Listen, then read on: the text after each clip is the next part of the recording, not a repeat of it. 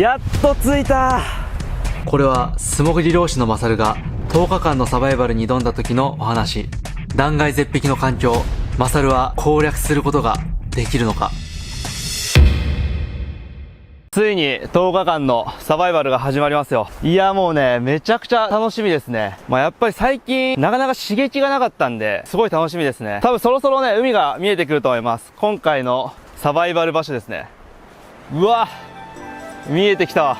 ここでやっていきます。とりあえずね、海まで降りていきましょう。今回10日にしたのは、人間って大体水なしで3日、食料なしで7日生きれるって言われてるんですけど、だったら10日にしてやろうと。自分が生きられるっていう状態でやりたくなくて、なんか本当にギリギリを攻めてみようかなという感じですね。で、ルールなんですけど、食料なし、水なし、火なしです。一応ノコギリとかは使うんですけど、食べ物系に関しては一切なしでね、10日間生き残ってみようと思います。はい、早速ちょっと食材じゃないけど毒のものを見つけました。これです。これね、抜いたら芋が出てくるんですよ。ここにちょっと芋があるんですけど、食わず芋って言って、毒があるんで食ったらね、10日間苦しむことになるでしょうね。これは食べれないです。で、今回結構ギリギリを楽しみたいんで、最初の5日間は潜りなしで行こうかなと思ってます。はい、6日目からウェットスーツ解放してやっていこうかなと思ってます。はい、着きましたよ。めちゃくちゃ荒れてる。海入らないって言ったけど入れないね。これはやっと着いた。サバイバルは11月3日10時10分にスタート。カウントダウンをしていきます。はい、もうすぐね始まります。10時10分スタートなんでね、今のうちに水を飲んでおきます。ルール違反になるんでね。うわー、最後の水ですよ。あと1分。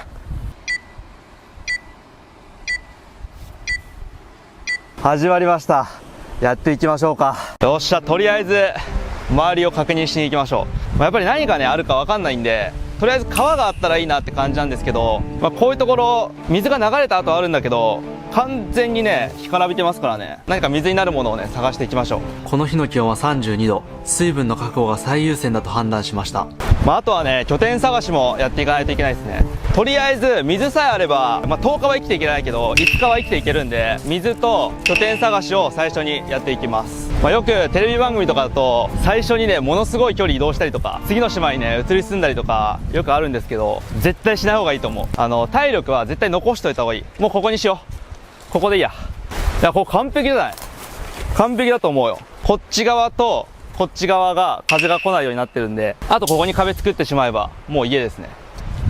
もうここでいいや。すごい適当に選んだ感じあるんですけど、熱帯低気圧が発生しててすごい風なんで、風がなるべく当たらない場所っていうのと、あとは海がねすごい近いんで、なるべく高い場所じゃないと満潮になった時にね流されかねないんで、ここにしました。ただ、ジャリジャリしてるんでね、ここで寝ろって言われたら結構しんどいんで、草とか、引いてねやらないといけないかなって感じですね。とりあえず、これ拠点決まったんで、あとは水探していきましょう。水ちょっと待って、今ここにしようと思ったんだけどちょっとダメかもしんない。これ見てください。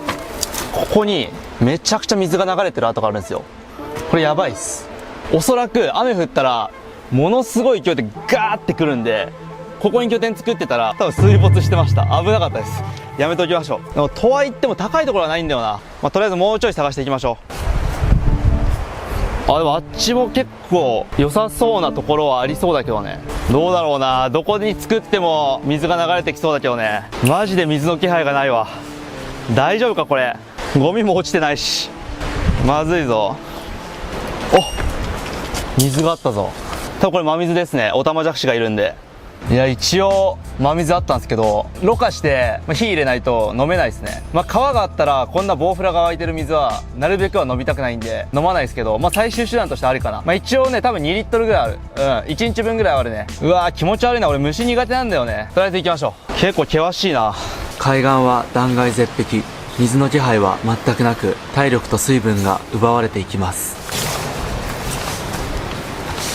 崖だな。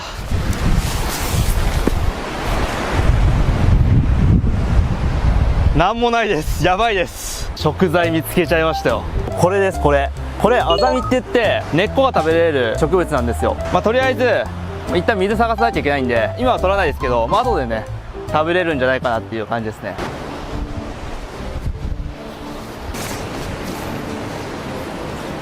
水たまり2つで見つけました。これは結構量あるよ。15リッターはあるかな。まあ相変わらずボウフラだらけだけど、ボウフラが生きてるっていうことは毒がないっていうこと。飲める。まあたださすがに火を起こして加熱はするけどね。川があってほしいな。飲みたくないな。だいぶ開けたところに出ましたね。水がありそう。多分ね、ここ結構サンゴ礁の島なんで、洞窟が中にいっぱいあって、洞窟の下から流れていくんですよ。だから地表ね、流れないですよね、あんまり川が。ないかも、マジで。これはやばいな。雨乞いするしかないかな。やばい、めっちゃいい拠点あったわ。ここはいいぞ。完璧かも。ほらほらほら。屋根あるで。すげえ。ここにしよう。水が流れてる感じもないし、まあ、ただ漂流物がたくさんあるんで、波が強くなったら水没しそうですけど、多分いけるんじゃないかな。とりあえずここにします。はい、それではですね、拠点が決まったんで、こっからは10日間一人でね、やっていこうと思います。まずね、火を通さずに飲める水っていうのが全くなさそうだったんで、一旦ね、火起こしからしていきます。火起こしはね、したことないんでね、まあ5種類ぐらいね、方法調べてきたんですけども、なんとかね、つければなと思ってますけども、はい、やっていきましょう。まあとりあえず、竹があれば竹でね、やっていこうと思います。うん、三鷹に流れてますね、竹いっぱい。あったあった。何本かありますね。よし、これでね、やっていこう。これで火種を作って火を移していくものが必要なんですけど、まあそれもその辺の竹を削ってね、削り節みたいなんでつけていこうかなと思います。で、その前にね、ちょっとかまどが必要ですね。まあ、石並べて簡易的なね、かまど作っていきましょう。なんやこれ。本当に簡易的だけどね。多分ね、大きいやつの方が風の通りがいいんで、あんまりちっちゃいやつだと風が通んなくなるんでね。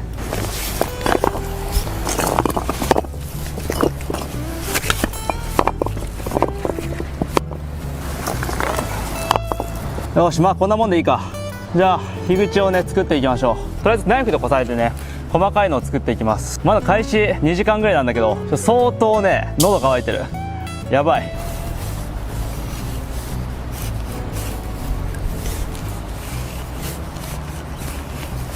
じゃあ次はですね、もうちょっと大きいね、燃えやすいやつを作っていきます。火はね、酸素がないと燃えないんで、表面積が大きければ大きいほど燃えやすいんでね、この状態よりももっと小さくしていくと燃えやすくなるんですよ。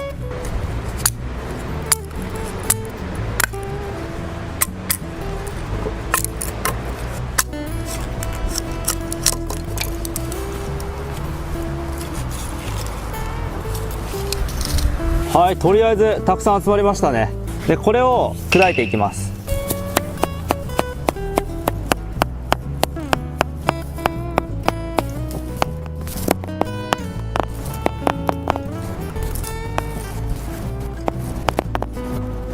そしたらね、この竹を割っていきます。うわ、ボロボロ。そしたらこの上にさっき砕いた粉を乗せて、こんなんでいけるのかな。で、その上からね、こうやって木をかぶせていきます。このナイフで穴を開けて、なんていうの、炭みたいなのが落ちるとこを作るんだよね。で、これ木の通り道をこうやって作っていきます。で、ここからね、こすりつけていきます。これをいけるかな。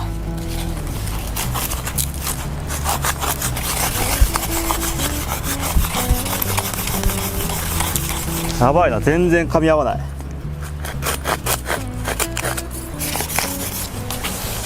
失敗です。竹がボロすぎるわ。全然ダメ。粉々になった。ちょっとね、今の竹はもろすぎたね。こっちで行こう。これね、竹じゃないんだよね。なんか竹じゃない何かなんだけど、これでやってみます。これが地獄の始まりになるとは、この時俺はまだ知りませんでした。うわー、よし。なんか太いんだよね、普通の竹より。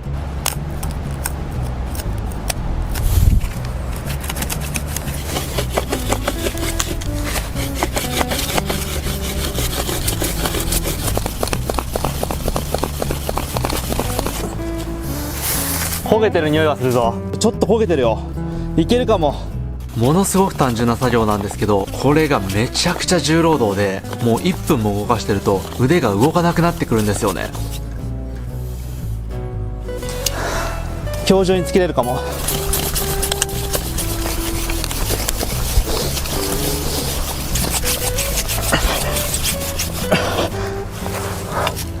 煙が出るだけか。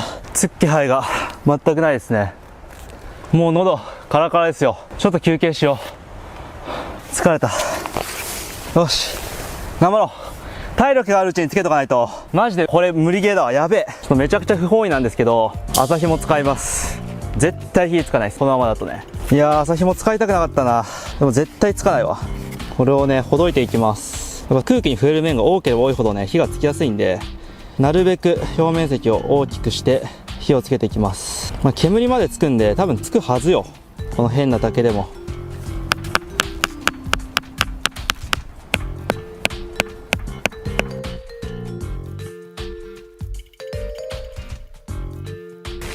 でさっきの竹にこうやって上に置いて、穴のところにねかぶせて、でゼロ距離で火が当たるようにこうします。これでいけなかったら諦める。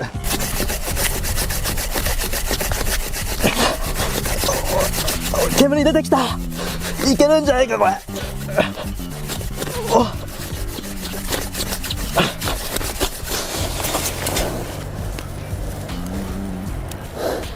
穴がちっちゃいな。一瞬だったな。ムカつく。めっちゃ煙出てたんだけどダメか。確実にさっきよりはつきそうだった。いやー、いけたと思ったな。何がダメなんだろう。ムカつくな。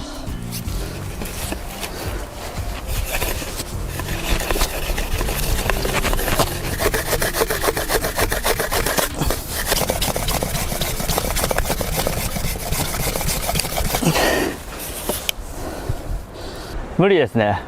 全くもって無理です。別の方法でつけます。多分ね、普通の竹と違って分厚いんで、火種が下に落ちるまでに消えちゃうっていう感じですね。全然ダメだわ。切りもみ式でいきます。どれしようかな。乾いてたら何でもいいんだけどな。よし、あったあった。これを使っていこう。これで火つけていきます。つっかな。つかなかったらマジでしんどいんだけど。いやー、まさかつかないとはな。じゃあこれ棒と板でつけていきます。とりあえず棒をね尖らせていくっていうか削っていきます。本当はもうちょいしっかりしたやつはいいんだけど、ないわ。漂流物が少なすぎる。火さえ起こしてしまえばな、あとはなんとかなるからな。はい、こんな感じでね丸くなりました。じゃあ今度はこれをこんぐらいのところに傷を入れる。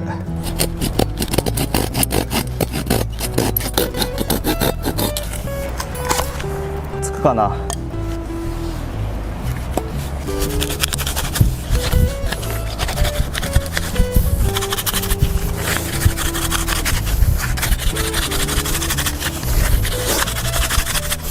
木がダメだな。いや、一向にね火がつかないんで一旦諦めます。火がついたところでどうせ水たまりの水しかないんでね、植物から水分補給しようかな。なんか探そう。戻ってきたよ。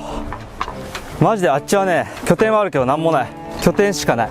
よっしゃ、ついに水分があったぞ。死ぬ。見て見て、これ水分だぜ。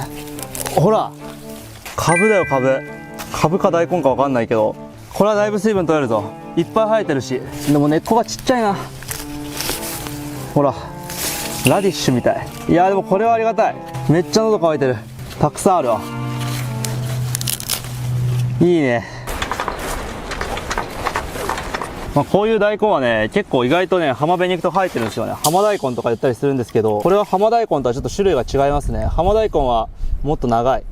何かわかんないけど食えるんじゃない？やっぱ泥は落としとかないと、水分取ろうとしてお腹壊したら10日間も持たないんでね。はい、今回初食材。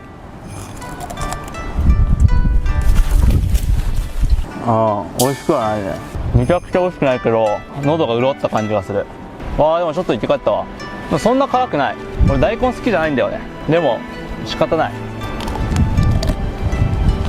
これしか水がないから今のところ。これをどんだけ食べてもお腹が太ることはないと思う。何か食材を見つけないとね。今日はいいや。別に1日食わなくても全然いけるから。とりあえず水が欲しい。とりあえず1個食べたんで2つはね拠点に持ち帰って、また喉乾いたらこれを飲みましょう。この変な大根のおかげでなんとかなりそうだわ。普通にさ素潜りするときはさ朝飯と昼飯食わないから全然お腹すくとかいう感じはないんだけど、とにかく喉が渇いた。やばいぞ。ついに大量の水分見つけたんだけど、水分補給ができる。バナナか芭蕉の木が見えるんですよ。あれで水分が補給できます。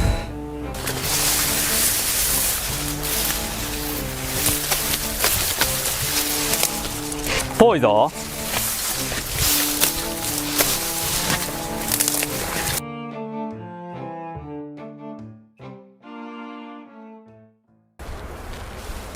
多分これは芭蕉ですね。バナナだったらね、もっと大きい実がなってるはず。バナナだろうが芭蕉だろうがいいです。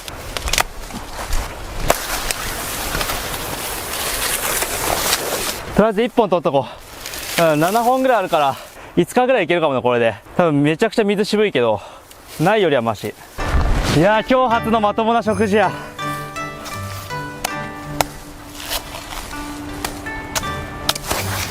うわー、嬉しい。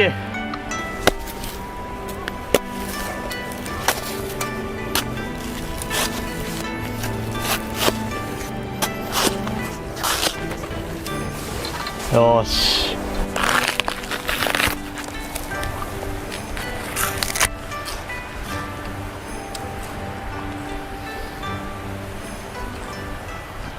相当まずいね。めちゃくちゃ喉渇いてんだけど、最高にまずいですね。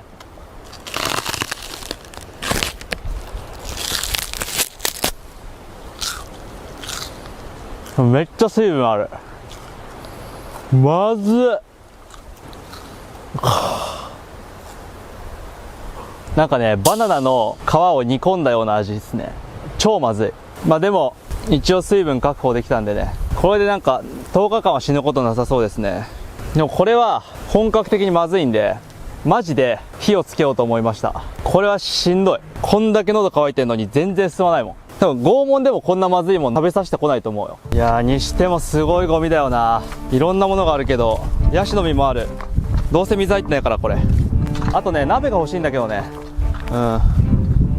火を起こしたところで鍋がないと水沸かせないからね。なんかね、鍋使えるもんがないかな。待って、鍋あったんだけど、やっぱめっちゃ嬉しい。しかもめちゃくちゃ状態いい鍋があったよ。やばい。ほらほら、見て見て、これめちゃくちゃ状態いい鍋なんだけど。うわー、うわー、嬉しい。あと火を起こすだけだね。うわー、よかった。最高。帰ろうぜ、もう早く。拠点に戻ってきました。今3往復目なんだけど、だいぶしんどい。もう株がさ、一番まともな水分だわ。なんかうまく感じてきた。めちゃくちゃまずいのに。時刻は3時23分。開始から5時間といったところですね。頑張って火つけよう。元気があるうちにね、火を起こしておきましょう。次でもう絶対に起こす。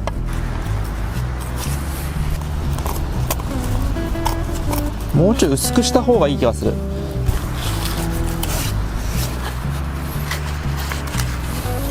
まあ普通の竹より分厚いんだったら普通の竹の薄さにすればいけると思うんだけどな。そういうもんではないのか。だいたい普通の竹と同じぐらいの薄さになったね。とりあえず火つくまでね、こすり続けるわ。もう絶対に手の動き止めない。つくまでやる。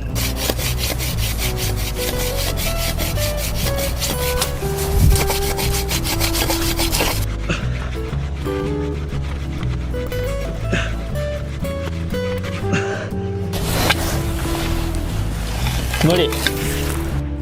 あー、ムカつくな。これは無理だな。別の滝探そう。普段ならさ、火なんてコンロひねれば一瞬でつくしさ、水なんて水道ひねれば出てくるのに、今は俺はボウフラが湧いてたあの水をどうやってろ過して煮沸して飲んでやろうかしか考えてないからね。頭が回らなくなってきた。気温34度とか出てたからね。暗くなる前にもしかしたら明日雨が降るかもしれないんで、雨に備えて木とかをね、濡れないところに置いておきましょう。木が濡れたら正直もう無理なんで、もうね、やらせなんじゃないかってぐらいゴミがたくさんあるんだけど、でも使えるゴミは少ないな。俺が住んでる家よりしっかりした木してるよ。これに一回火がつけばね、今回クリアしたみたいなもんなんだけどな。とりあえず木をね、濡れない場所、岩陰にどんどん置いていきます。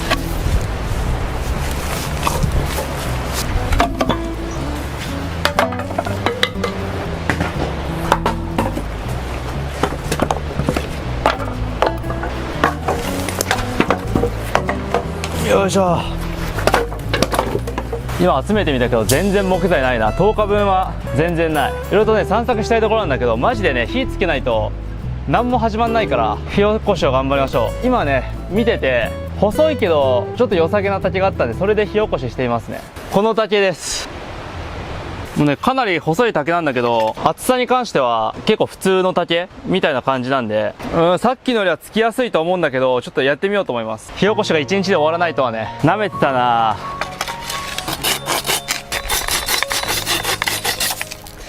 絶対つける、絶対これつける。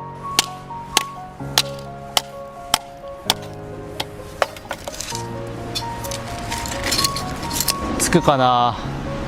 なんかね、やってることに関してはそんなに大変ではないんだけど、水がないっていうのと、あと本当にできるのか分かんないっていうストレスがすごい。もしかしたらつかないかもしれないっていう恐怖ね。火を起こすのが一番大変なんじゃない？森持ったらなんぼでも魚取れるからね。日没まであと30分ぐらいです。何としてもつけよう。もうね、火がつくまでこする。絶対に終わらす。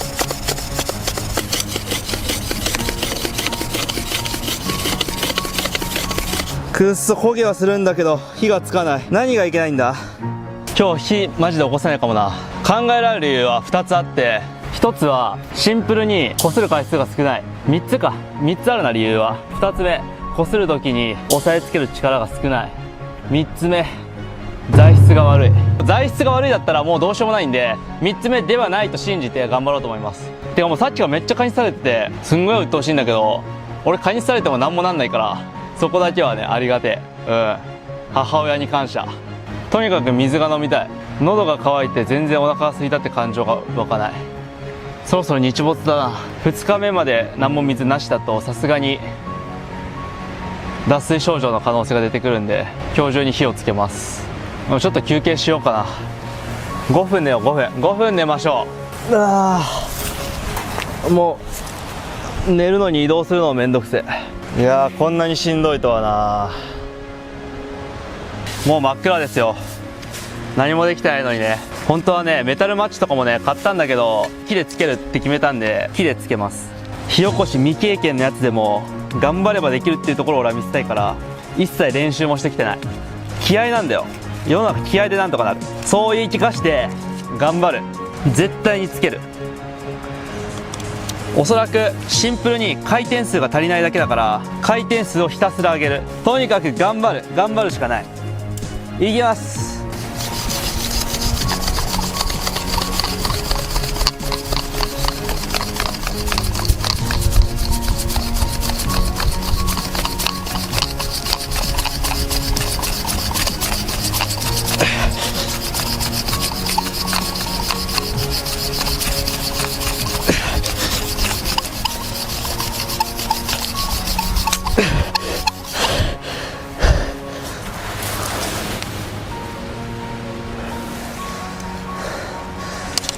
煙まではつくんだけどな。こんぐらいで諦めちゃダメなんだよ。なんか夜になって気合入ってきた。今の惜しかったかも。次はいけるぞ。やっぱ YouTube 始めた時もさ、周りから無理なんて何百回も言われたよ。でもやるんだよ。あと多分ね、元気になったのは涼しくなったからだと思う。さっきまでマジで暑かった。俺ならできる。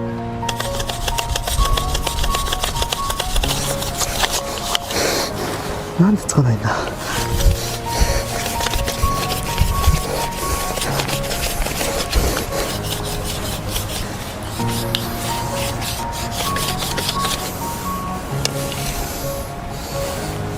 穴を開けすぎてひびが入っちゃって力が逃げちゃうんだよね。ダメだわ。もう一回割り直そう。そろそろつけるぞ。でも少しずつねコツがつかめてきた気がする。一つ言えることがある。次でつける。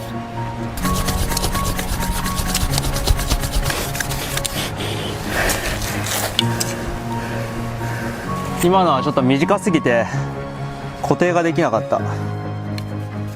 次でつける、そう言い聞かせながら1回ごとに改良を加えていきます。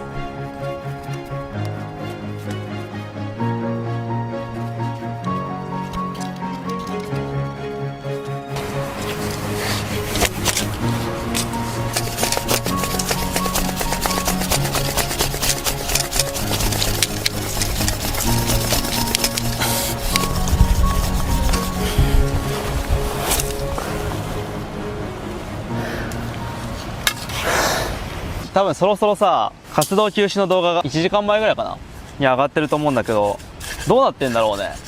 ちょっと気になるわ。せっかくサバイバルするんだったら携帯持ってくるの面白くないなと思って完全に社会と離れたかったんで携帯なしで来てるんですよ。多分何人かねサバイバルって当ててる人がいると思う。そんなにみんな興味ないんじゃないかな、俺が活動休止しても。まあでも心配かけた人はねちょっと申し訳なかったです。あんぐらい大々的にアクションを起こさないと気持ちが弱いからさ、多分ね途中で諦めて帰っちゃうからさ、もう逃げ道を塞ぐって意味で今回はねああいう動画を出しましたよ。あれ出して何もせずに帰るって無理だからね。でも今もうめちゃくちゃ喉乾いて死にそうだけど絶対に火をつける。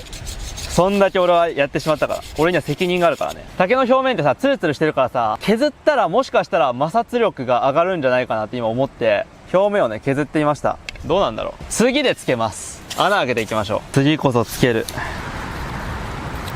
やばいな。これで最後にします。もうつかないなんてことはない。めちゃくちゃ改善した。多分ねこれ結構ね技術云々ってよりは気合だね思ったけど気合さえあればいける。頑張れ俺。いくぞ。お、薄くしすぎて割れちゃったわ。くっそくそ。もう一回もう一回。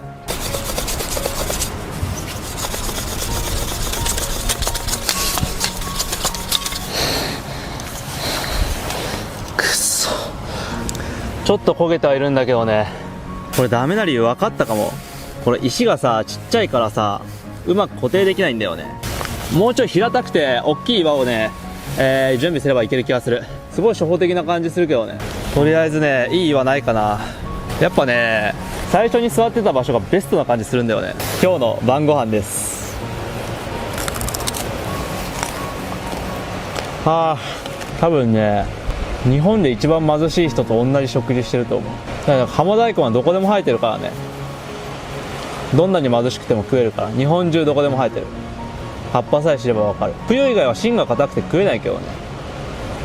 あとめっちゃ辛い。ほんの少し生き返る。多分茹でたら美味しいはずなんだよ。そう、この岩が結構平たくてでかくていいと思うんだよね。正直ねもう体力の限界なんであと1回が限度ですね。そういえばさ立派な角材があったじゃん。あれでいこうかな。木材置き場に置いたからね、あれでいける気がする。でも形としては理想的だった。あれね、あれ火起こしに最適の形。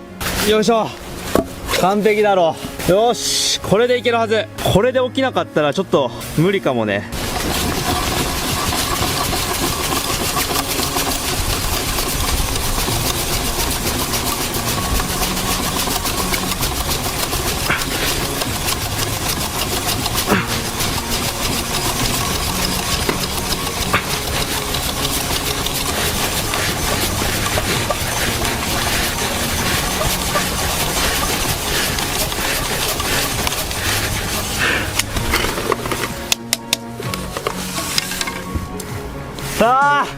くそ。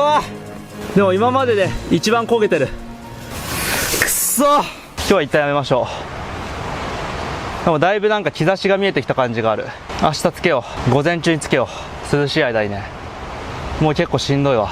さすがにお腹も減ってきたし、まあ何も食べるものはないけどね。これがリアルですね、サバイバルの。結構ガチガチに知識は入れてきたんだけどなかなか難しいよ。はい、ということで今日は火も水も食料も寝床もなく終了です。サバイバルね結構余裕でいけると思ってたんだけどなかなか甘くないね。今日はここで寝ます。まあ星が出てて雨も降りそうにないんで砂浜で寝ます。まあ何回かね地面の上で寝たことはあるんで大丈夫です。この気温なら全然いけます。まあ今から火起こしはずっとやってももう筋肉が動かないんで無駄な消耗になるだけなんでね、明日ね朝夜明けと同時に起きてね、涼しい間に火をつけて水をね飲みましょう。いやー疲れたな。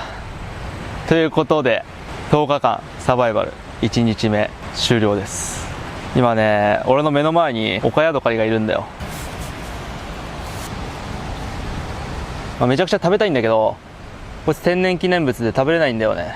食べたいということでね1日目終了です。今から僕はここで寝ます。それではおやすみなさい。多分寒いから後で上着着ると思うけどなんか今は体動かしすぎて暑い。おやすみなさい。疲れた。11月4日2日目ですね。はい、寒かった。マジで寒い。火がないとマジで地獄ですね。とりあえず火をつけましょう。芯から冷え切ってもう頭が痛い。寒い。喉も渇いたし、なんかもうお腹空いた通り越して気持ち悪いんだけど、今日は何か食おう。早く火をつけて。だいぶコツもつかんだしね。今日も海はなかなか荒れてるな。なんか白い波が立ってるところがサンゴ礁が切れてるところで、そこから水深15から20とかまで落ちてるんですけど、サンゴ礁の中は入れそうですね。今日は昨日はね結構サンゴ礁の中もね流れてそうだったんですけど、今日は入れそう。入らないけどね、とりあえず火つけなきゃ何も始まんないから。夜これはねきついあんな白波余裕でしょって多分ねみんな思うと思うんだけど、リーフの端っこだけものすごく浅くなってて、あそこで巻かれるとウェットスーツ着ててやばいことになるからね。さすがに水中メガネとかなしであそこ出るのは死ぬ。まあ、今日はなんか火を起こしてねカニとか食べようぜ。カニはたくさんいるから多分素手で取れると思う。よし、次こそ火をつけましょう。いやーこんなかかると思わなかった。今頃俺はあったかいスープを飲んでる予定だった。いやー厳しいね。マジで水飲みたい。水や水。よし、準備していこう。ベンチコートを持ってきたとはいえ、テント、寝袋なしの睡眠は想像を絶する寒さでした。早急に火をつける必要があります。とりあえずね、朝紐でね火種を口が回んね。朝紐でね火種を作っていきます。昨日と全く同じ。初日に作った火種は結露して使い物にならなかったので、新しく作っていくことにしました。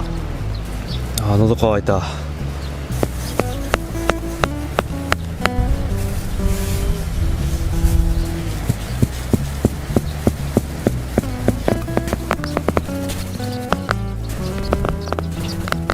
今日も初日と同様、竹を使った火起こしをしていきます。竹同士をこすり合わせた摩擦熱で発火させる方法となっております。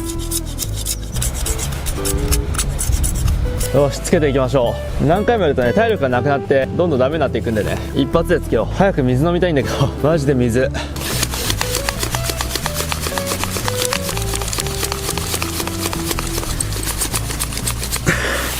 全然煙が立たないな。湿ったかなんでだろう。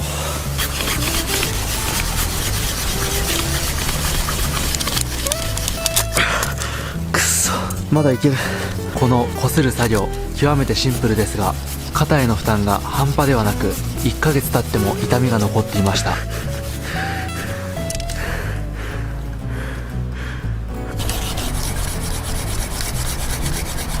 つくのか本当にこれ。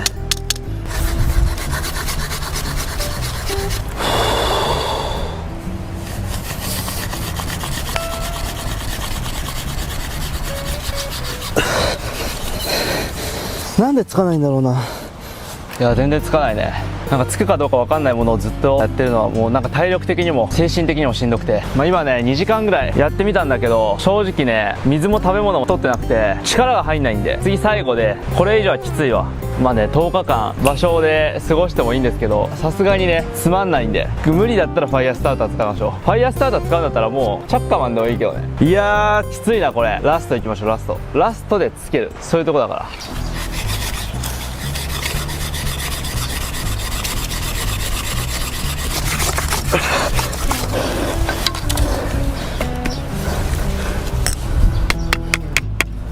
いや惜しいとこまでは行ってんだけどな。もう一回行こう。もう一回諦めるの悔しすぎる。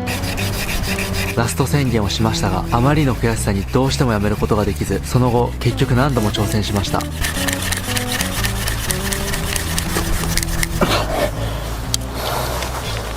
もうダメだな。もうめちゃくちゃ悔しいんだけど無理だわ。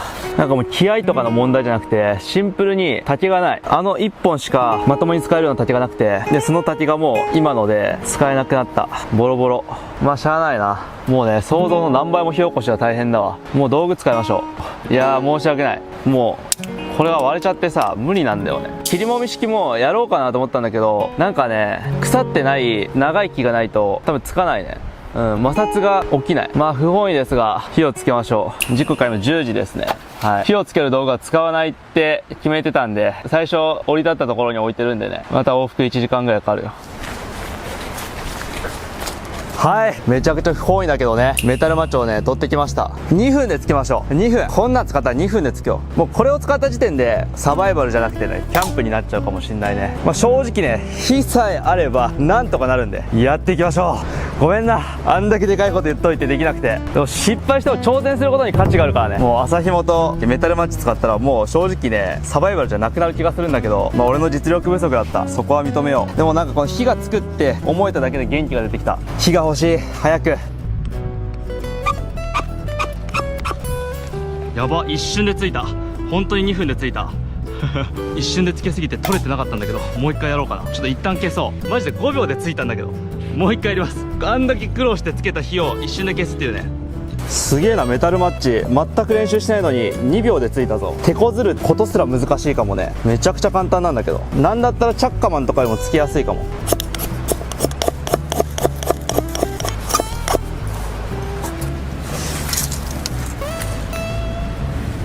いやこれすげえな、マジでさ最初2秒ぐらいついたんだけど、動画撮れてなくて一旦消したぐらいだから、ね、余裕があって。じゃあね、水の確保しましょうか。やっと水が飲めるぞ。雨も全然降らなさそうだし、でも熱帯来てたんで台風みたいな大しけになる可能性も全然あるんで、その時は大量に水が飲めるんじゃないかな。じゃあ最初作った釜に行きましょうか。竹はね日持ちが悪いんで、ちょっと大きめの木に火つけてあっち持っていきましょう。これでいこう。これが一日ずっと追い求めてたものですよ。めっちゃあったかいわ、嬉しい。夜温まって寝れそうだね。マジで寒かったからな昨日の夜は。いやにしてもメタルマッチも30分ぐらいかかるかなと思ったけど、ほんと一瞬だったな。竹での火起こしが役に立ったかもね。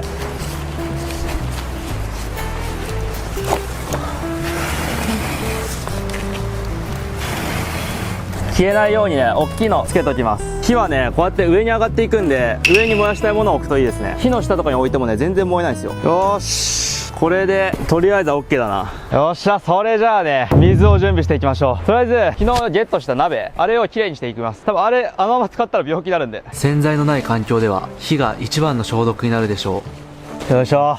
見た感じね有機物の汚れっぽいんで、海水で洗うより多分焼き切った方がいいかなと思うんで、火にねとりあえず放り込んでおきます。1時間ぐらいしたらね全部有機物もね炭と化すでしょう。はい、喉乾いた。ここにねポーンって投げときます。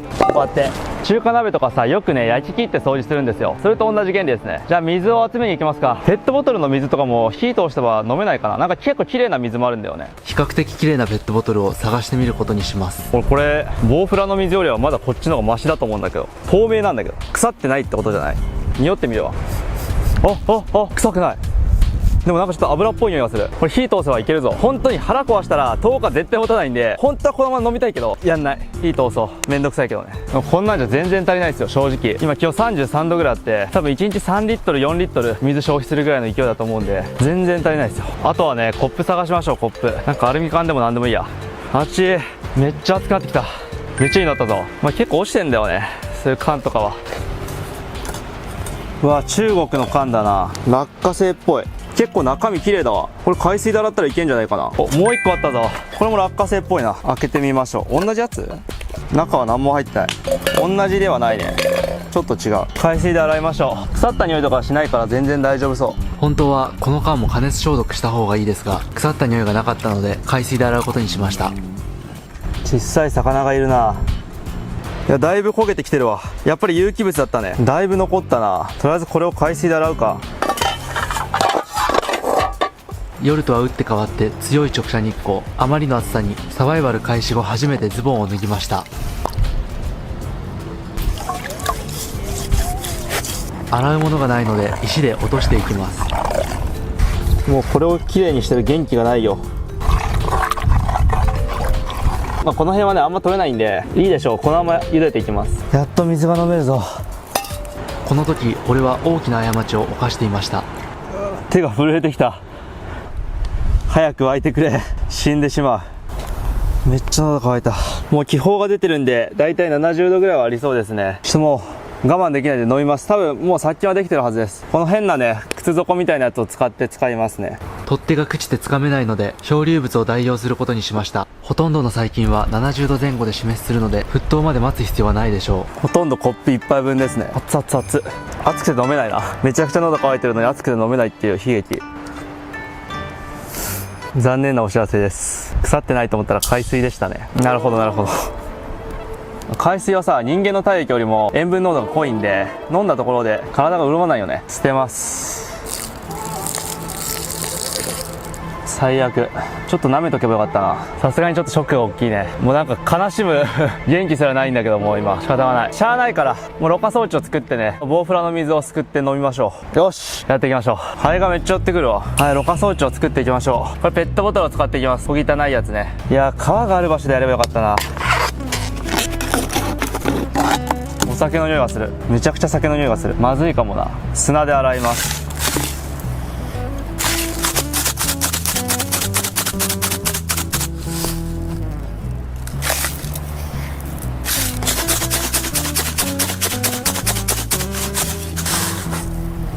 匂いなくなったわ。ろ過器にはね、布がいるんですけど、そこら辺に落ちてた靴を使っていきます。あんまり使いたくはないけど。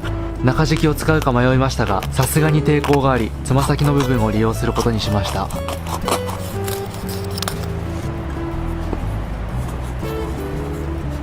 取り出した布を麻紐で縛っていきます。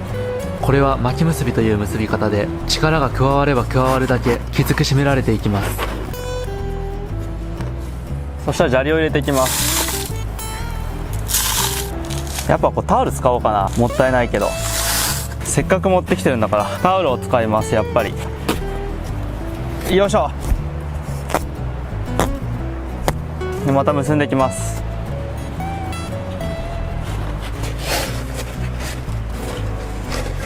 最初にね、小石入れていきます。小石。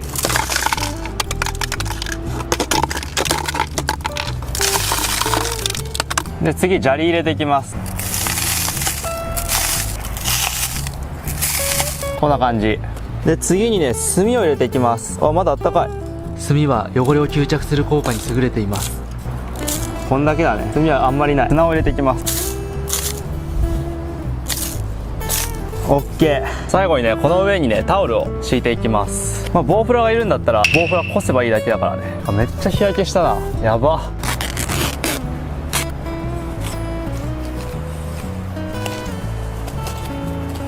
こんな綺麗なタオルが、よし。はい、そしたらね、ボウフラ水をすくいに行きましょう。漂流物にね、バケツが落ちてるんで、バケツに入れていこうかな。じゃあ拾いに行きますか。いやー、やっと水が飲めるぞ。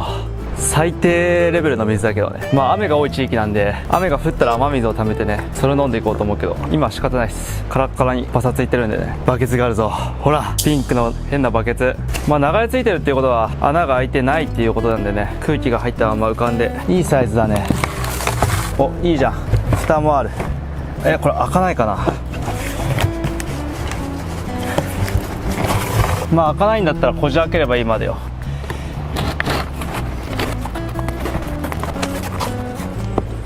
本当に開かないな。しゃあないな。切るね。切るわ。何か一つやろうとすると、何か一つはうまくいかないことが出てくるっていうね。バケツの蓋は異常に強固にくっついていました。プラスチック同士が溶けてくっついたのかもしれません。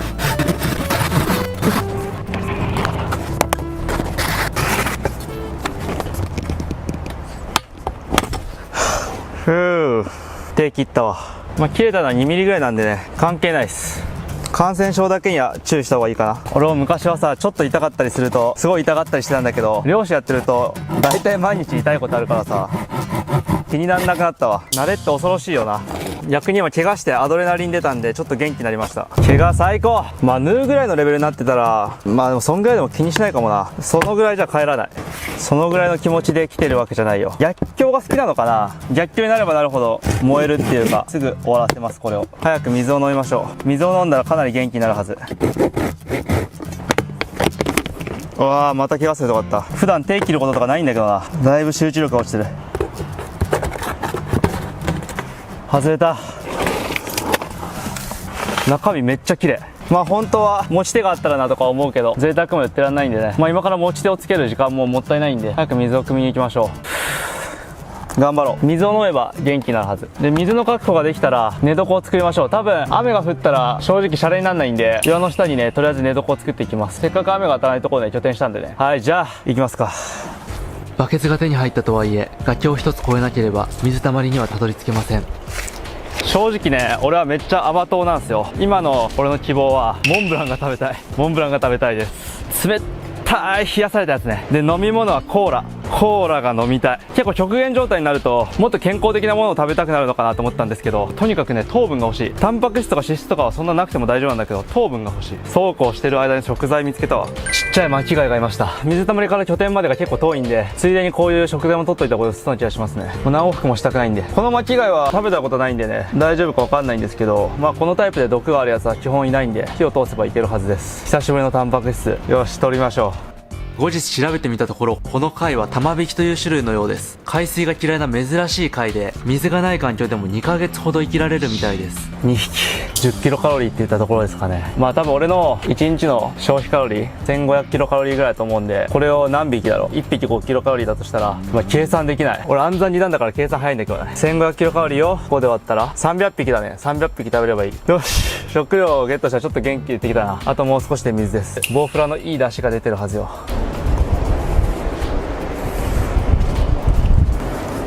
着いたわ。できればね飲みたくなかったけど、10日持ちこたえるにはこれを飲むしかないね。ちょっと匂いだけ嗅いでみよう。まあ、細菌は加熱すれば死ぬんだけど、細菌が出した毒物に関しては加熱してもなくならないんで、変な匂いがしたらもう一個先にあるもうちょっと新しそうな水たまりにします。でまあ水がねちょっと茶色っぽいんですけど、これに関してはおそらく腐ってるとかじゃなくって、落ち葉のタンニンっていう成分が溶け出してるんだと思います。まあ言ったらお茶ですよ。お茶糖も人が入ってくるような場所じゃないんで、誰かがここに排泄してるってことはないと思う。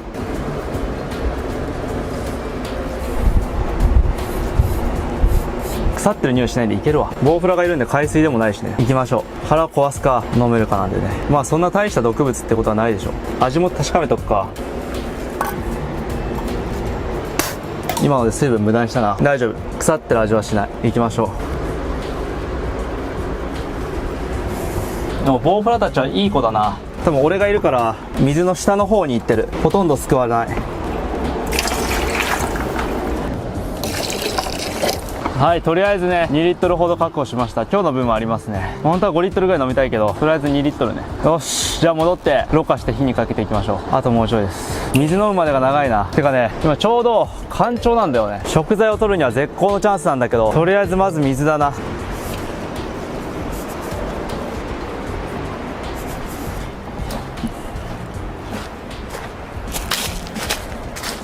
はい、それではね戻ってきました。ろ過した水をねそのまま鍋に入れていきましょう。これでようやく2リットルの水が確保ですよ。生きていけるな。食べないのは俺結構平気なんで、あと2日は食わなくても平気かな。とりあえず水。本当に何も食べないと思わなかったけどね。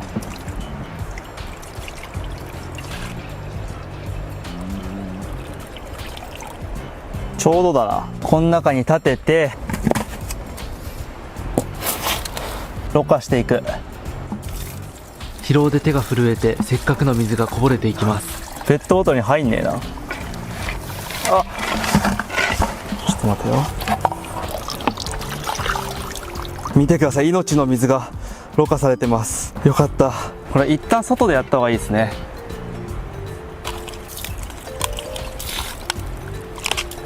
難しい。これで一応虫とかプラスチックとか取れるはずです。よし、うまくいってるわ。このまま飲んでしまいたいぐらいだけど、お腹壊したらねその分水が持って帰るんで、ちゃんと火通していきます。結構時間かかるね。まあ今朝の火起こしみたいな感じで、うまくいくか全然わかんないよりはこっちの方が全然ね楽しい。火起こしは結構地獄だった。これはね普通に楽しい。もうすぐ飲めるんだっていうね。でよくねこういうのさ真似しないでくださいって客中入れろよって怒ってくる人がいるんですけど、これを真似するやつはそいつが悪いと俺は思うんだけど、そいつが悪いよ。水道がさ普通に飲める状態でさ、ボウフラ湧いてる水たまりをろ過して煮沸して飲もうとするやつはそいつが悪い。明らかに危ないもん。俺も飲みたくないよ正直。できることならね。川とかがあれば川の水を飲みたかった。でも仕方ないから飲んでるだけ。バナナもクソまずいし。でもあれのおかげでまだ食欲がない。腹壊してるのかも。ろ過をね待ってる間時間がもったいないんで、拠点作りを進めておきましょう。昨日はねノコギリが落ちてる辺に寝てました。屋根とかは何もない。こんな感じ。野ざらし。天気は悪い。上に天井があるところにね移動しようと思います。この一番奥まったところをね拠点にします。でここにね大きい石がちょうどあるんで、これがテーブルですね。最高の石。昨日さ夜火をここに置いて火起こししてた場所ですね。とりあえずゴミが多いんでゴミをどかして砂利を敷き詰めて、その上から砂を敷いていきます。壁とかも作りたいんだけど今日は時間がないね。無理。いや結構なゴミがありますね。ここだけでもなかなか面白い漂流物だよ。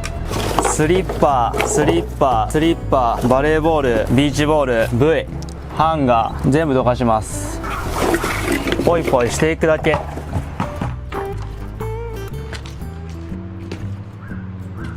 うわ、リステリンの中なんか入ってる。気持ち悪い。キノコみたいなの入ってんだけど。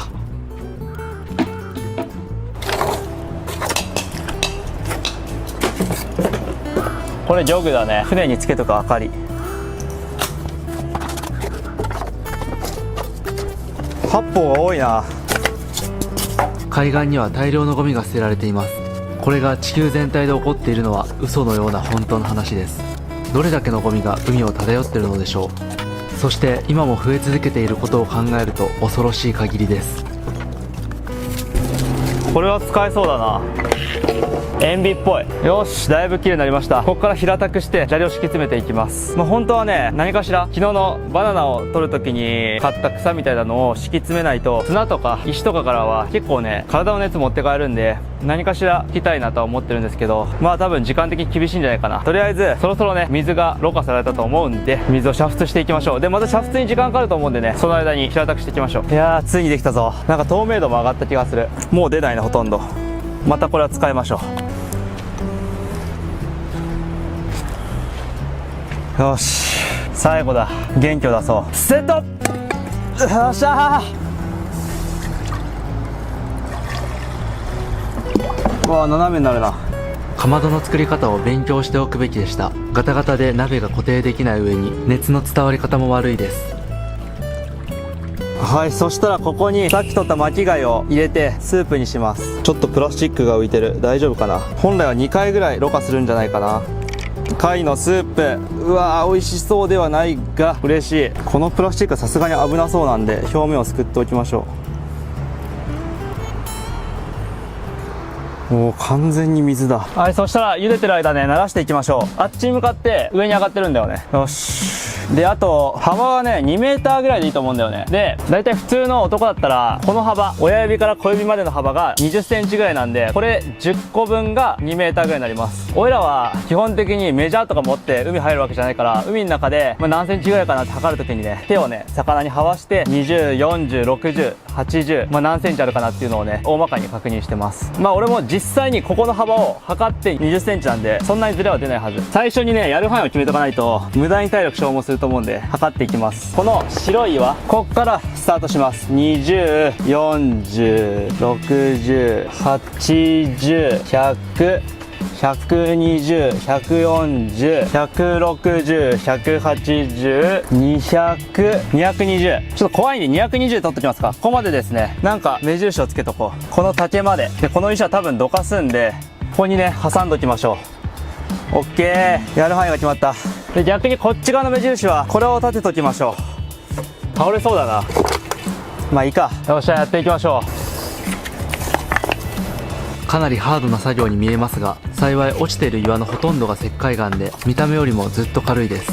また石灰石はコンクリートの材料でもあるので、時間をかければ立派な家を建てることも可能でしょう。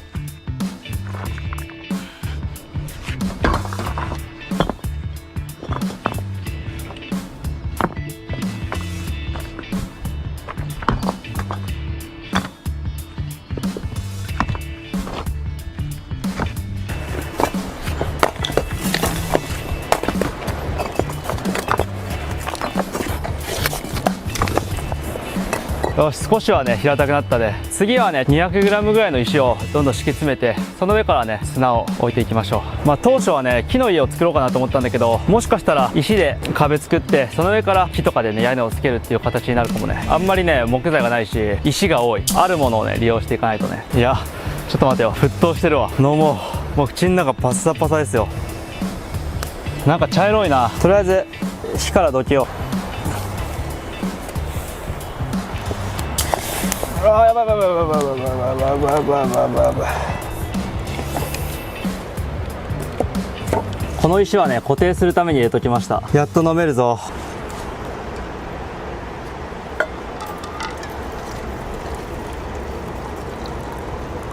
さて、飲んでみますか。腐った匂いはしない。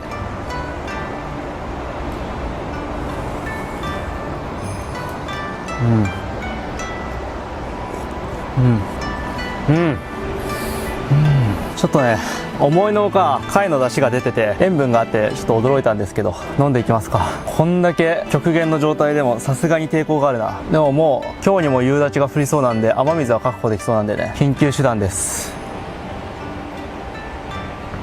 いやー生き返りますね。この水自体もおそらく 700ml ぐらいしかないんで、一番吸収しやすいゆっくり飲む方法でね摂取していきます。今2口飲んだんで、また作業して2口飲んで、ゆっくり1日かけてね2口ずつ飲んで、あと雨水を待っていこうと思います。一気に飲むと排泄されやすくなるんで、ゆっくり飲んでいきます。あとは食中毒に何時間で当たるか分かんないんですけど、もし当たった場合は飲むのやめた方がいいんでね。まあただ細菌に関しては今殺したんで、毒物さえ入ってなければいけるはずなんでね。あとはちょっと貝を食べましょうか。でもだいぶ回復したな。今の2口で全然違う。でも正直全部飲み干したい気分だけど、ゆっくりこう感情に任せて行動したら多分10日間乗り切れないからね。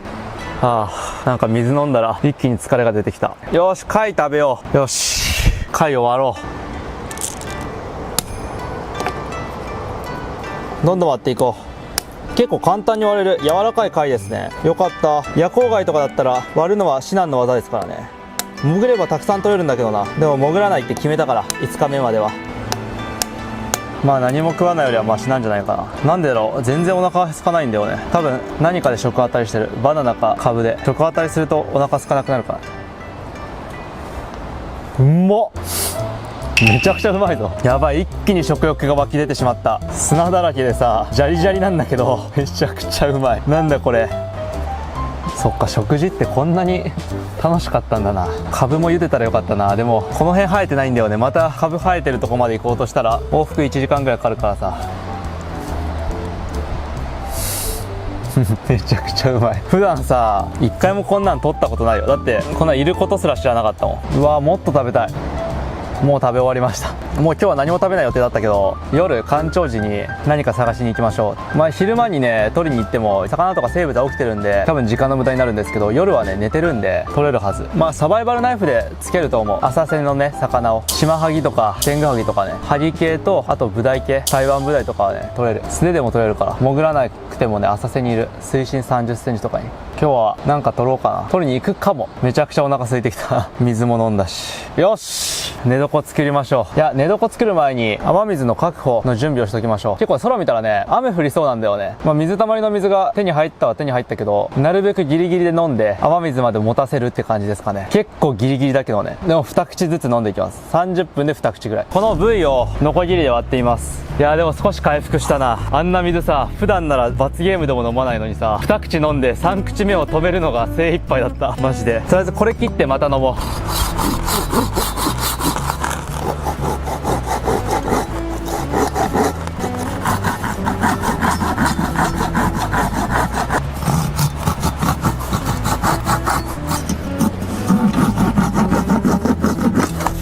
よしいい感じ、最高。これをね海水で洗い流していきます。プラスチックは火にかけられないので海水で洗い流していきます。黒色は光を集めやすいので強い紫外線で細菌も死滅することでしょ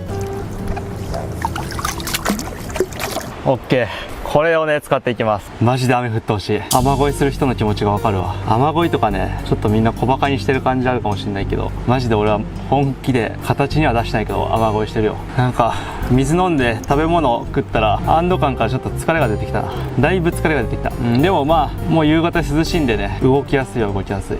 でこれをね何に使うかっていうと、雨が降ってきた時に受け皿となるようにね置いていきます。まあ今日はそんなに切れないと思うけど、置けば置くだけね1回の雨で得られる水が増えるんでやっていきます。でこれ風で飛ばされないように石を置いときます。はい。でもう1個もちょっと埋めて石を置いときます。はい、それではね2つ設置しました。ダメだな、1回飲み出すと止まらなくなるな。じゃあ一旦これ頑張ったんで飲みます。なんかね味的にはねすごい変な味なんだけど、これの金属イオンが溶け出した味と、あとは貝の味、あとは多分ドブの味ですね。後味がものすごく悪いです。ちなみに時刻はこちら4時44分です。あと2時間ぐらいかな。で日没ですね。さっき雨降りそうだったんだけど雲どっか行っちゃったんで多分降らないですね。2つ設置したけど拠点作りに戻りますか。いつか降るって信じてね。これね多分ねどうせやらせなんでしょって言われると思うけど、最後の動画の次の日にね体重の変化のね動画出すんで、それが証明になるんじゃないかなと思ってるんでね。いやちょっと塩分が高すぎるな。あんまり水分補給になってない気がする。貝入れたのは失敗だった。なんで俺がこんだけ水分補給に慎重になってるかっていうと、高校時代さ結構生物オタクで人間の体内の塩分濃度とかねいろいろ勉強したからさ、理論上飲んでも意味なかったりするんだよ。さらに言えば飲んだらその分水分を失いもするからさ、本当に10日間過ごそうと思ってるからめちゃくちゃ慎重には言ってるんだけど結構限界ですね。でもだいぶ回復した。今のドブ水でボウフラ水で。ボウフラ水って言うとダメだな。この場所ではボウフラ水じゃなくって何にしよう。なんかいい名前が欲しいよね。やっぱ清水にしよう。清水って言ったら多少まずくても体にいい気がしてくるから、ボウフラ水じゃないな、清水だわ。はい、じゃあ砂利を頑張ろう。もう唾液がさほとんど出なくてさ喋りづらいんだよね。だが喋る。俺は YouTuber だから。よし YouTuber なら足を動かせ。じゃあこの準備してたかのようなね、これも清水だな。でもこの中に入ってる虫がめっちゃ死んでる。ボウフラすら生きられない環境。こんな更地に置いてあるからさ、太陽光で多分60度ぐらいに水がなって死んだんだと思う。ただそれだけ。毒はないと思うけどこれをわざわざ飲む必要はない。清水があるから。俺には清水がある。ちょっと唾が戻ってきた気がするもん。さすが清水。あれがなかったらもう3日目は無理だったからね。さてどんどん砂利を拾っていこう。少し大きめの石で寝床をある程度平らにしていきます。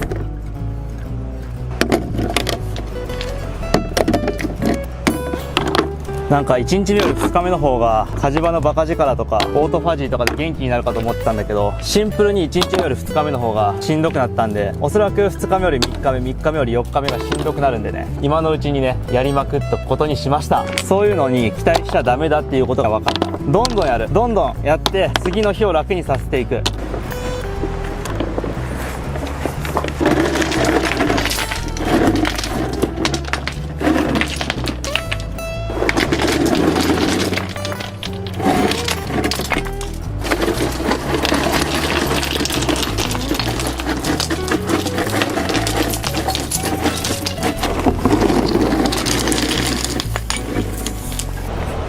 近場の石からなくなっていくので、拠点からの歩く距離はどんどん長くなっていきます。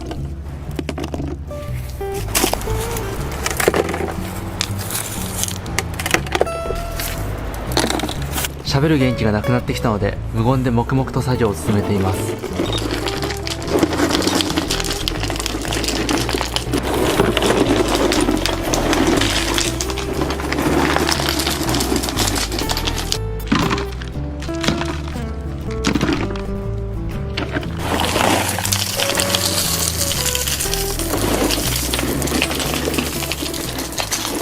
多少綺麗になったんでね、今度はね目の細かい石をどんどんね積み重ねていきます。で最後に砂って感じですね。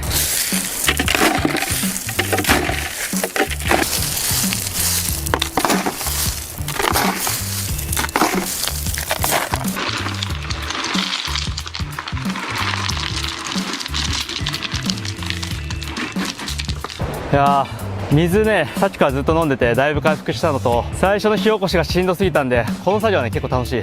疲れるけど精神的な疲れじゃなくて肉体的な疲れだからありがたい。すでに何往復したかは分かりませんが、徐々に凹凸がなくなっていってます。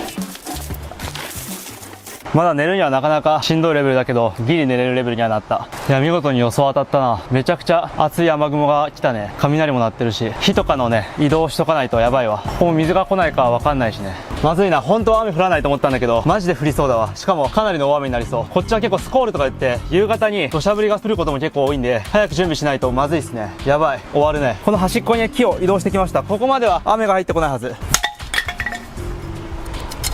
いやなんとかねこんな感じで。いやこれクーラーボックスの蓋が落ちてるんだけどなんか使えそうだよね。それはともかくなんとか撮影機材の移動が終わったんでね、なんとかなりそうです。もうね日は暮れました。真っ暗じゃないけどまだ本当は日暮れまでにね寝場所を作る予定だったんだけど間に合わなかったね。でもあれじゃ睡眠の質がね明らかに下がるんでもうちょいね砂を足していきます。よし頑張っていこうこの海岸の砂は割ときめが細かく寝心地は悪くありませんでした。とりあえず上半身を重点的に砂を引いていきます。煙がすごいわ。一酸化炭素中毒になる。ちょっとかまどの調整しましょう。ちょっと俺がいる方向に煙が来ないように石で段を作っていきます。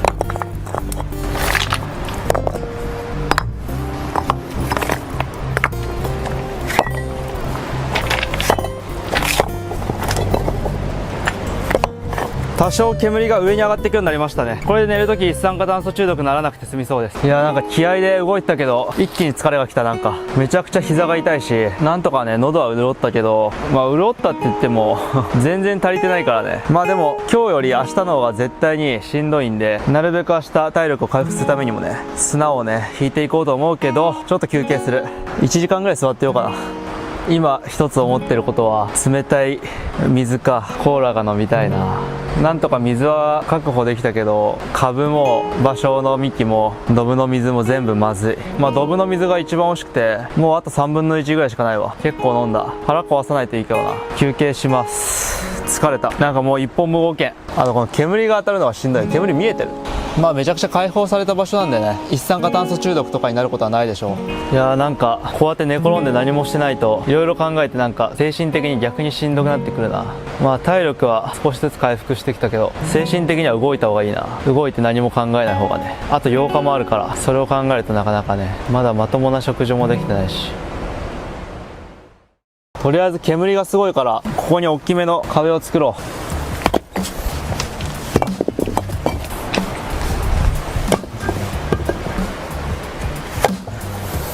これまっすぐしないとダメだな。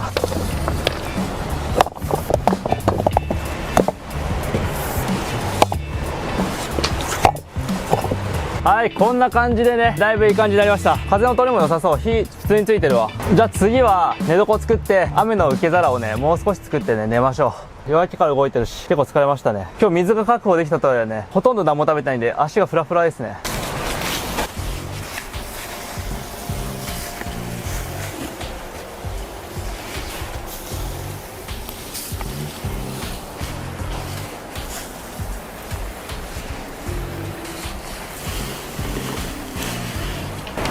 この柱をもうそのまま立てちゃおうか。ここに柱があっても全然いいし。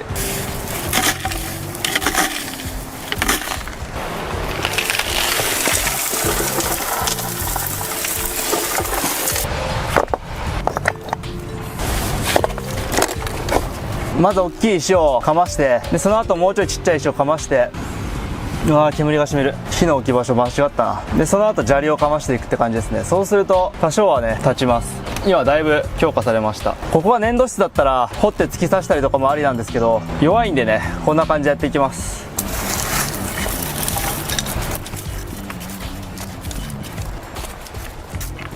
だいぶしっかりしてきたね。今日はこんぐらいでいいと思う。今から使うわけじゃないから、後日ね余裕がある時に骨組みをね組んで屋根作ろうと思ってるんで、その時ですね。煙がすごい。ここ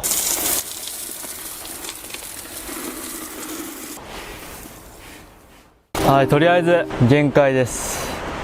シンプルに水が足りてないし、エネルギーも足りてない。もうさっきの水はねとっくの昔に飲み切っちゃいました。2口飲んで1時間ちょっとぐらい経ってお腹に異変がなかったんで、大丈夫かなと。本当は1日ぐらい空けた方がいいんだけど、もう無理だから飲んじゃったね。の上でもう喉カラカラ、死にそう。なんか食べ物ないかな。今ね星が出てるんだよね。多分雨降らないわ。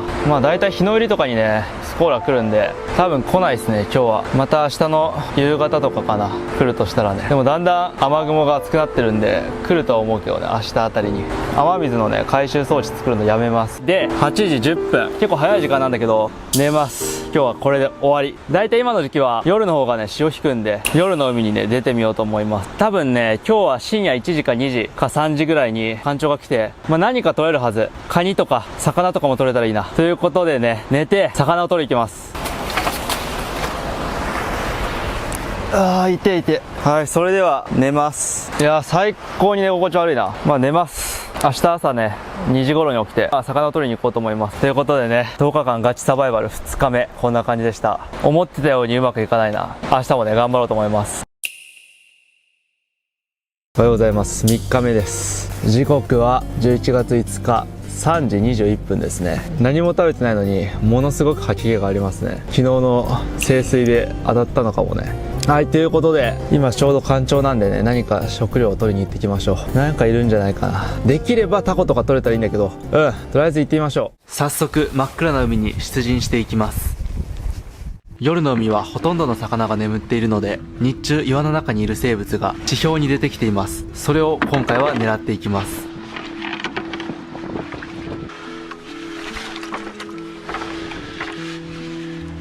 カニゲットです。次は狙いを定めてゲット。タコ取れた。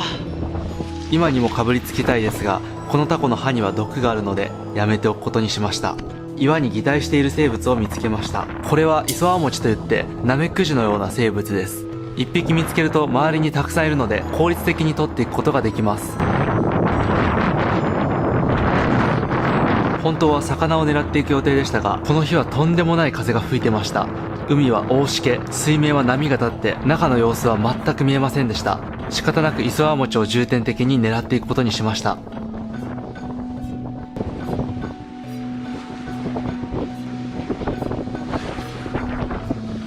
宝貝も貴重なタンパク質、何匹か取っていきます。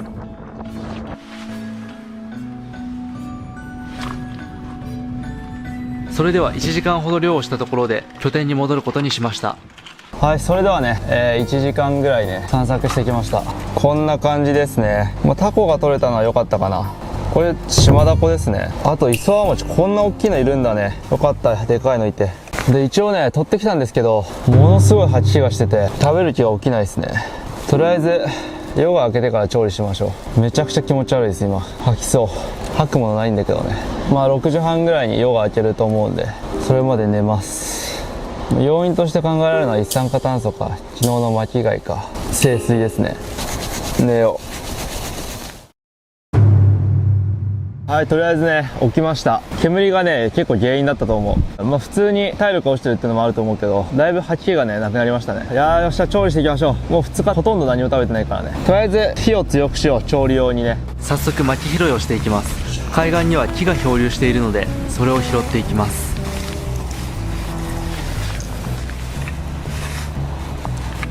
木を火にくべ終わったら今度は海まで歩いていきます。とりあえず海水汲んでいきます。真水で調理したいところですが、貴重なボウフラ水しかないので海水で調理していきます。よし、じゃあ塩茹でを作っていきましょう。これはイソアモチって言って、ウミウシの仲間ですね。もともとは巻き貝です。でこのカニは何かよくわかんないですけど食べれるんじゃないかな。でこれが島ダコ。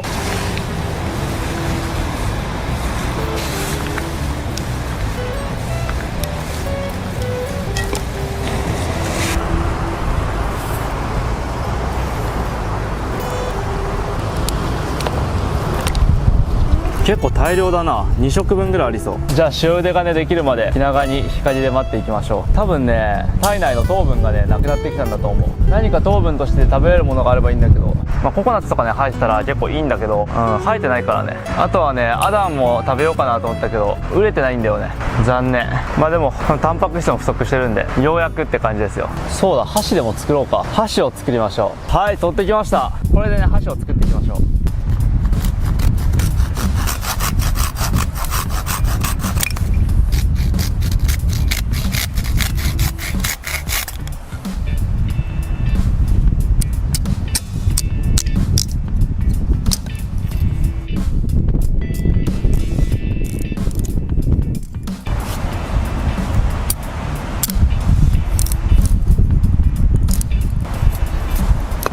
じゃあこれをね持ちやすくしていきます。持ちやすくするってのかな、先っぽをもうちょい細くして食材をつかみやすくします。これだとつかみづらいんでね。それに竹なんでちょっと内側がねしなってるんで、それもね改善していきましょう。やばいな、元気がないな。よし、元気出していこう。箸ができるぞ。よし、やっていきましょう。俺こういう作業はね結構好きなんだよね。こういう何も考えずにできる作業ね。まず内側の反ってるところをね取っていきます。取ってるとね持つ時痛いんでね、やっぱ箸を作るんだったら最高の箸を作りたいからね。でこの角もね取っていきましょう。これ痛いんでね。サバイバルナイフがね切れなくなってきてるんだよね。砥石は持ってきてないからもうこのままだわ。よーし、できました。いい感じですね。これでつかめるぞ。食えるね。はい、もう多分ね沸騰してないと思うけど、いい感じに茹でれてるんじゃないかな。食べていこそうこうしているうちに海水煮が完成していました。う。やばい、めちゃくちゃうまそうなんだけど。タコ食べよう、タコ。うわめっちゃうまそう。やばいぞ。やばい、泣けてきた。うわー、これはやばい。いいっすか、食べて。ちょっと待って、もう食えると思ったらこんなに嬉しいんだね。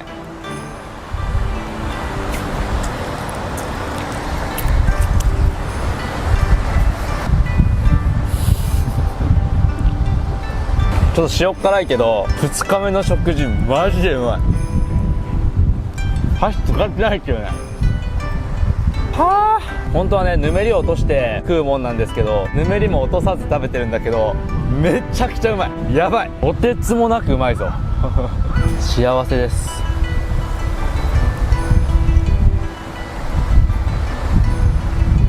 内臓はすごい生臭いね。いやでも美味しいわ。それではカニ、謎のカニ。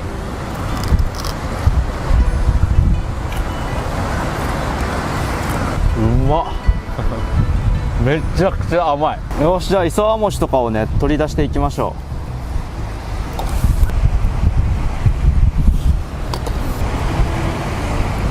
でこれ残った汁はね極限まで煮詰めて塩にします。よし、日陰にやってきました。まあタコとカニ以外はねそのままじゃ食えないんで、今から処理していきます。とりあえず磯和餅を食べたい。ものすごい見た目してるんだけど普通に美味しいからね。とりあえずこの表面の苔みたいなのを取っていきます。これがねすごい苦いんで、多分鬼だるまおこぜとかに生えてるのと同じなんじゃないかな。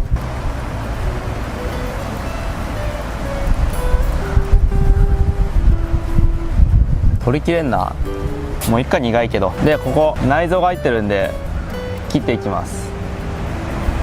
全然切れねえなナイフで。この内臓をね取っていきます。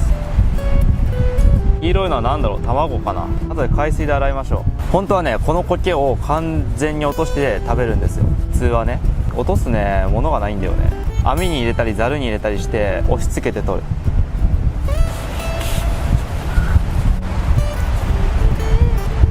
海水で洗いに行きましょう。うわ、砂ついた。缶一杯分のタンパク質ですよ。タコ食べたらめっちゃ元気になった。全然違うんだね。食わなくてもいけるよとか言ってたけど全然違う。食ったら違うわ。やっぱ食わなきゃダメだね。今日はまあ3日目なんでね、あと2日5日目まで頑張ればもう6日目から盛り使うんでそっから魚が食える。まあ本当はね水面からでも本当に動かない魚、なんだろう、ニザダイ系とシマハギとかブダイとかはもう全く動かないからいけるんだけど、だから多分風速11メーターぐらい吹いてるんだよね今。水面がねバシャついてて何も見えない。まあしゃあないわ。まあでもこれとね、あと雨さえ降ってくれれば正直もうこのサバイバルは制したようなもんですね。雨も降ると思う。降らなかったら切れるっていうか、降らなかったらね完全にリタイアですよ。磯和餅の苔と内臓は非常に味が悪いので海水で洗い流していきます。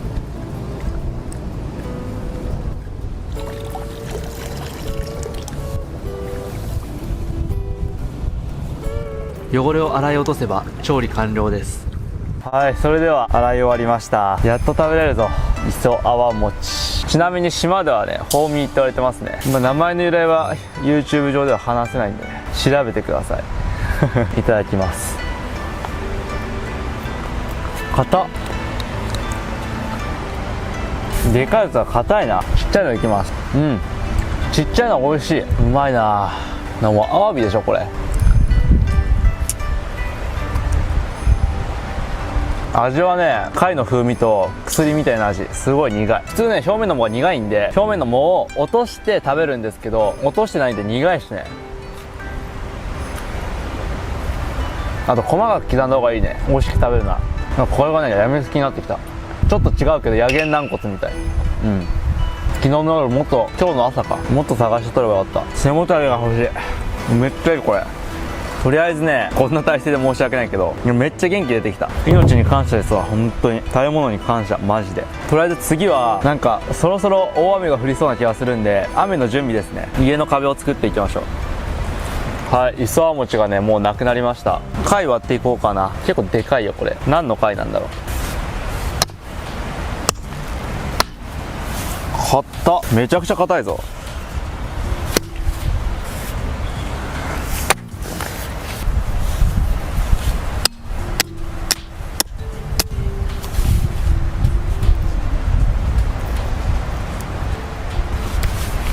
何の貝か分かんないんで内臓は食べないです。もしかしたら毒があるかもしれないんで。砂だらけ。俺貝好きなんだよね。いただきます。柔らかっ。おいしい。はい、とりあえず拠点作りしていきましょう。なんか嵐が来そうな感じがするから拠点作ろう。とりあえず4本柱打ち込みます。なんか柱になるもの取っていきましょう。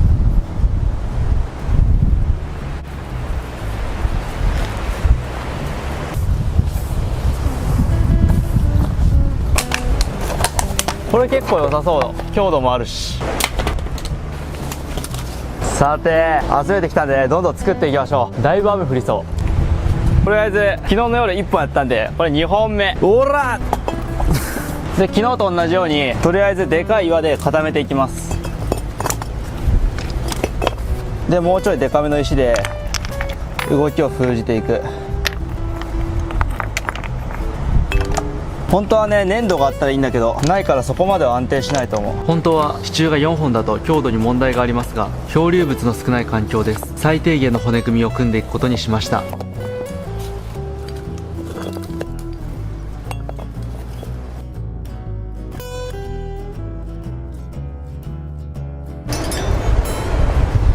よーし、一応長さをね揃えておきましょう。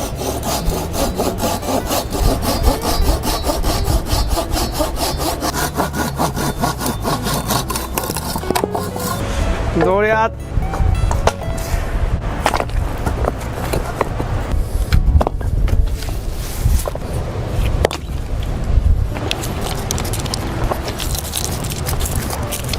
はい、それではね柱が4本立ち終わりました。まだこれ仮止めみたいな感じで全然弱いんでね、まず補強していくつもりなんですけども、一旦ね壁を作りましょう。屋根よりもとりあえず壁が重要なんでね。本当はね俺は木で家をね作る予定だったんだけど、マジで全然木がない。正直ね屋根を作って終わりぐらいの木しかないんで、壁は岩でね作っていきます。崩れてきたらね死にかねないんで、崩れないようにね慎重にやっていきましょう。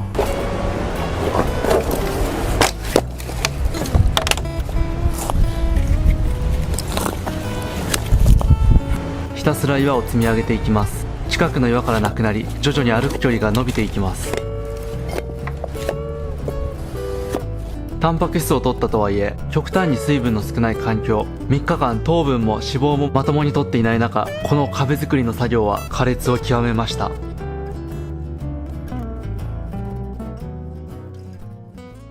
疲れた。いやーもう正直ねだいぶ限界が来てる。もうなんか昨日からね結構風が強くて、寝る時も風が吹きつけて寒いんだよね。風と雨がね入んないようになんとかね壁を作ろうと思ったんだけど、万全の状態ならともかく結構しんどいな。でも今のうちにね壁作るとかないとね間違いなく悲惨なことになるんでやりましょう。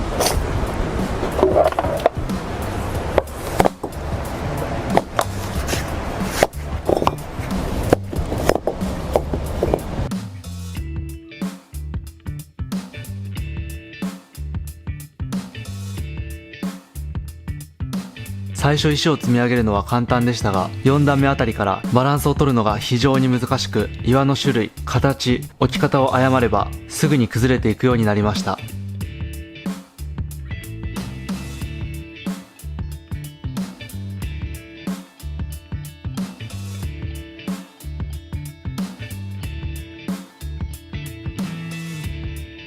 適当にね積んでたんですけど、平たく積まないとダメですね。1メートルぐらいになると崩れる。やっていきましょう。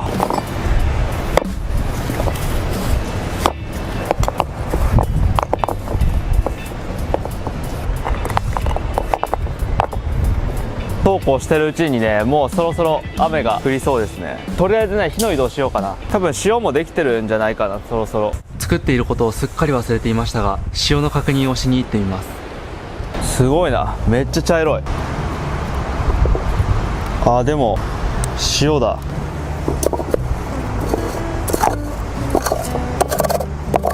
すごい貝の匂いがする。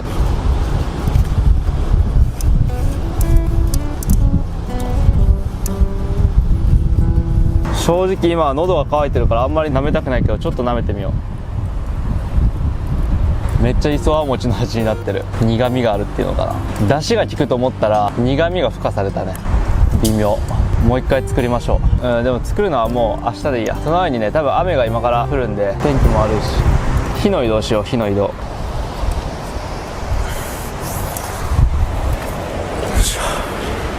もう昨日煙で死にそうになったから洞窟の中入れとこう。洞窟なら濡れないだろうし。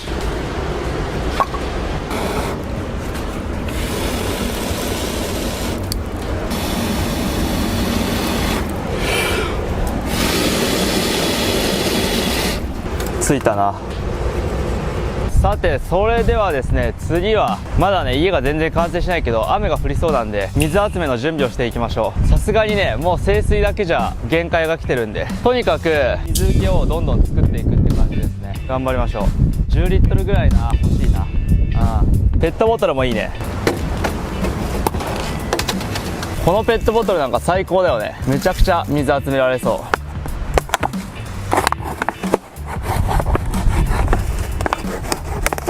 蓋をねまず落としていきます。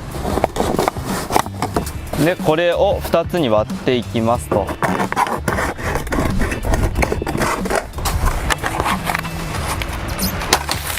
でこっちはねここで切っていこうかな。あんまり集められないと思うけど、ないよりはマシでしょ。このペットボトルめっちゃいい匂いする。あーやばい、糖分の匂いがする。あー糖分取りたいな。あーやばい、めちゃくちゃ食欲を刺激される匂いだ。まあ糖分の前にまず水分だね。あんまり雨降らないからなるべく雨をかき集めよう。10リットルぐらいあればなんとかなるでしょう。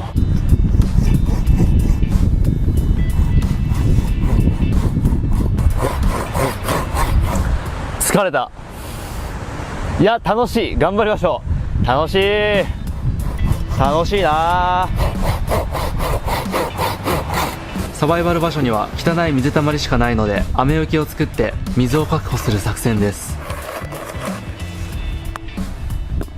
まあとにかくこれに関しては多い方が雨水取れるからね。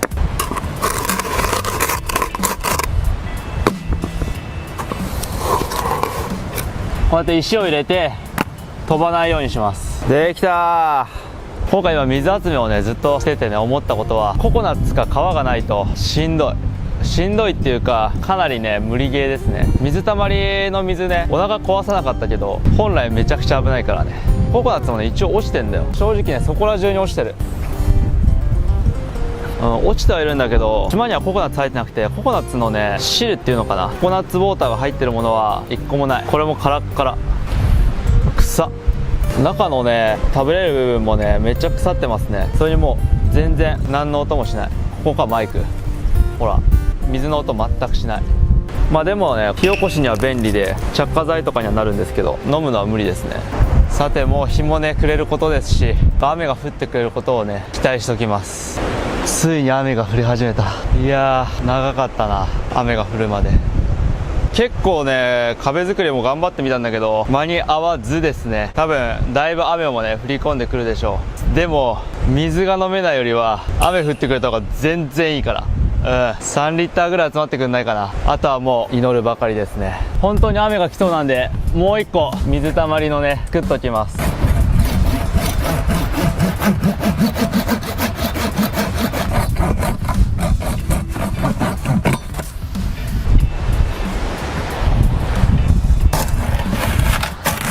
こんだけ置いとけばさすがに3日分ぐらいの水は溜まるんじゃないか。相当な雲だよ。いやー楽しみだね。相当曇ってるよ。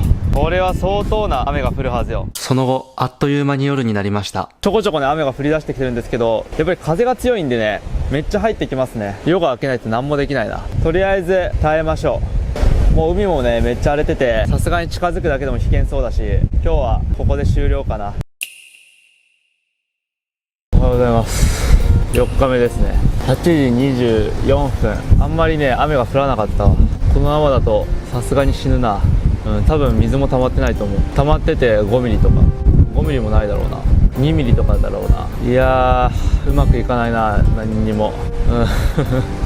もう理由は何か分かんないけど頭痛もひどいし最悪の気分だけど、よっしゃ水がどのぐらいね溜まってるか見に行きましょう。よしコップ1杯分ぐらいあるんじゃないかな、そう信じてるけど。早速雨水が溜まっているか確認しに行きます。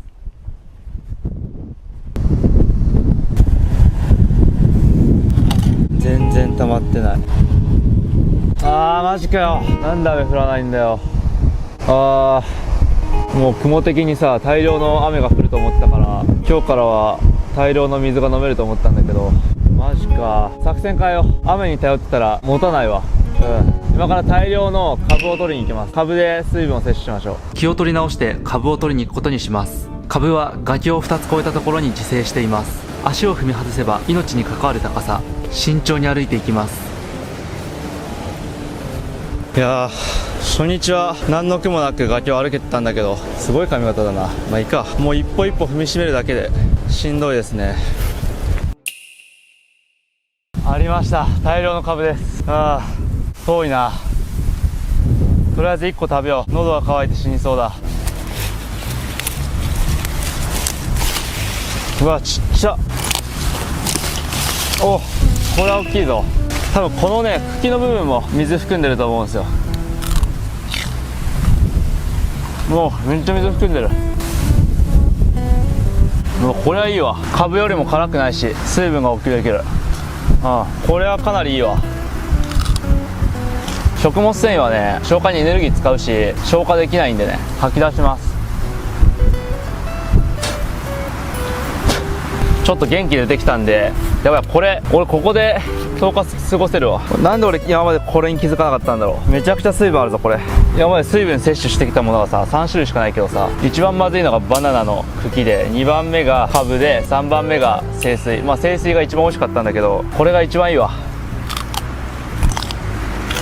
めちゃくちゃ水分補給できる。茎がさ、これ結構太くてさ、1本で 30cc から 40cc ぐらいありそうな気がする。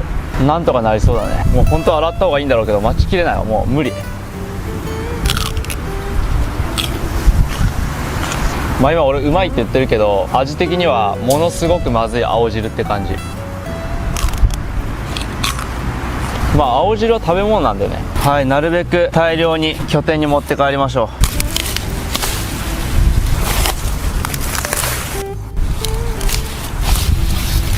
う。よーし、こんだけあれば1日半ぐらい持つんじゃないかな。せっかく水分補給してね、少し回復したんで、あっち側まだ散策したいから散策してみようかな。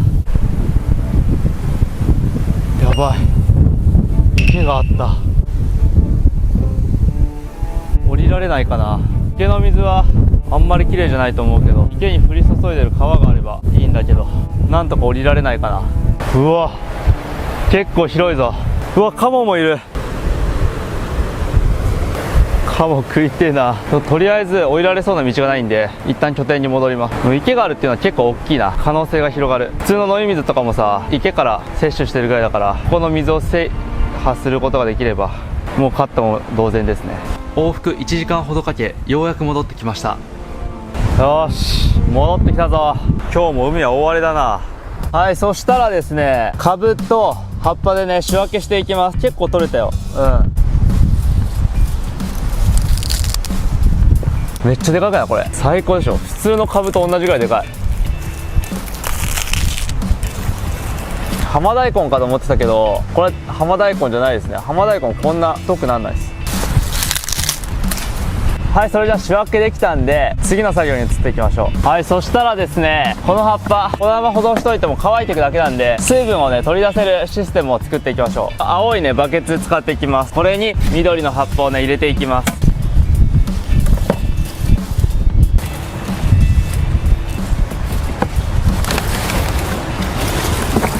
でここにねペットボトルを立てていきます。真ん中ぐらいですね。一応倒れないように石入れとこうかな。そしたらね、この上からビニールをかぶせていきます。ちっちゃいか。いや、いけるな。風が強くてやりづらいな。20分ほど作業を続けましたが、風が強く思うようにいきません。空腹と疲労も相まってイライラが募っていきます。2人いればな、こんなん余裕なんだけどな。イライラする。めちゃくちゃ風吹いてんだよね。くっそ、マジでムカつくな。どうしたらいいんだろうこれ。無理。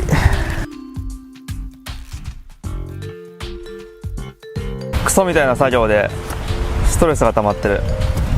イライラしつつも諦めずに作業を続けていきます。そしたらですね、ここペットボトルがある位置にこうやって小石を置いときます。そうすると葉っぱから出てきた水がこのペットボトルにね溜まるというわけです。でついにね変な味のないしっかりしたね水が飲めると。でこれまたね時間経たないと何もできないんで、次ねカブ食べよう。でカブは焼いたら辛みがなくなるんでね、焼いて食べましょう。絶対うまいぞ。はい、それではねカブ料理を作っていきましょう。もうお腹空きすぎて力が出ないわ。今思い返していたらほとんど何も食べてなくない。まあ6日目からはね森を使うんで魚が大量に食べれるはずではあるけど、今の海じゃ入れねえな。相当荒れてるよ。はい、ということで今日のメニューはカブのステーキですね。はい、今一番何が食べたいかっていうと、ステーキをご飯の上に乗っけてかき込みたいわけよ。ということでカブのステーキ食べましょう。ジューシーでうまいはずよ。この一番大きい立派なカブをステーキにしていきましょう。あ、これはね落ちてたまな板、何でも落ちてる。根っこを切り落として火が通りやすいようにちょっと薄めにスライスしていく。あー落ちた。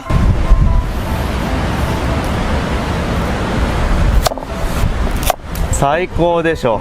多分糖分とかが含まれてるんじゃないかな。糖分が欲しいんだよ。うわステーキ食いて。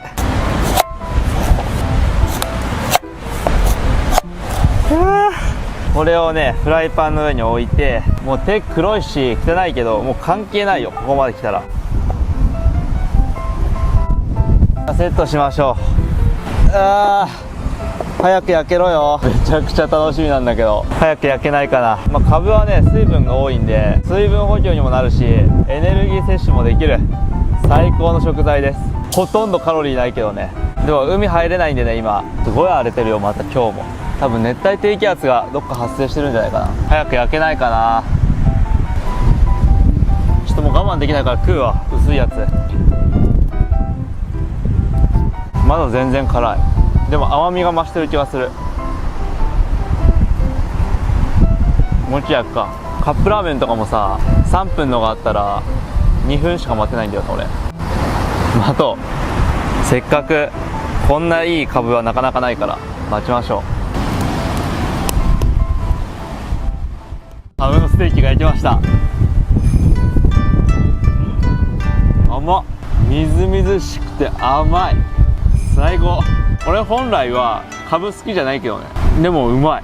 せっかくカブのステーキ食べてたのにさ、めっちゃ雨と風が強くなってきた。風に関しては相当強いし、風速多分12メーターぐらいあるんじゃないかな。ここは崖に囲まれてるからそんなにって感じだけど、外に出たらだいぶやばい。寒い。なんかやばいかと思って避難したんですけどすぐ雨止みましたね。ムカつきます。はい、じゃあカブをやっぱりね塩作りましょう。いったせっかくなんでね。ちょっと今カブ食べてて思ったのは味なしってやっぱりしんどいなと思った。量食べるんだったらね。ちなみに昨日磯和餅の茹で汁で作った塩は生臭さと苦みがすごかったので捨てました。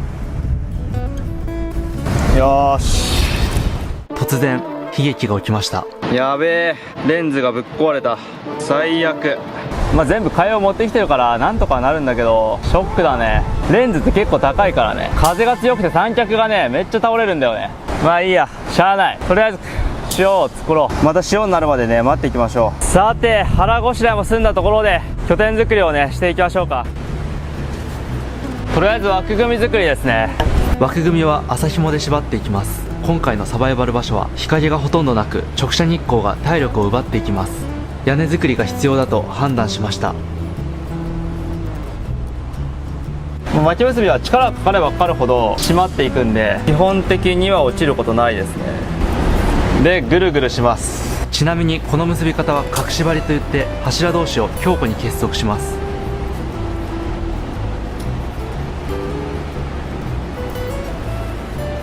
まあ、落ちてきたら困るんでねなるべくきつく縛った方がいいですね。はい、こんな感じで骨組みができていきます。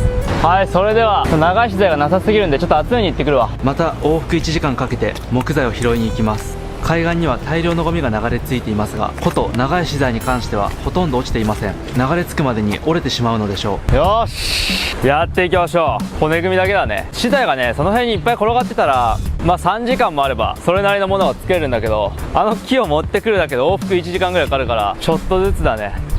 これが厳しい現実ですよ。涼しくなったんでね元気になりました。はい、やっていきましょう。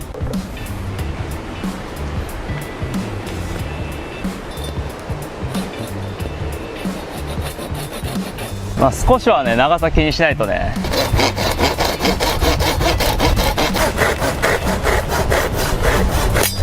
さてバシバシつなげていきましょう。雨がねこうやって一応流れていくように、隙間がなければって話だけど。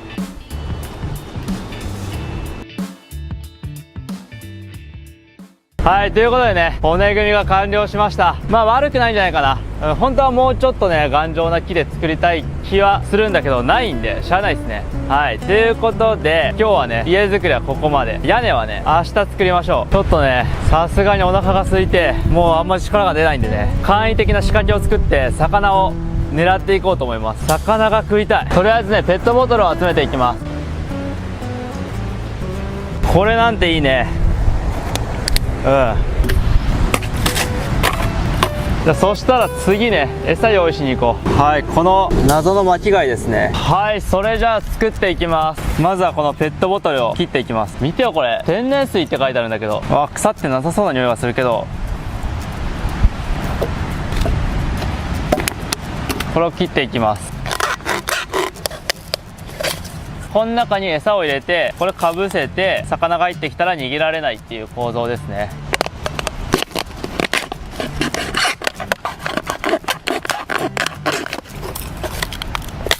でさっき取ってきた貝を潰して入れます。奇跡的にタコとか入んないかな。でペットボトルの中入れてもう1個ぐらい入れとくか。でこのままだと浮いちゃうんで石を入れて蓋をして、これで完了ですね。ここら辺に仕掛けておきましょう。沖に仕掛けて大物を狙いたいところですが、流れがある場所だと仕掛けも流されかねないので、周りが岩で囲まれた潮だまりを選びました。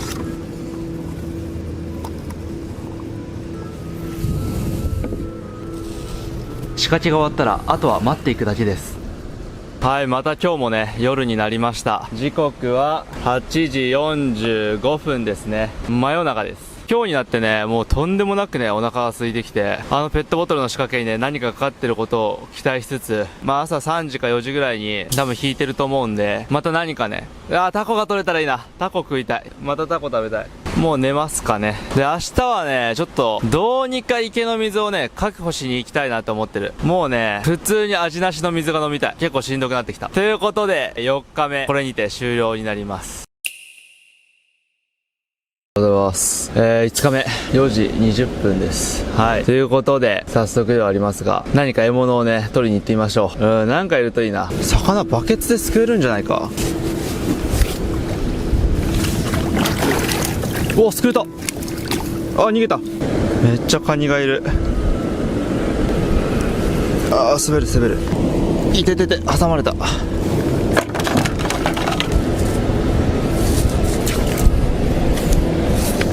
磯アモチも狙っていきますが、今日はなぜかほとんど出ていませんでした。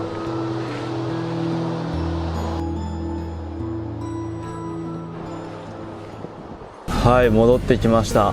いや今日は不良ですね。はい、ずっとねタコが食べたくてタコを探してたらタコもいなくて不良でした。で今日分かったことは、極限に空腹になると人間ものすごく胃が痛くなるっていうことが分かりました。めちゃくちゃ胃が痛いです。であと1時間ぐらいでね夜が明けるんで、夜が明けてから調理しましょうか。さて朝になりました。今日はねサバイバル生活始まって初めて突風が吹いてない、風がなくてねいい天気ですよ。じゃあまずね昨日仕掛けた仕掛けに魚がかかってないか見に行きましょうか。もうねずっと胃が盛大に気持ち悪い。早くなんか食わないとさすがにしんどくなってきたわ。なんかかかってるかな。いやかかってそうだぞ。うわうわうわうわ、待って、魚かかってんじゃん。やば、かかってる。やば、テンションめっちゃ上がるんだけど。きたー、最高。正直こんな仕掛けで魚がかかるとは思わず、自分自身驚いています。うわーすげえ。でも1個だけか。まあかかってないやつはねもう1回入れときましょう。来た。で昨日の晩の間にね塩もできたんですよ。この残ってる液体は多分にがりですね。ちょっと舐めてみるか。多分にがりなんだと思う。すごく苦い。豆腐を作る時とかにね使うらしいんですけど、まあ使い道ないんで捨てます。塩めっちゃうまくできてない？白くできてる。しかもうわー、久しぶりに味があるもの食べた。塩すげえなこれ。もうちょい水分飛ばすか。ちょっと上っていいだわ。もうなんかちょいちょいやけどしてるけど、もう何も思わなくなってきた。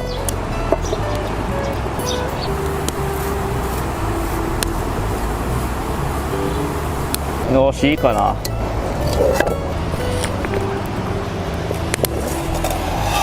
やっぱり1回目より2回目の方が格段にうまくなるね。めっちゃ塩だわ。磯和餅の塩は正味クソまずかったからな。ほらすごい。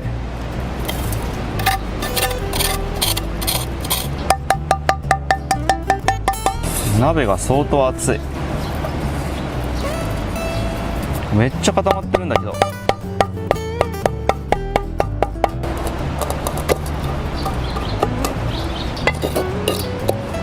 鍋の色がついてるな。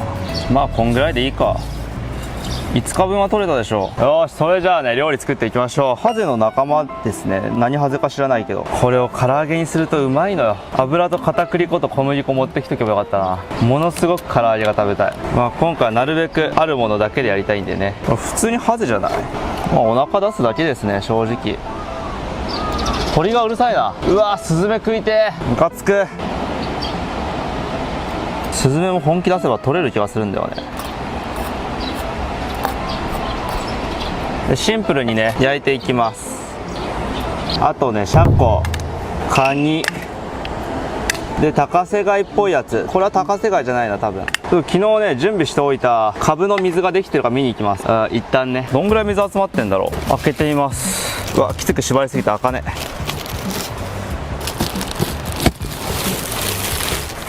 衝撃なんだけど、こんだけ。俺サバイバル術とかさ、これ言ってたやつ訂正した方がいいよ。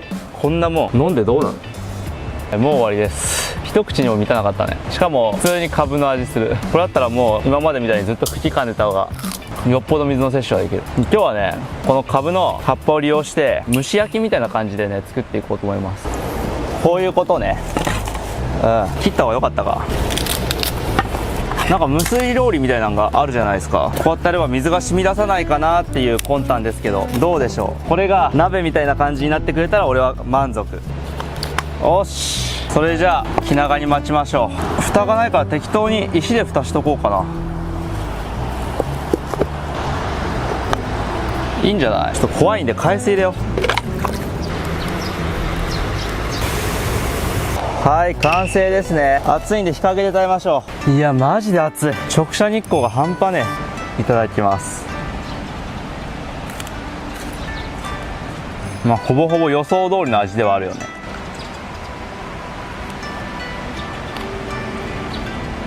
魚はどこだ。うわ、ボロボロになってる。いただきます。あふっ、久しぶりの魚うまいな。シャコなんて絶対うまいでしょ。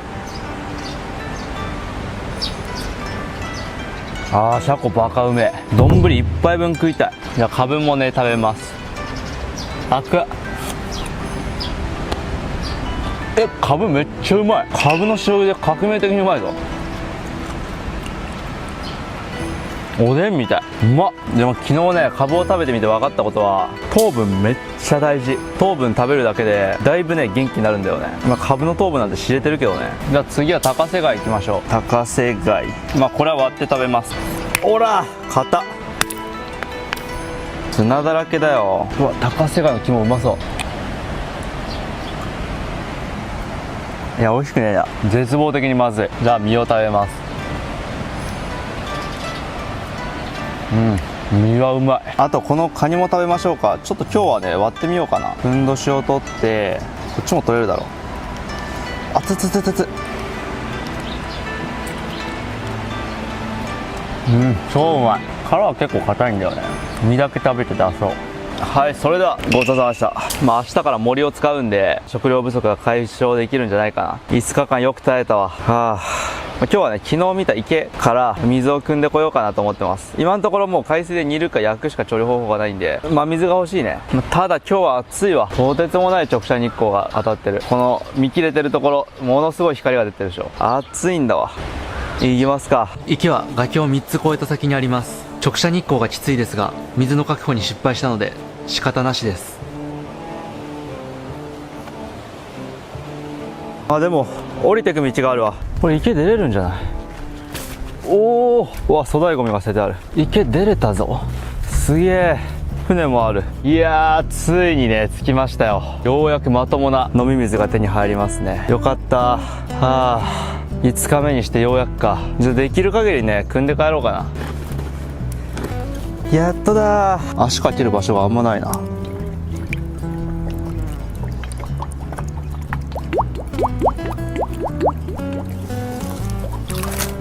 やっとゲットや。海岸に漂流しているペットボトルを使っていきます。いやー、やった。水や。しかもめっちゃ透明。思ったより。あとね、食材がいたわ。ここ最高かもしれない。食材がいるのわかるかな。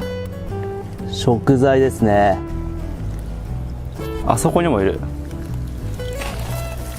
はい、これ3匹ね食材をゲットしました。これジャンボタニシですね。この貝は関東重血線虫って言って感染すると死ぬ可能性がある菌を持ってることがあるんでね、皆さん素手で触らないようにといったところです。もう今どうしようもないんで素手で触ってますけど。よし、じゃあなんとか入ったわ。戻りましょう、拠点に。暑いなマジで。早く水飲みたいわこれ。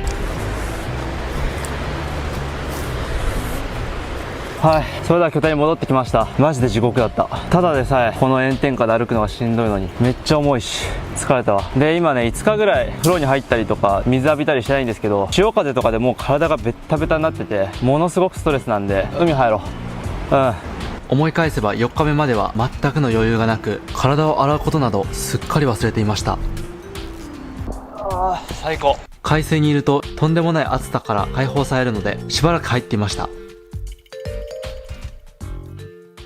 やっぱすっきりするね。だいぶ精神が戻ったわ。やっぱメンタル面が一番大事かもしれないね、サバイバルに関しては。ともかく水を1本、これ重たいんだよな、2本3本、合計どんぐらいだろうな、7リッターぐらいねゲットしたんで、もうこのサバイバルクリアしたも同然ですね。もう水と食料がね手に入ったんで。ただ日向にいると本当に暑くて地獄なんでしばらく寝ます。涼しくなるまでね。もうねこの生活のせいでどこでも寝れるようになってしまった。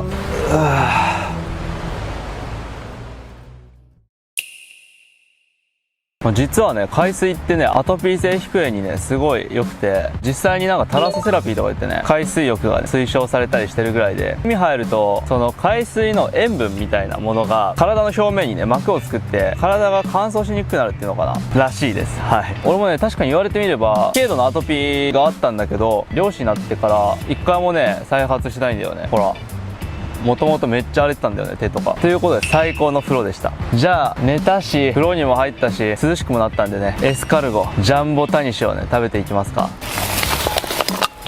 でかいな。ちょっと洗うか。大量に水があるしな。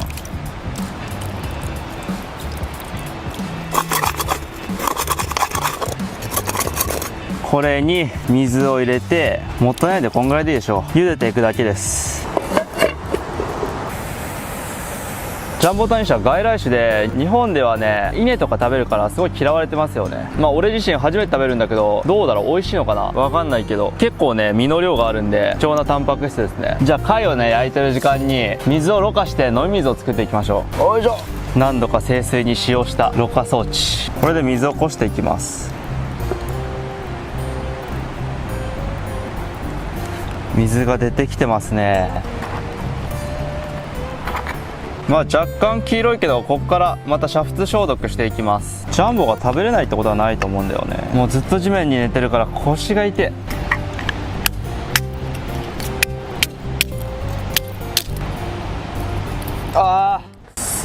なんかジャンボタニシとか大層な名前がついてますけどほとんど身がないです。めちゃくちゃ縮みました。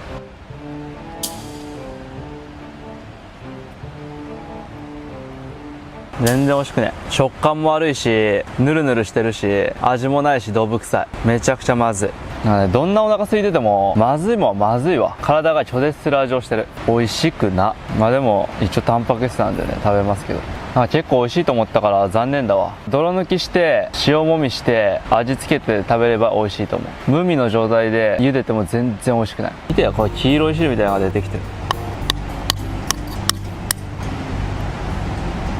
黒い2匹目。美味しくねえな。はい、ジャンボタニシはね残念な結果だったんですけど、水を作っていきましょうか。念願の水ですよ。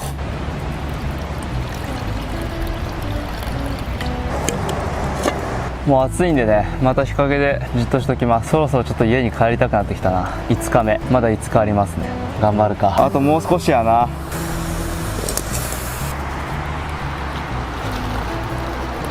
ものすごい量が少なくなってる。はい、水です。めっちゃ茶色い。多分鍋の色が溶け出してるんだね。熱っ熱っ。清水と同じ味だな。多分ね、鍋の金属の味が溶け出してるんだな。なぜかこの水は全身が拒絶する味がしました。おそらく鍋を洗わずに使っていたのが原因です。今日も何もうまくいかず、さすがに精神的に参ってきました。まあ正直ね、食べ物はもう割とあれでいっかって感じだけど、水がな、しんどいよな。なんであんなすげえ嵐来てさ、雨降らないんだろうね。ついてないわ。まあしゃあないな。あと5日これで頑張ります。ぐいっと飲める水がね、欲しい。すごく嫌な味がするから。もう一個ね、やりたいことがあるわけよ。すごくね、俺の大好物がね、あったんだよね、さっき。ちょっと取り行こう。見てください。俺の大好物、オイスターですね。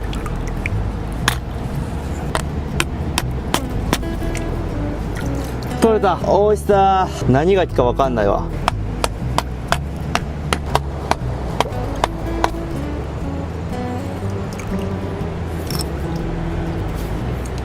うまっ。もう一個の牡蠣はね、焼いていきましょう。まあでもあんな水でもね、飲まないよりはマシなんですよね。うわ、煙たい。じゃあ牡蠣食べよう。牡蠣めっちゃ好きなんだよね。割るか。あっち。いただきます。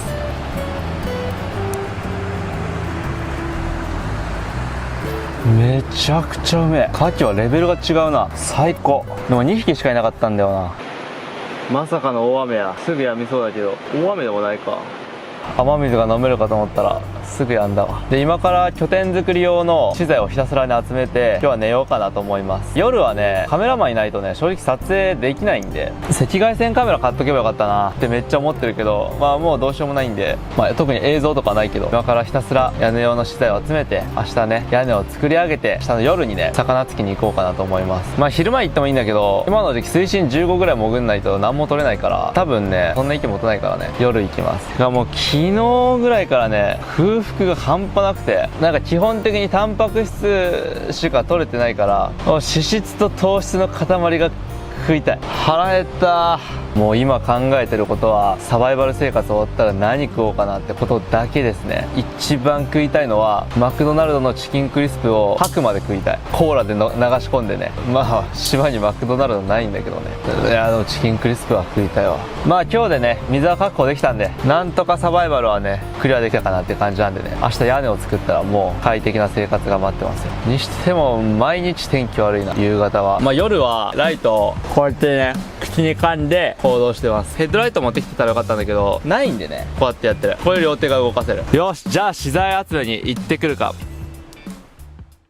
はい、それではね、結局1往復しかしてないんですけど、5日目は終了です。寝ます。まあ明日はね、ついに魚が食えるんでね、楽しみですね。まあ多分ね、結構海荒れてるんで、小魚狙いにはなると思うけど、もうね、ちっちゃくてもいい魚が食いたい。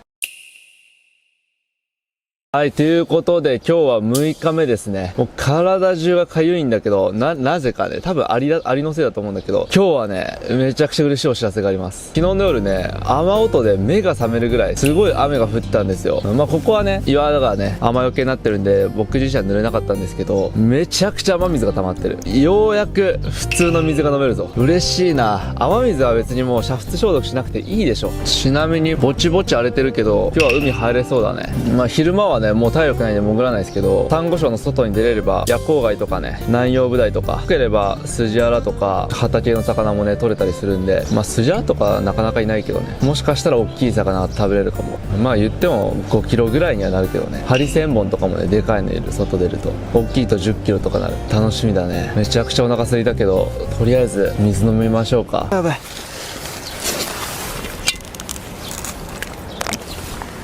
うわ水や。うわしっかりした水や。ちょっと金属の味はするけども、うわやばい。よし、めちゃくちゃうまいんだけど。何これ、ドブ水とカブ水からの解放や。うわー、てかね、あっちも大量に水溜まってる。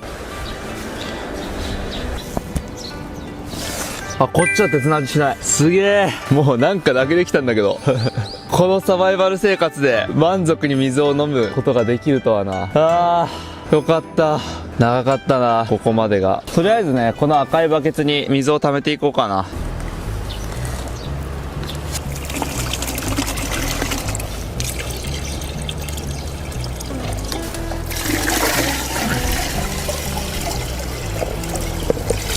すごいな、15リットルあるぞ。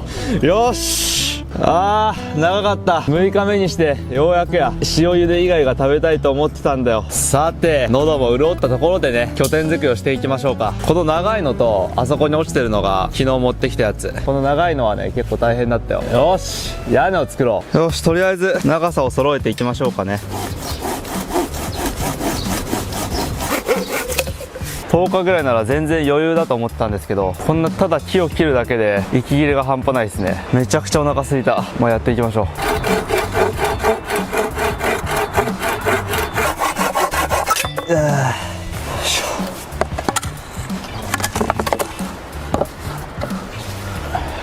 正直もう寝てたいですが、日を重ねるごとに体力はなくなっていくので、動けるだけ動いていきます。はい、そしたらここに2本ね、骨組みをこういう感じで組んでいきます。本当はね、4本あった方がいいんだけど足りないんでね、2本でいきます。ゴミは足の踏み場がないほど落ちていますが、家に使える木材はほとんどありません。なるべくね、丈夫に縛っておきたいですよね。多分ね、みんなロープワークとかあんま興味ないと思うんですけど、ここにね、こうやって割りっていうのを入れることで、こっち向きにね、縛るともっとね、ここが強くね、締め付けられるんで。で、この余ったやつは切る。はい、どんどんいきましょう。はい、それでは2本ね、結び終わったんですけど、ちょっともうお腹が空いて全く力が出ないんで朝食にしましょうか。今日はカブと巻き貝の茹でたものです。とりあえず巻き貝をね、取りに行きましょう。玉引きを取りに行くことにしました。この貝は海水が嫌いで、海に入らなくても取れます。体力のなくなった今、最適な食材です。よし、じゃあカブを切っていきましょう。食べるから包丁を使いたくなかったんだけど、今日から真水が手に入ったんで包丁を使っていきます。人間7日食べないと死ぬっていうのは案外本当なのかもな。6日目から本当にしんどくなってきた。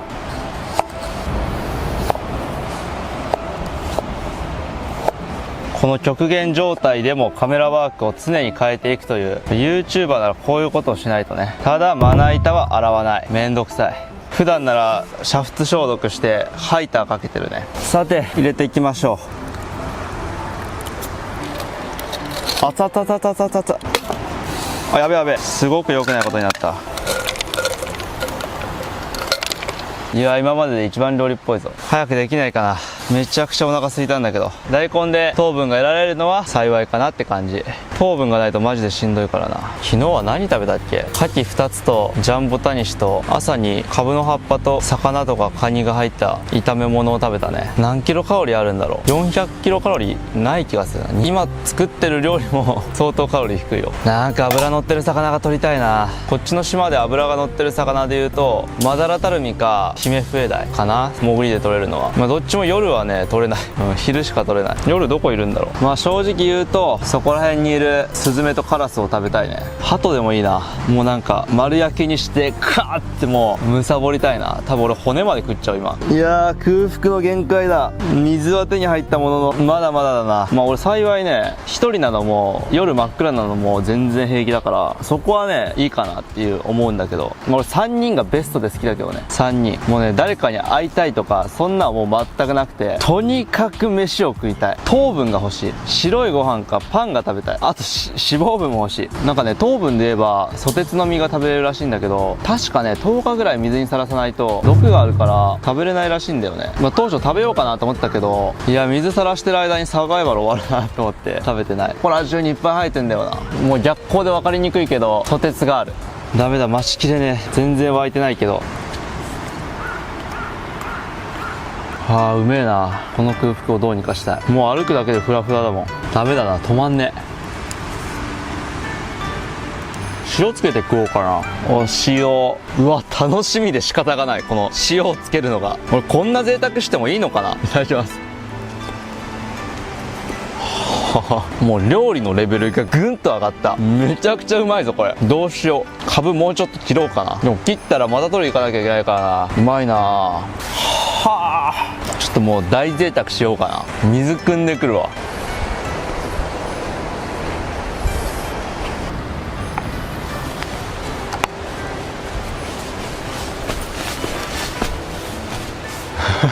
逆光。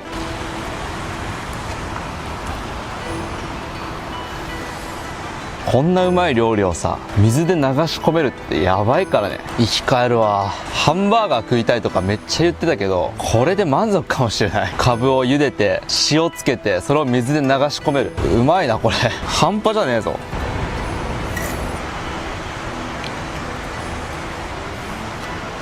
しみるわ。で、真水があるだけで料理の幅がぐんと上がる。バチクソうまい。もう一個もカブ茹で終わらずに終わるかもね。めちゃくちゃハエが群がってます。鬱陶しいわ。俺が今考えてることはどうにかしてハエ食ってやれねえかなと思ってる。ムカつくから。またついてない。さて火が通ってきた頃かな。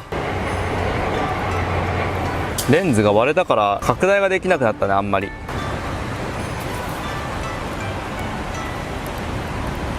おいしい。だいぶ回復した。貝は昼ご飯にしましょう。よっしゃ、屋根やるか。まあ多分ね材料足りないんですけど、やれるとこまでねやってみましょ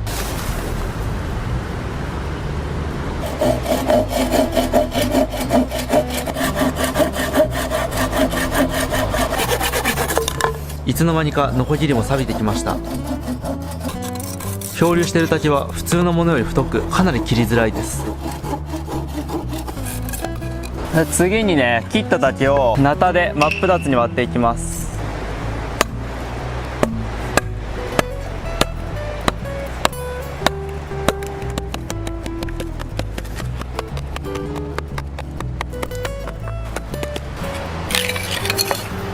割れた。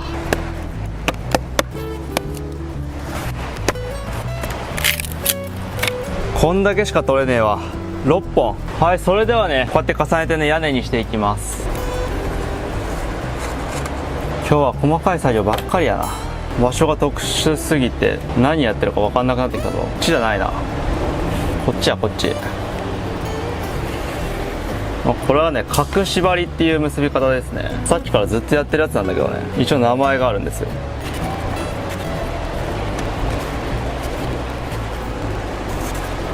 で1本目を巻いたらこうやって1個ずつつなげていきます。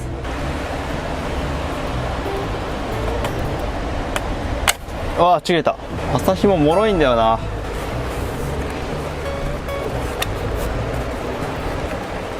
いやーこれは果てしない作業だね。これ全部ね竹でやりたいんだけどね、そしたらまあ見栄えもねまあまあ良くなるんだけど、こっからものすごくね変な感じになっていくと思いますけど、いろんな木を使うんでねやっていきますか。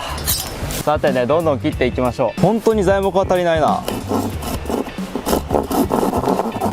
割れながらよく動けてるなとは思うわ。結構限界だからね。雨で湿ったせいか、この日はいつもより木が切りづらかったです。ぐー、とりあえず4枚用意しました。結構貼れるんじゃない？やってみるか。こんぐらい幅広いのがあると結構いいよね。2つ目、よーし3枚目、4枚目、よーしとりあえずこんな感じである分だけでね屋根を作っていました。しょぼ。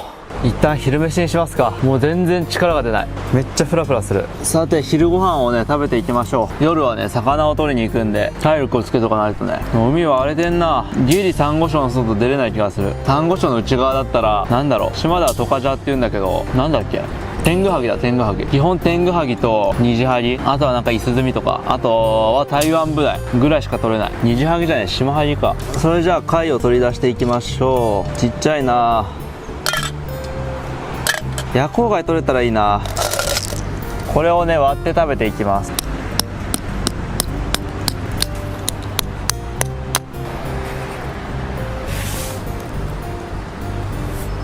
塩つけないと美味しくないな。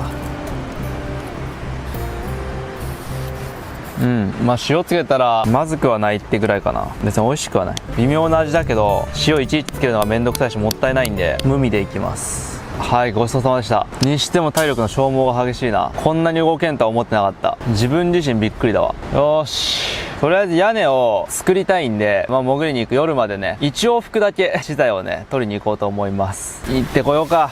拠点周辺に資材がないので往復1時間かけて取りに行きます。はい、とりあえず戻ってきました。もうだいぶくらいは結構ね長くていいやつがあった。腰が痛い。準備してね海に行こう。はい、それでは夜の海に行ってきます。狙うは南洋ブダイですね。あとなんか脂が乗ってるやつが食べたい。さて夜の海に出陣です。もう体力も限界近いので短期決戦で魚を狙っていきます。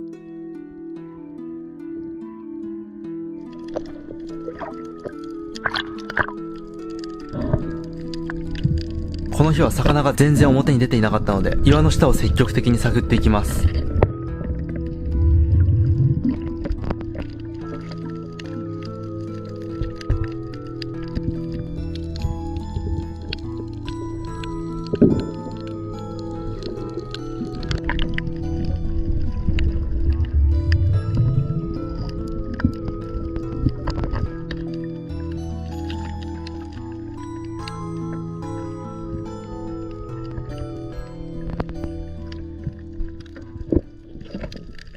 ついに魚がいました。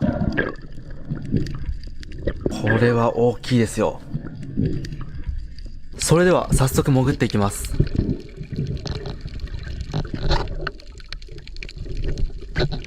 ゆっくり近づいてヒット。マサルの視点カメラも見ていきましょう。今回使ってる森は返しがなく抜きやすいので脳天を直接狙っていきます。ヒット、成功です。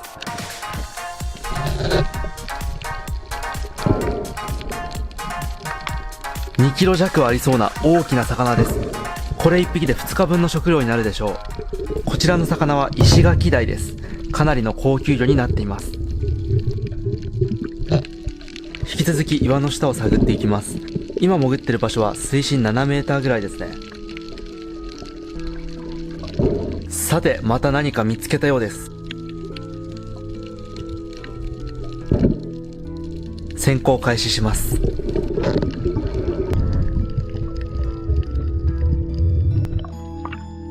ゲット。こちらは夜光貝ですね。巨大なサザエみたいなもんです。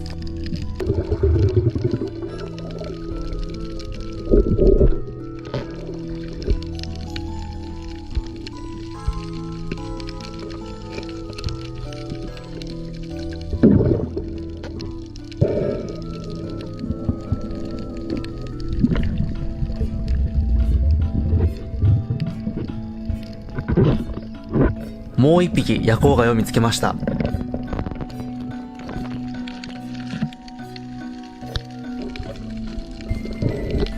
この日もまだ波が強く、よく見ると前後に振られているのがわかります。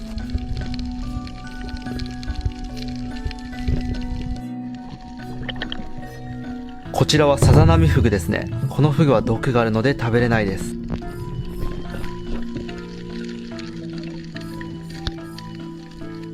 さてまた魚を見つけました。水深は8メートルほど。勢いよく潜っていきます。ゆっくり近づいていってヒット。魚が逃げ場を失ったところをヒット。今回は刺さりどころが悪くまだ半分ぐらい生きています。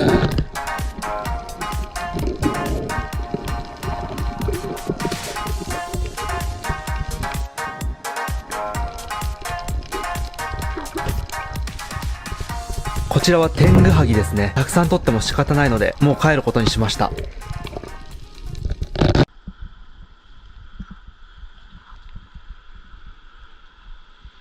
さて戻ってきました。石垣台、天狗萩と夜光貝2匹ですね。いややっとまともな食事や。ライト照らされながらさ、下潜ると上見上げた時水面がものすごく遠く見えてめっちゃ焦ったわ。びっくりしたわまあ俺はね大食漢じゃないんで、魚2匹と夜光貝2匹だけにしときました。クーラーボックスとかね持ってきてなくて保存が効かないんですけど、まあ夜光貝はほっといてもね1日ぐらいね生きてるんで、明日食べようかなと思ってて、石垣台を今日食べて天狗萩を一夜干し、まあ塩がねないんで、まあうまくいくかわかんないけど干して食べようかなと思ってます。パリッパリにやればいけるはずで、石垣台のお腹がパンパンなのよ。この時期卵とか白子ではないはずなんで、これは内臓脂肪なんじゃないか。久しぶりに油が食えるぞ。楽しみすぎる。でもうね何か食べれると思っただけでものすごくね元気になってきた。体力はもうとっくに限界なはずなんだけど、すごいな、こんなエネルギーめっちゃ溢れてくるんだ。石垣で何しようかな。とりあえず刺身と塩焼きでしょ。うわー楽しみやな。見てよこれ、石垣台だいぶ立派じゃない。こんな感じで口の周りがね白くなってると思うんですけど、石垣台はね成長すると口の周りがね白くなって、なんて言うんだろう、まだら模様がね、これ結構まだあるんですけど、まだら模様もね消えてくるんですよね。でその白くなったやつをね口白とか言ったりします。じゃあねまず鱗をね落としていきましょう。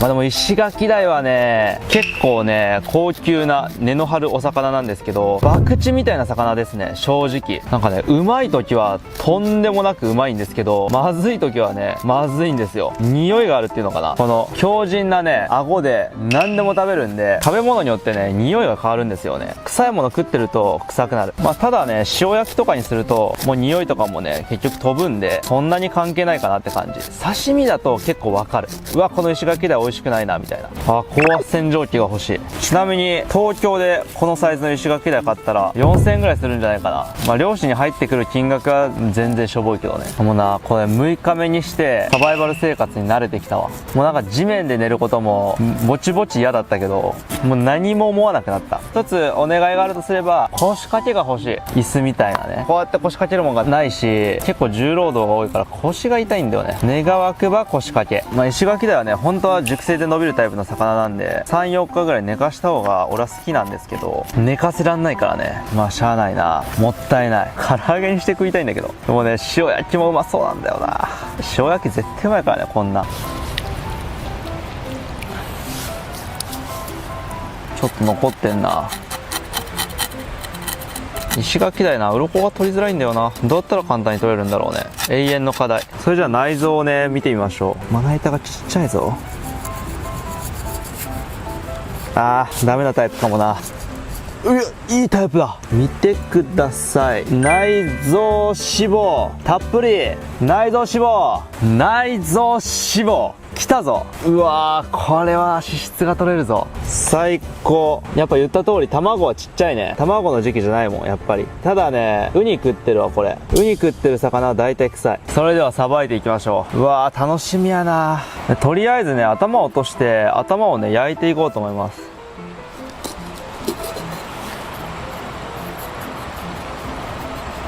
やば、すごいとこまで切っちゃった。家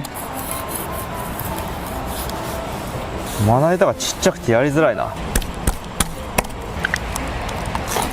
じゃあ頭をね割っていきます。案外硬い。まな板が安定しないから力が入んないな。オープン。よいしょ。ちょっと内臓が残ってんな。でここに長時間かけて作った塩を練り込んでいきます。練り込んでいくっていうかかけていく。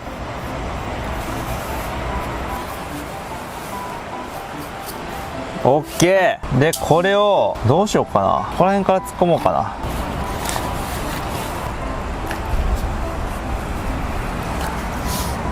こんな感じでいいんじゃないかな。これをね焼いていきます。一旦焼こう。絶対うまい。もうこのままかぶりつきたいもん。はい、こういうことなんです。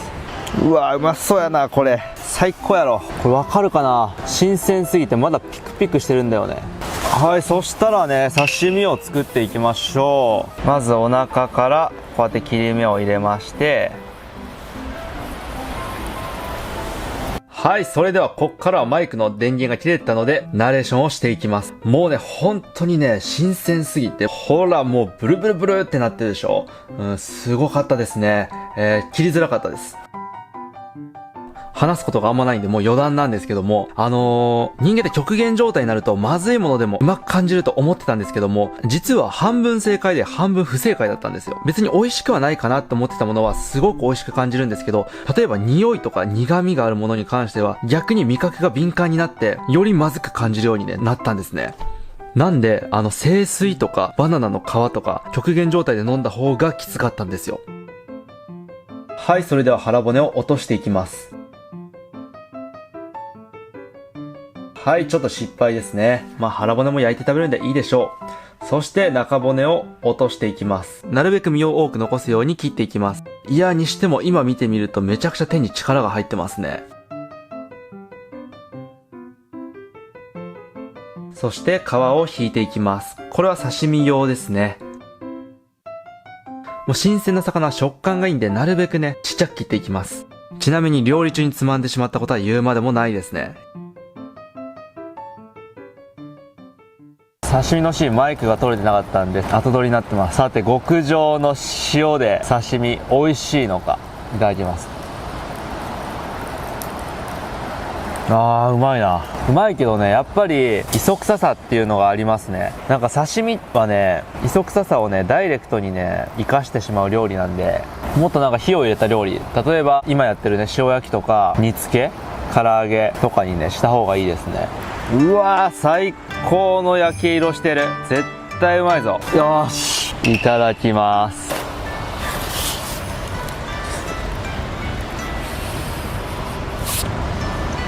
はあ、マジか、こんなうまいかうますぎる、うまい。まあちょっと月並みな表現になりますが、人生で食べた塩焼きの中で一番うまい。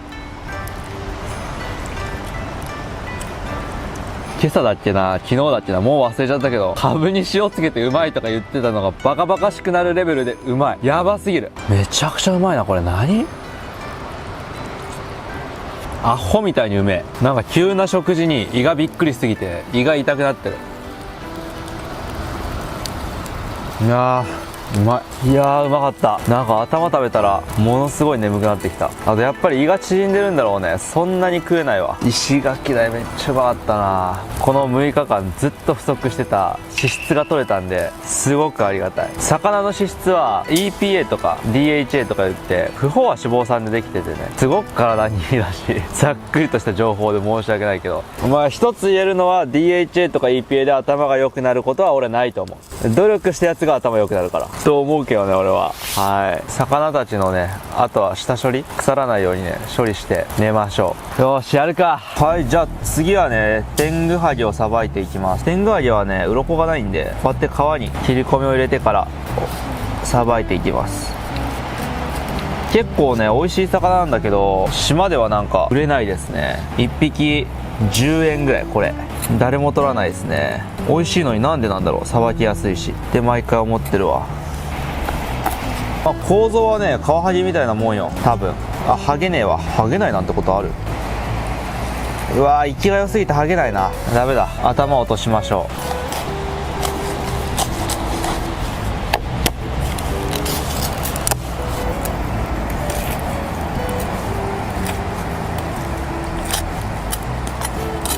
すごい内臓だな。海藻とか食ってんだろうな。結構ね皮が硬いんですよね。サメ肌みたいな感じ。すっごいザラザラしてて、表からはね包丁が通りづらいんですよ。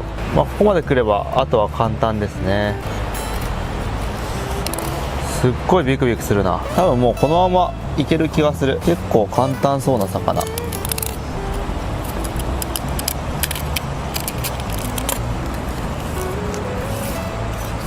はい、綺麗におろせました。で反対側も同様ですね。すっごいビクビクしてるんだよね。あ、下手くそだ。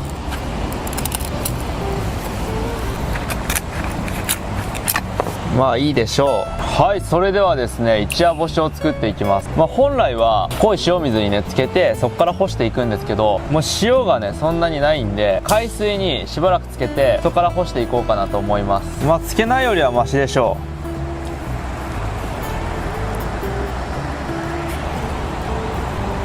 こんな感じで15分ぐらいつけていきますかね。でちょっとね塩焼きがうますぎたんで、この身も塩焼きにしていきます。今日はこの塩焼きを食って寝ましょ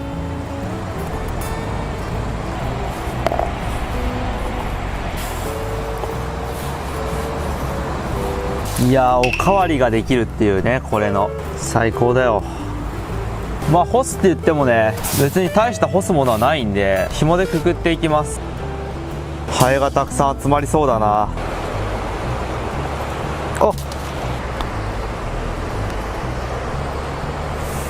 いい感じでしょ。はい、できました。なかなか活かしてるでしょ。楽しみだね。マース煮と普通に一夜干しを焼いたものをね作ろうかなと思ってるんですけど、多分マース煮にするにしても明日まで腐ってしまう可能性があるんでね、こういう感じにしてます。ということで、石垣鯛を食べて寝ますか。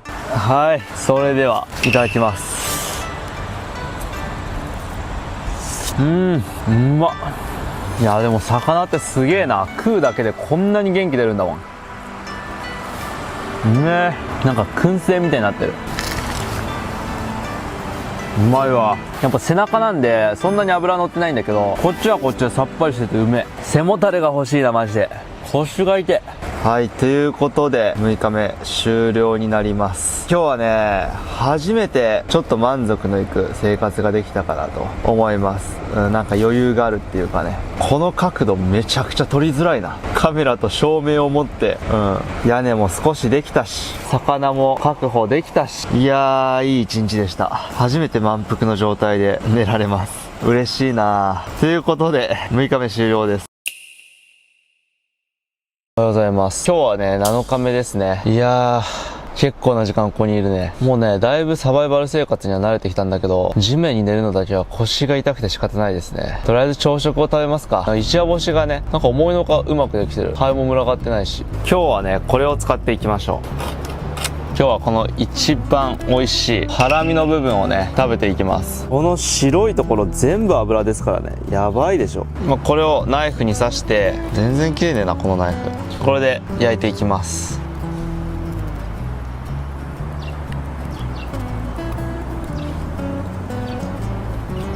すげえよ、油が滴ってる。このポタポタ落ちてるの全部油ですからね。うわー、うまそう。できました。石垣鯛のハラミの一夜干し。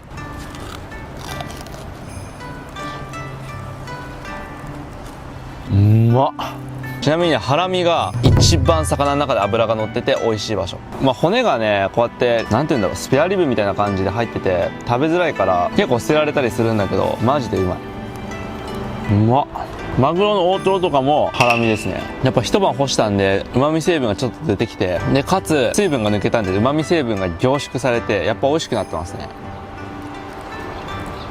でもやっぱちょっと臭みがあるな。ウニと人で食ってる魚臭い。あと海藻食ってる魚も臭い。はい、ごちそうさまでした。朝食は終了です。やっぱりね、脂っこいものはねそんな一気に食わない方がいいですよ。脂肪って脂肪酸とグリセリンっていうものからできてて、分解されると脂肪酸とグリセリンになるんだけど、グリセリンがね若干の下剤作用みたいなのがあって腹下すんだよね。とんでもなく背脂が濃いラーメンを食べた後とかさ、なんか脂が乗った肉を大量に食った後とか腹壊さない。あれですよ。二郎とか食うと絶対腹壊すんだよね。二郎ってみんなどうなんだろう、半分ぐらいの人は分かるんじゃないかな。でも分かれって感じ。よし、ということで今日はもう水も食料も揃ったし、拠点をね改善していきましょう。だいぶね腰が痛いんですよ。やっぱ疲労を取る上でね一番重要ではあるんでね、やっていきましょうか。こんな感じで砂を撒いてたんだけど、これ下にね落ちちゃって結構ねすぐ石が出てくるような感じになってるんですよね。でとりあえず上半身側だけ砂を撒いてたんですけど、今日は下半身の方もね撒こうかなと思ってます。やっぱ足が痛いんでね、でかすぎる石どけていきましょう。こういうのね、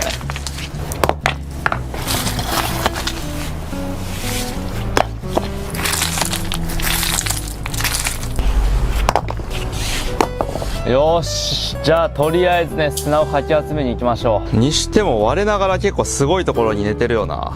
集めていこう。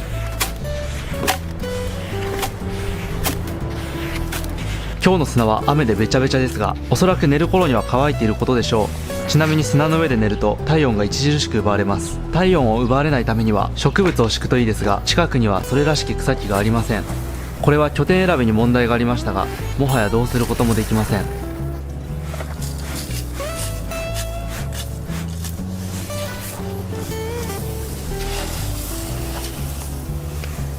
最初の方これ全然重くなかったのにめちゃくちゃ重い。ものすごく筋力が落ちてるわ。15キロぐらいだと思うんだけど、めちゃくちゃ重たい。ものすごく重労働だわ。あと2往復ぐらい運ぼうか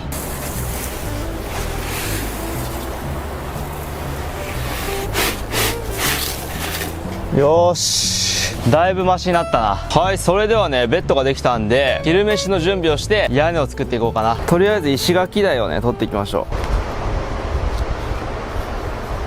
結構ねいい感じに干せてますね。海水でもうまくいくんだね。びっくり。それ一夜干しを3枚におろしたことないんですけど、おろしてみます。おろせるかなあ。いけるいける。包丁入るわ。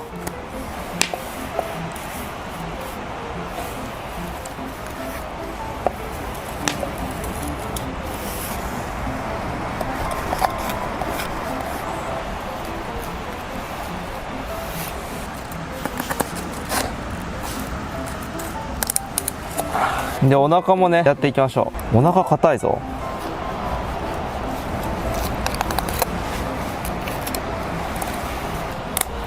こうやって腹骨を外して OK。 いい感じですね。でここね腹骨外していきましょう。まな板がねもうカクカクしてすごくさばきづらいわ。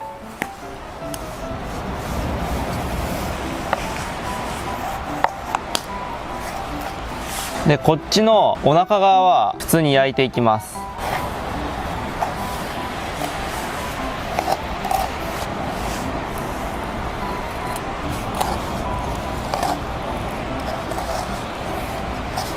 でこっちの背中側は回す煮にしていきます。やっぱ食べやすい方がいいんで切っときましょう。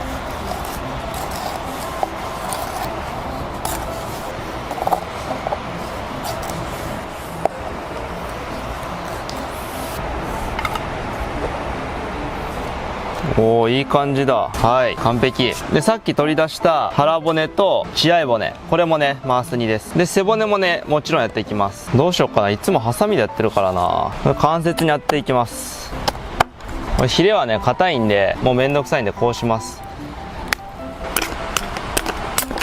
関節に当てさえすればねこうやって折れるんでもうこれでいいでしょう。そしたら残りのね天狗はぎとかも回す煮にしていきます。天狗揚げもいい感じですね。そしたらここに雨水を入れていきます。後で海水をちょっとずつ足して味をね調整していきましょう。じゃあ茹でていきましょう。もうちょい水入れとくか。さてどんどんやっていきましょう。明日には屋根完成させときたいな。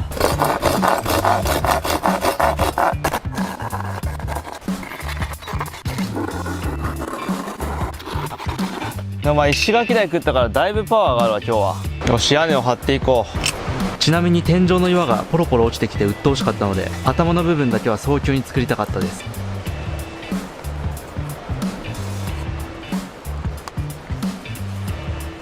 やばいな、回す煮ができてきてるな。ちょっとこれ一旦結んだら回す煮を見に行こ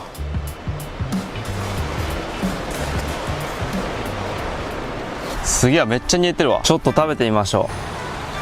いただきます。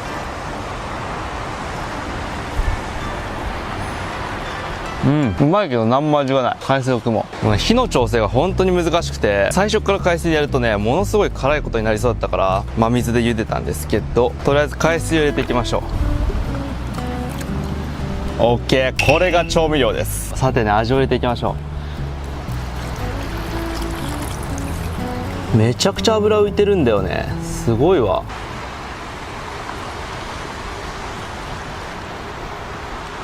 うわ優しい味。うまっ。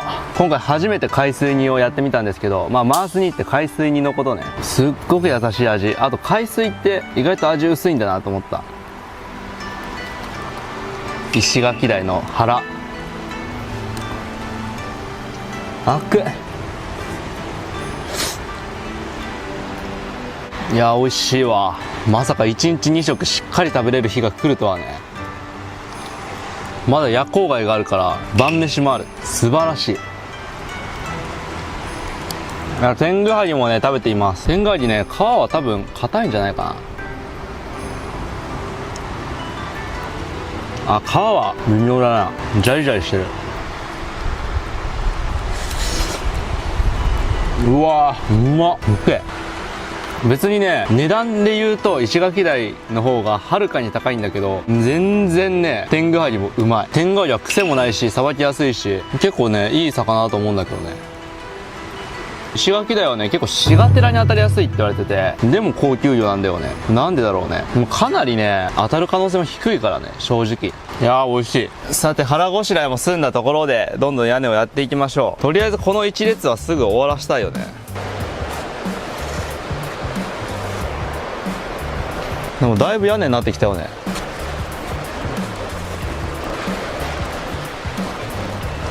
この作業何回見せてるんだろう。隠し張りっていう結び方ですね。言ったっけな。ゴリゴリに結ばなくてもいいとは思うんだけど、心配性なんでね。まあこうなりますよね。ハエがすげえな。これめんどくさいんですよね。のみがないと。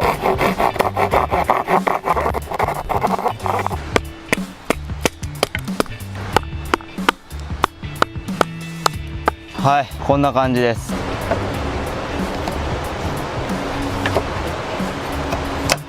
こういうことですね。よし、ラスト。ちょっと隙間が空いてかっこ悪いけどいいでしょう。よし、3分の1の屋根ができました。だいぶ家感が増してきたね。いい感じだわ。作りがボロいけどね。突風が来たら一瞬で飛ばされるわ。さて次はこの真ん中をね張っていくんですけど、このままだと紐で縛れないんで、うわっ、アリがたかってる。こっちに避難しとこう。うわ、せっかくこんな地面から離してるのにアリたかってくるか。はい、このままだと縛れないんで、ここにもう一本木を置いてダダダダって置いていきます。1時間で終わらせましょう。この長い木を使っていきます。だいぶね傷んでてちょっと強度に心配があるんですが、もうどうしようもないんでね、これ以外に長い木がなかったんでこれでやりましょう。結構歩いたよ本当に。ほらもう結構割れてんだよね。強度は心配だな。まあダメだったらね、最悪屋根なしで暮らせばいいんでね、OK です。もともと屋根がないのに屋根がないことに文句言う人はいないよ。ああ屋根がないままだったなーってなるだけ。ちなみに2時間ぐらいね横になってました。疲れたんで。もう本当にね体力がなくなった。寝転びすぎて日が暮れそうです。日が暮れる前に終わらせましょう。飯食ってダラダラすると元気が出るね。おおもう折れた。いけるいける、頑張れ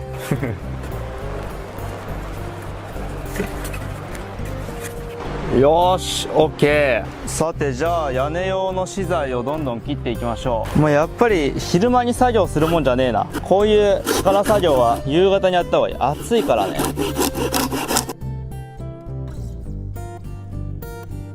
元気がある時だと一瞬で終わる作業だな。あんなに苦戦してたのに地獄かと思ってたからね。一瞬だな。大したことやってなかったんだね。よし貼り付けていきましょう。全く足りそうにないですが、集めた資材はとりあえず全部切り終わりました。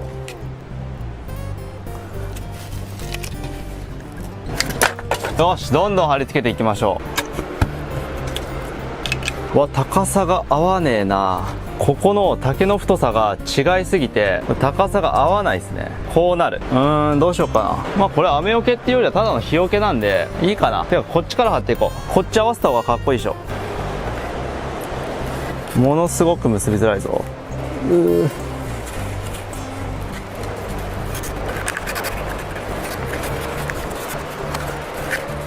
いいですね。よーし2枚目3枚目4枚目5枚目。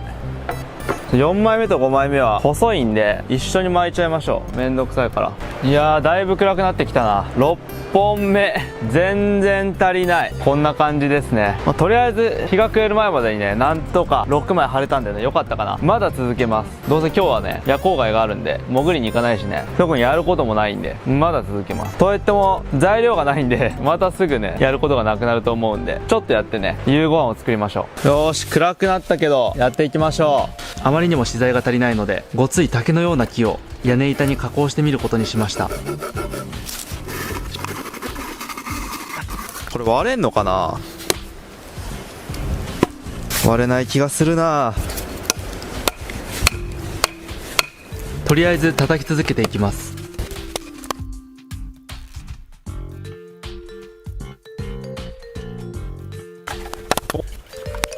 竹取りの大きなってすげえわ。これを軽々割ってるわけでしょ。結構大変だったよ。よし、とりあえずこれを屋根に貼り付けましょう。さて貼っつけていきましょう。だいぶ曲がってんな。これ7枚目ですね。8枚目、今日はこれで最後ですね。半分ぐらい来たね。体力的な話をすると、もうサバイバルは昼間はもう完全にダラダラして夜動くのがいいですね。特にこういう暑い場所だと昼間の気温33度34度ぐらいあって、でかつ直射日光も半端ないんで、もうちょっと動いただけでバテるんでね、もう夜動いた方がいいですね。夜は逆にねすごく過ごしやすい。初日とかはねもう11、12メーターぐらいの風が吹いてて寒かったんだけど、さすがにねあんな風はもう吹いてないんで、ね、ちょうどいいですね。1日目2日目3日目とかね昼めっちゃ動いてたから、あれ良くなかったね。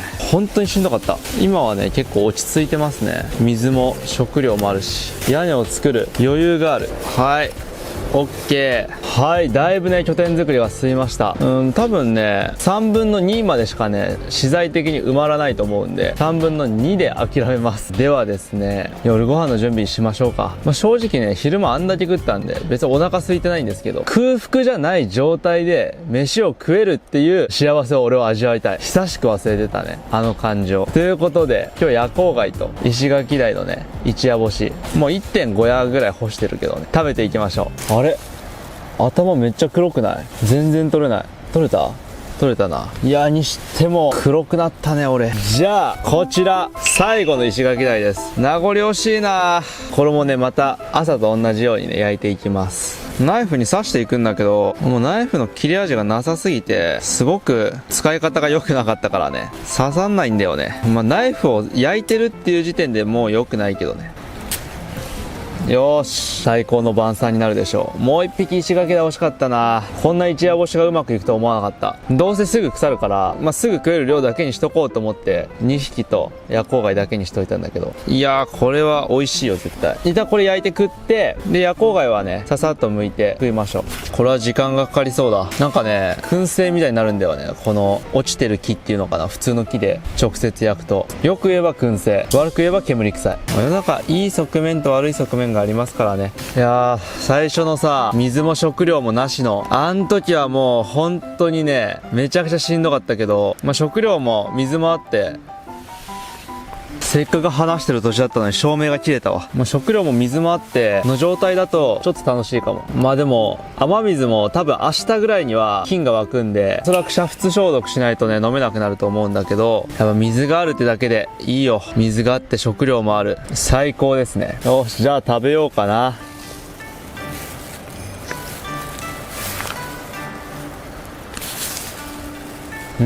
何回食ってもうまいなこいつは。ただね皮がね乾燥しすぎて硬くなっちゃってる。煙がすごい。画面上じゃ伝わんないけど、今7日間風呂にも入ってなくてこんだけ煙当たってるから、俺と会ったらとんでもなく煙臭いよ。皮硬っ、めちゃくちゃ硬いわ。もう噛み切れないこれ。皮は食えないですね、こんだけ硬いんで。もうね1日目の頭焼いたやつが一番うまかったかも。もうシチュエーション的にもね最高だった。もう5日間さこんなちっちゃい貝とかさカブしか食えてなかったの中で、脂乗ってる魚取りたいって言って入って、脂乗ってる魚を引いてそれを塩焼きにして食うっていうね。いやーあれは感動的だったね。うめえわ。もう今日はねだいぶ海がしけてて入れないんだけど、これを食ったらちょっと今もう皮だけなんだけど逆に腹減ってきて、もう一発海行ってやりたい気分になってる。でも荒れてんだよな。皮も硬いけど食うことにした。ちゃく噛めば食える。さて夜光貝をね焼いていきましょうか。結構ねちっちゃめの夜光貝です。世界最大級のねサザエって言われてて、もう大きいと、3倍ぐらいかな、重さ的には4倍とかになるんですけど、4倍は持ったな。そんなでかい夜光貝いないな2倍3倍もあるかな。結構でっかくはなる。これはつぼ焼きしたいなと思ってこのちっちゃいの取りました。ちっちゃいって言ってもサザエと比べたら相当でかいよ。ちなみに夜光貝は夜光る貝って書いて夜光貝って読むんですけど、別に光んないです。ただ磨けばオパールみたいな綺麗な装飾品になるんで、殻だけでもね結構売れたりするんですよ。なんなら殻に価値がある貝ですね。じゃあ焼きます。夜光貝には申し訳ないですが生きたまま置いていきます。この口元がグツグツ沸騰しだしたら完成の合図ですね。めちゃくちゃ塩入ってます。いやー早く食いたいな。絶対美味しいからね。これ本当はね殻に醤油をタラーってかけてねやるとね、貝の出汁と醤油がガツンってね合わさってうまいんですけど、今日はないんでねそのままの味、シンプルなね塩味で食べていこうと思います。はい、そうこうしてる前にできました。めっちゃグツグツしてます。で殻はねそんな熱くないんで熱いです。熱くないんで熱いです。その辺に落ちてるゴミで掴もう。完成ですね。夜光貝結構身が硬いんでね、取り出して切って食べましょう。はい、じゃあ取り出していきましょう。うわ、硬っ。詰まってんな。熱いし、あんまりつぼ焼きしたことないんだよな。蓋が詰まってます。蓋が詰まるなんてことある？いけたいけた。ここら辺にね貝柱がついてるんで、それ取ってあげればね簡単に出てくるはずです。おいしょ。はい、取り出せましたよ。これちっちゃく切っていきましょう。結構大きいですからね。でここにね口があるんですよ。口、これはね硬くて食感が悪いんでね普通食べないです。でここにエラがあるんですね。ほら、エラもあんま食べないですね普通。よし、あとは食べれるぞ。こんな雑な夜光貝の料理なかなかないけど絶対にうまいってことだけは言えてる。はい、それではいただきます。うまっうめえ。こりゃうめえ。うまい、ね、何にも味付けしないんだけど、その貝の風味っていうのかな、すっごいあって、でちゃんとね塩の味もついてて、やっぱ貝自体のね。でもこれ1匹でもサザエ10匹分ぐらいの量あるんじゃないかな。結構量もあるよ。うめえ。食感がねすごいしっかりしてるんで、満腹中枢も刺激されて、ちょっとねお腹がさっきまでねすごい空いてたんですけど満たされてきました。であとね部位によって全く味が違くて、足のさこうやって歩いてるところ、ナメクジのさ出てる部分、そこと他に言えば貝柱とかで全く味が違くて飽きない。うめえ。うまいわ。さて身はもう食べ終わっちゃったんですけど、これ見てください。夜光貝のスープがあるんですよ。普段はねこれあんま俺食べないんですけど、ちょっと食べてみます。初めてです。微妙。いやーうまかったわ。もう満足です。今日学んだことは、何かしらの方法で食料とか水を保存しておくのがめちゃくちゃ重要っていうことだね。じゃないとやっぱり毎日食料を取りに行ってると1日がそれだけで終わっちゃうんだよね。食料とか水を取りに行ってると、水取りに行って何時間、食料取りに行って何時間、調理して何時間みたいな感じで、もうなんかすぐにもう何もすることなく結構しんどく終わってしまうんだけど、昨日水も食料もね貯蓄しといたんで、今日はねものすごく充実してたっていうのかな。3食も食えたしね。大事やな。サバイバル下において食料を保存することがいかに大事かってことが分かった。当たり前のこと言ってるようだけど、ものすごく痛感した。で明日はねちょっと昼間潜りに行ってみようかな。11月ぐらいになって水温が下がってくるとね、魚が結構深場に行って、で警戒心も強くなるんで、今のコンディションで手盛りで取れるのかっていう話ではありますけど、回遊魚来てくれることをね祈って、回遊魚はいつも取れるんでね、時期関係なく割と近寄ってきてくれたりするんで、奇跡的にカンパチとかね泳いでたらいいなと思ってます。はい、ということでね今日はもう寝ましょう。じゃあそれではね皆さんおやすみなさい。俺もサバイバルしないときはいつも1時2時ぐらいに寝るんだけど、もうなんかサバイバルだと日が暮れたら寝ようかなっていう気持ちになっちゃいますよね。おはようごございます。8日目ですね。昨日はめちゃくちゃ寒かったわ。風邪ひいたかも。すんごい寒い。これさ、下が砂だからさ、こんな感じで。めちゃくちゃ体温持って帰るんだよね。寒い。はい、それでは8日目ですね。正確に言えば7日間終わったところなんで、あと3日になります。ちょっと昨日寒すぎてね、ものすごく気だるいわ。で、今日は昼の潜りに行ってきます。潜る前はね、俺飯食わないんで、夜ご飯だけかな。あと3日なんで、できれば3日分の食材を取りたい。何か大きいもの、大物。今の時期だったら、拳目ですね。でっかい15キロぐらいになるね、イカがいるんだけど、イカを取りたい。で、イカを3日間かけて食べて、このサバイバルを乗り切っていきたいね。いやー、にしてもこの砂のベッドはしんどいな。もうこんだけあったかい場所でこんだけしんどいんで、ちょっと寒冷地とかになったらこんな寝方したら死にますね。ホームレスの人たちが段ボールをね下に敷いてるのがねよくわかりました。あれはものすごく頭がいいね。段ボールが欲しいわ。よーし、それじゃあ行ってきます。なんか取れるといいな。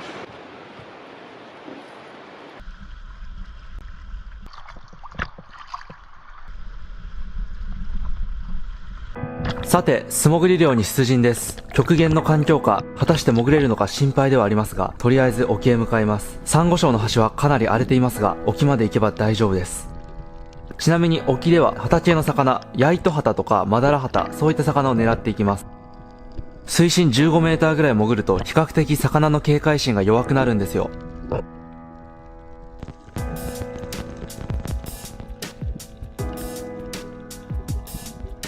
さて、ウミガメが出迎えてくれました。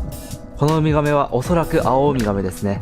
こんな感じでちゃんと潜る前に一旦少し潜って体を慣らしていきます。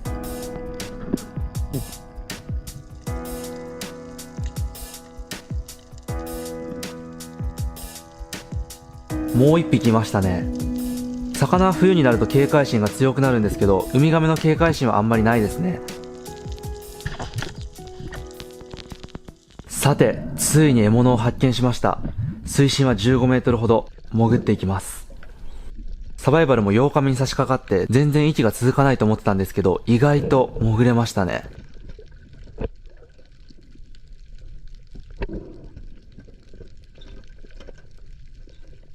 さて、マサルは何を追いかけているのでしょうか。マサル視点のカメラも見てみましょう。逃げていきました。3キロほどのヤイトハタかマダラハタですね。異常に警戒心が強かったです。とりあえず悔しいんで追いかけてます。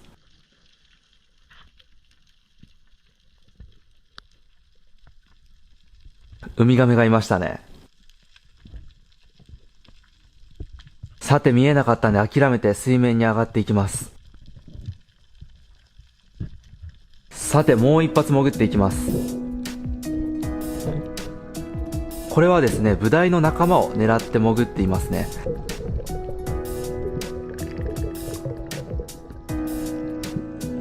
海底でなるべく動かないようにしてると魚が近寄ってくるんですよ。それを狙っていくっていう感じですね。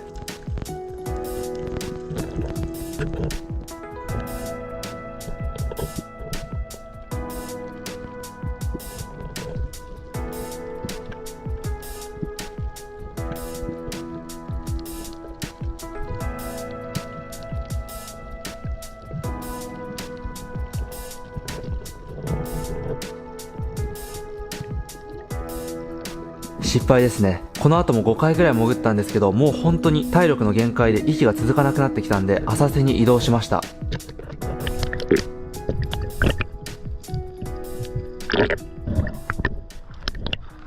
ついに獲物を発見しました。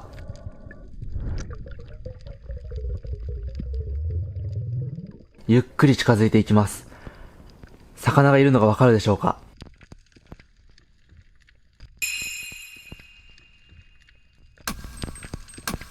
タイミングを見計らってヒット。やりました。ついに今回初の漁獲になります。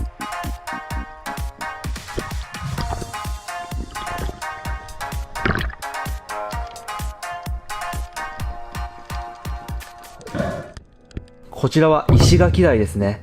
6日目に取った魚と同じものです。11月の魚の警戒心が高い時期でもこの魚は結構つきやすいですね。2ヶ月ぶりの手盛りなんで、もうギリギリの場所に当たっていますが、もう取れたのでめちゃくちゃ嬉しかったですね。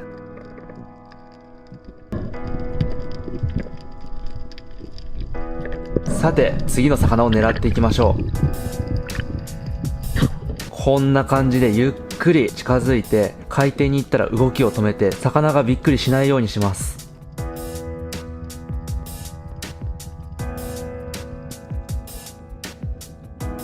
さて、狙いを定めて、ヒットしましたが、抜けてしまいましたね。今ついたのはニザダイっていう魚ですね。惜しくも逃げられてしまいました。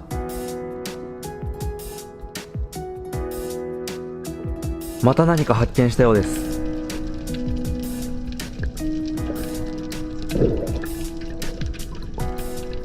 今度はゴムを引かずに手の力だけで刺していくことにします。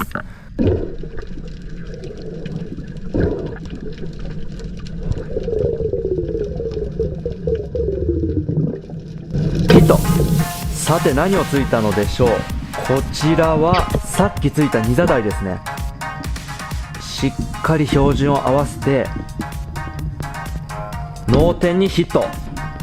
脳天に直撃ですね。さっきついた時におそらくエラを傷つけて気が抜けたんでしょうね。それで弱って下に横たわっていました。ちなみにこんなことはなかなか起きないです。奇跡ですね。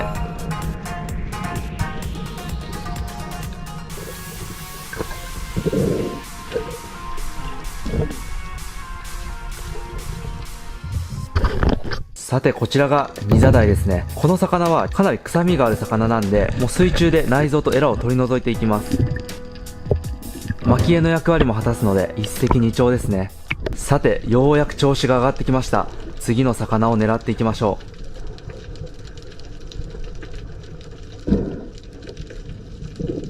う。また海底でじっとして魚が近づいてくるのを待っていきます。マサルの目の前に魚が近づいてきてるのがわかるんじゃないでしょうか。これを限界まで近づかせていきます。狙いを定めてヒット。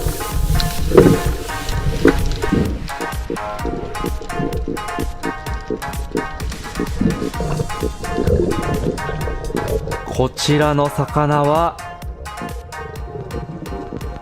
石垣鯛ですね。さっきついたものよりは一回り大きいです。さてこの調子のままもう一回潜っていきます。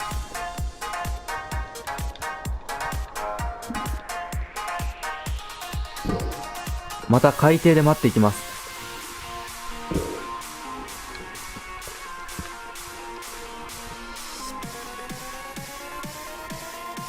画面左上から回遊魚の群れが近づいてきています。さて狙いを定めてヒット。おっとかすっただけでしたね。でもここでまだ諦めないです。回遊魚がもう一回通っていく方向を予想して森を置いておきます。で回遊魚が戻ってきたところをヒット。今回はゲットです。こんな感じで右に回遊魚が行ってるんですけど、また左に戻ってくるんですよ。ヒット。さてこちらの魚は何でしょう。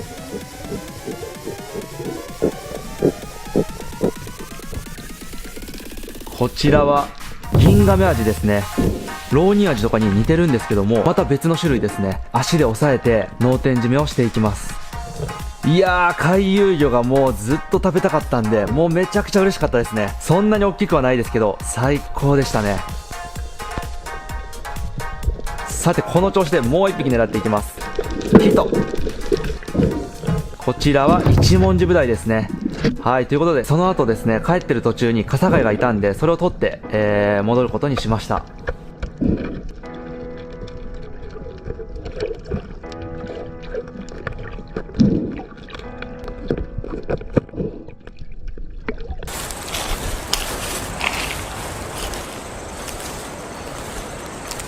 いやー夜になっちゃったよ。寒いんだけど、よし今から調理していこうか。まさかね、夜になるとは。もう昨日の夜寒すぎて、結局なんか低体温かわかんないけど、昼過ぎまでね、うずくまってて、で、日没がね、夜6時ぐらいなんだよね。まあこんなもんですね。いやでも意外と取れたね。ちょっと見てみます。よいしょ。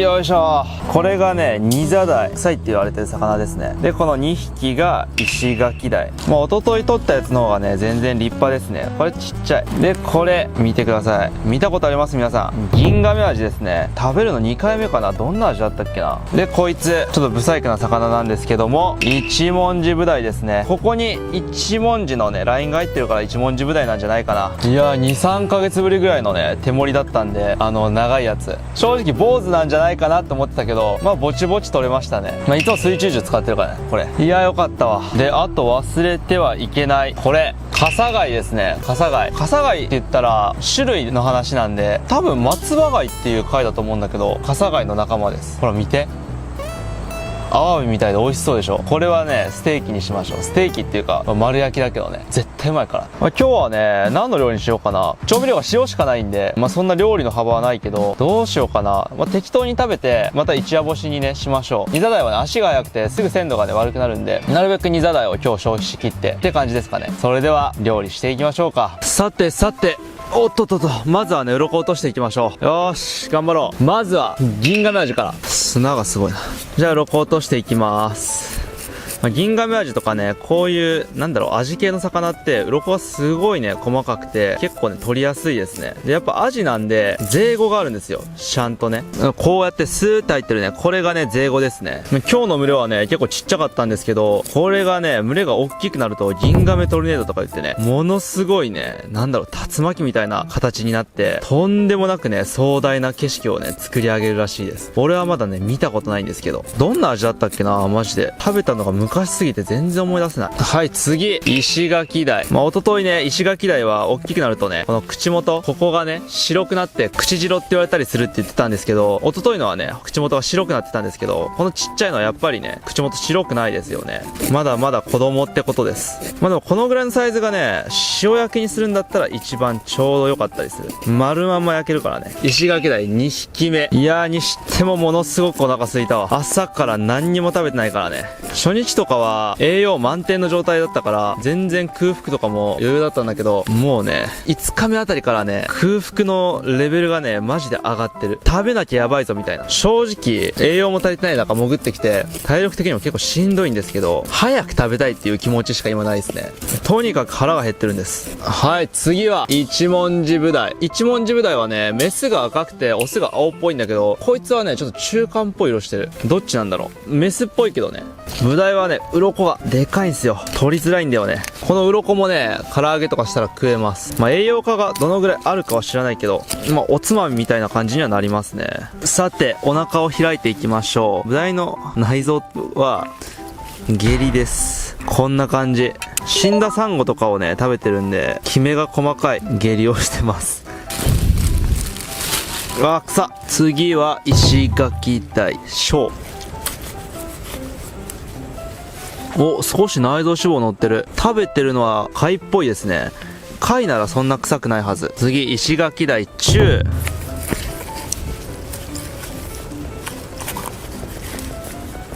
うわ、内臓傷つけだった。これは内臓脂肪乗ってないですね。最後銀亀味。銀亀味何食ってんだろうな。小魚とか食べてると思うんだよね。おそらく肉食なんで、ここがこうも。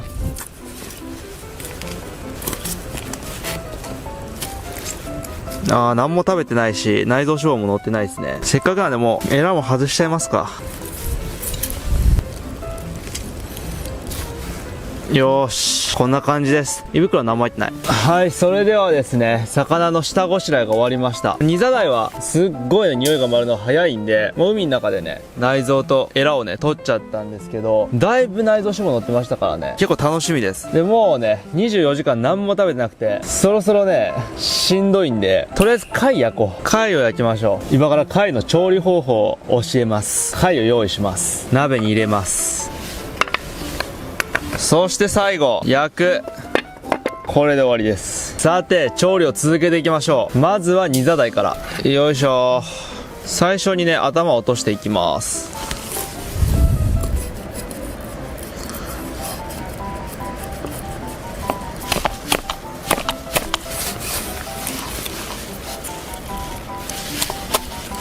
ニザダイ骨が柔らかいですね。そしたら3枚におろしていきましょう。どうしようかな。これ多分一旦尻尾落とした方がいいな。尻尾を落としていく。皮入るのかな、包丁。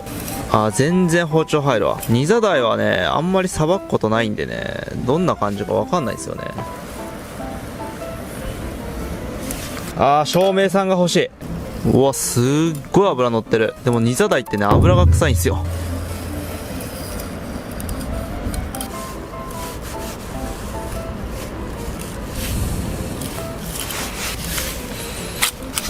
結構綺麗な身してますね。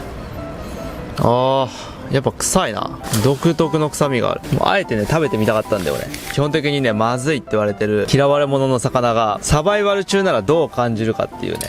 で、ニザダイはね、三の字とか呼ばれたりするんですけど、ここのね、トゲがね、3つあるんですよ。で、このトゲをちょっと避けつつ、皮を引いていく感じですね。これがニザダイの皮。結構綺麗な身してますね。で、中骨をこうやって取って、これをね、焼いていきましょう。そしたら、次は、こちら、銀亀味やっていきましょう。美味しそうだけどね。これ刺身でもちょっと食べてみよう。醤油ないんでね、刺身はもう一切れとかでいいですけど、美味しかったらめっちゃ食う。これ、頭も焼いたら絶対うまいっすよ。これは2枚かな。忘れてた。この税ご取んなきゃいけないんだよね。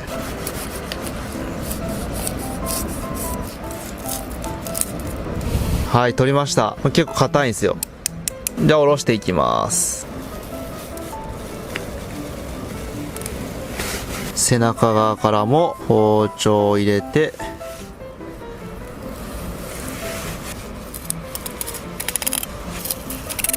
おー、ちょっと赤身だね。やべえ。この環境下でさばくのに慣れてきた。これ牛刀って言うんだけど、最近はね、ずっと出刃使ってたから、牛刀の使い方をね、忘れてた。ようやくね、感覚がつかめてきたわ。ちょっとまな板に触れさせたくないんで、こういう感じで刺身を切ろう。はい、さっき取れた銀亀味刺身いただきます。そのまま。ブリっぽいかな。ブリっぽい。これ寝かしたらさぞかしうまかったやろうな。で、今日はこれ、頭をね、塩焼きにして食べていきます。下が滑るんでね、タオル敷いてやります。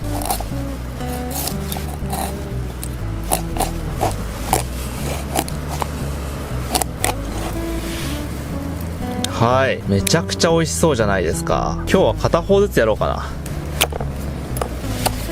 多分そろそろ貝ができてる頃じゃないかな。すごい中途半端だけど、食べよう。全然できてなかった。で、俺がなんでこんなに刺身を食べてないかっていうと、刺身ってね、ちょっとでもね、血とかつくと、まずくなるんですよ。だったら塩焼きで食うって感じ。野外で調理して、せめて水道がある場所の刺身じゃないと、俺はあんまり食いたくないかなと思っちゃう。もうそこはね、ちょっと俺うるさいわ。次、石垣鯛やろ。はい、石垣鯛。ちっちゃい方ですね。もうこれ塩かけるだけです。この極上の塩をね、塗り込んでいきます。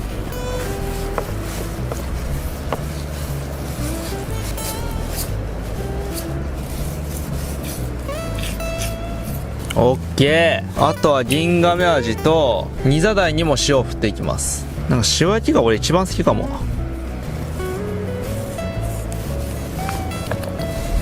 これ見てよ、真っ白でしょ。これ油ですからね。ニザダイの油半端じゃないよ。俺ね、ニザダイは油が臭いと思ってるんだけどね、どうなんだろう。ということで今日はこれを焼いて食っていきます。楽しみすぎる24時間ぶりの食事。はい、いい感じに仕上がってきております。めちゃくちゃ美味しそうですね。なんかめちゃくちゃ眠くなってきた。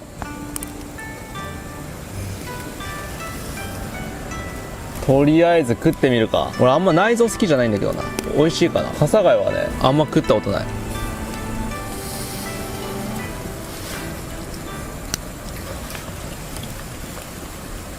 めちゃくちゃうまいわ。内臓ない方が好き。この内臓外していただきましょう。これ肝臓っぽいな。いただきます。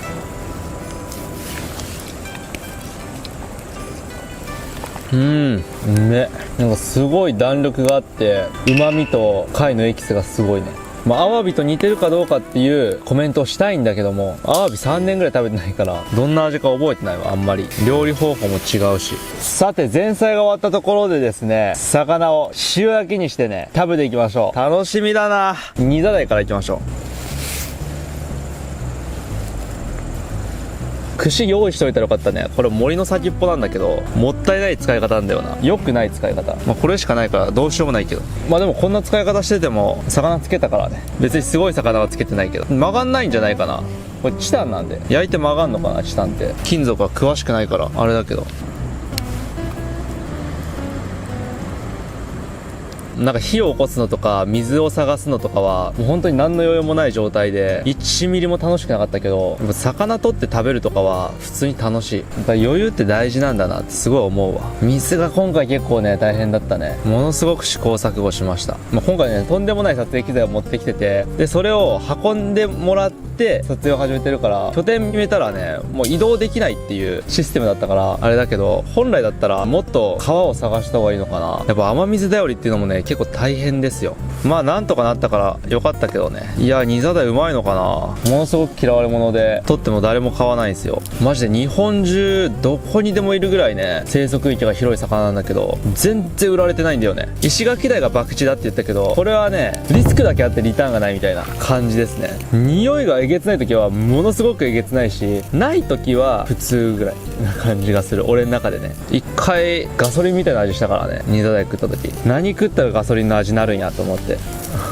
今回はね匂った感じかなり磯臭い感じはした。てかねすごい油が滴ってすごいことになってる。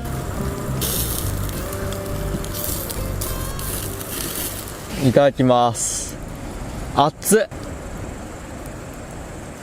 うまいんだけどそんな臭みもないし、てか石垣鯛よりうまいかもしんない、もしかしたら。バカうめえぞこれ。やばいやばい。24時間食ってない補正とかなしにうまい。うまっ。なんでこんなうまいんやろ。やっぱ取った瞬間に内臓捨てたからかな。ちょっと待って、ニザダイに無限の可能性を感じる。今まで美味しかったことないんだけど、油もすっごい乗ってるし食感もいいし臭みもない。めちゃくちゃうめえじゃん。びっくりしてる。ニザダイだったら正直今日20匹は取れたんじゃない。いや20匹は持ったな。10匹は取れた。いやもう食い終わっちゃった。うまかったな。まだね4分の1しか食べてないんで大量にあるんですけど、とりあえずね銀亀味も食いたいわけよ。銀亀味どうやろうな。これが楽しい。この棒に刺して焼くのが。もうなんかこんなこと言っちゃあれだけど、うわすごい。なんかものすごい鼻水みたいなのが垂れてる。何これ。透明で見えてないんじゃない。ほらなんだこの魚。毒ないから大丈夫よ。もうねこのシチュエーションがうまいんだって考えてみてよ。この棒で焼くだけでもさ楽しいのにさ、さらにね24時間何も食ってなかったわけよ。でも俺は空腹の限界な状態で、かつ合計3時間ぐらい潜ったかな。大変疲れていると。その中での魚でございます。まずいわけがないんだけどね。でもそれにしてもちょっと煙がすごい。ニザダイはうまかった。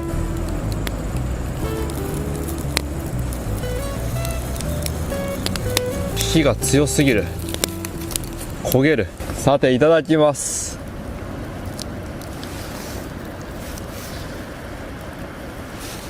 うわ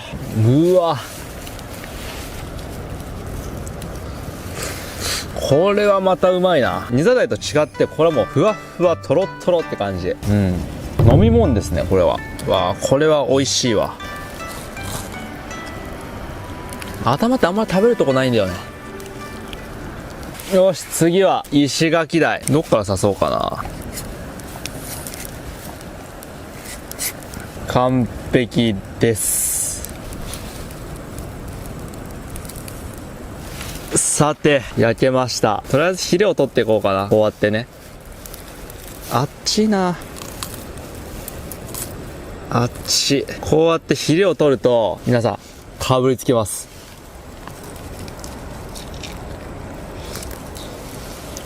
うわーうまっ。美味しいわ。この体勢しんどいな。ずっと座っていきましょう。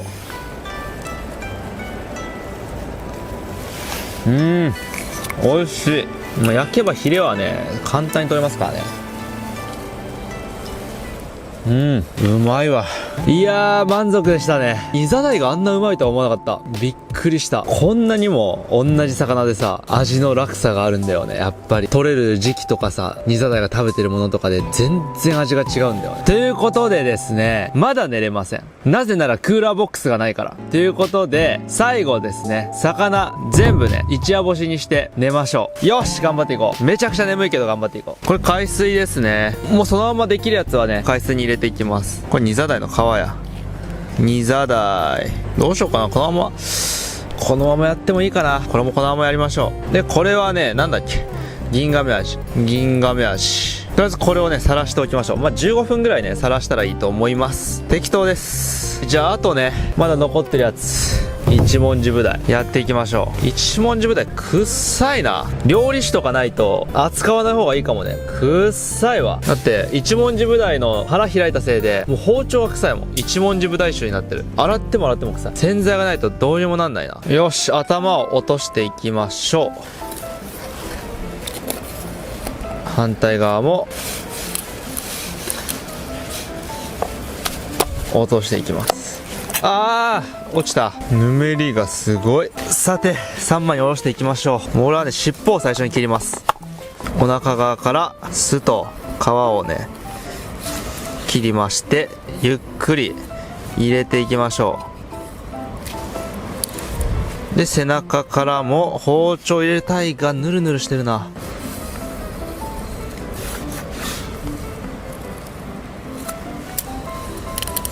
ヌルヌルしてておろしづらい。これ腹骨を外してます。ヌルヌルしてて引けないんでしゃーなしです。くっさいな。一緒に入れたくないな。後で個別でやろう。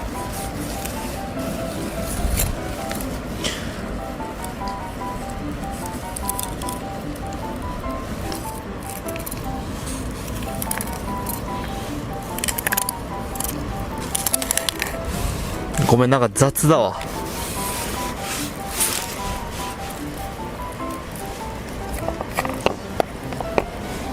最後石垣台サクッとやりましょう。頭を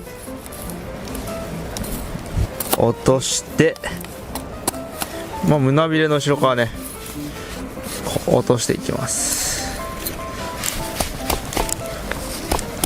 で、尻尾を落としていきます。何個目の三枚おろしやろう。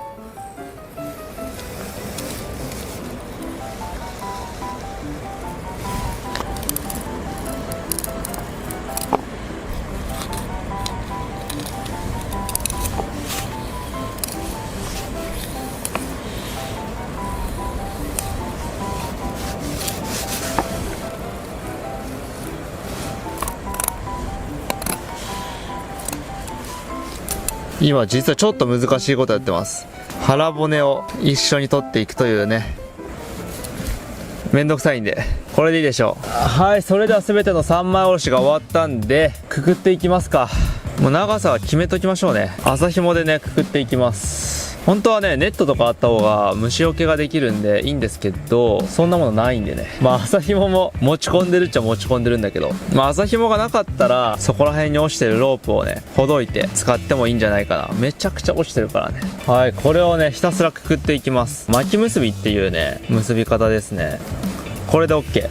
この結び方はね力がかかればかかるほど締まっていく結び方なんで、こうやって吊るしとけば落ちることないですね。さてどんどんやっていきましょう。こういう感じでも巻き結びはできる。こうやって輪っか作ってこの辺でいいかな。あ、やばい、ここになった。こんなんね力ずくです。ゴリゴリに締めとけば落ちないんで。船舶免許をね取るときにねこの結び方習うんですよ。漁師ならみんなできるはずです。船舶持ってる人なら。はい、じゃあね吊るしていきましょう。やっていきましょう。ここさ屋根がないんだけどさ、ちょうどよかったかもね、干物作るように。これは銀亀味ですね。銀亀味の頭。これもね今日は焼いて食おうと思ってたんだけどお腹いっぱいになった。一夜干す。多分2日ぐらい干すかもしんないけど。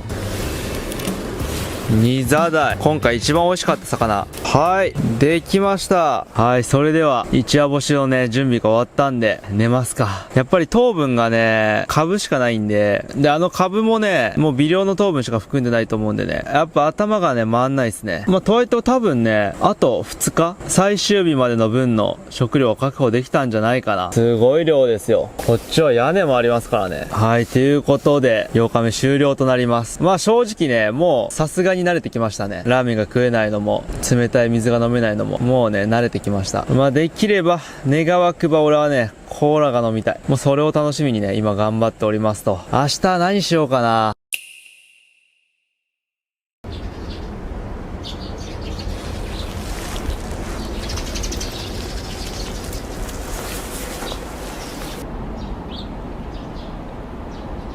おはようございます。9日目ですね。寒いわ。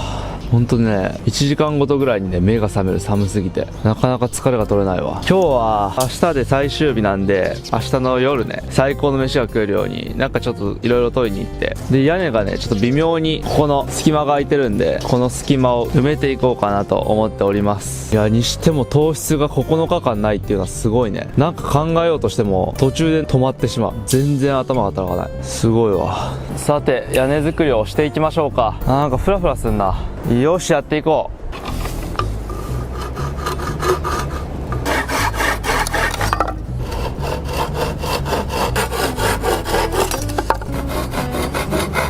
う。9日目にもなるとノコギリはすっかり錆びついて切れなくなってしまいました。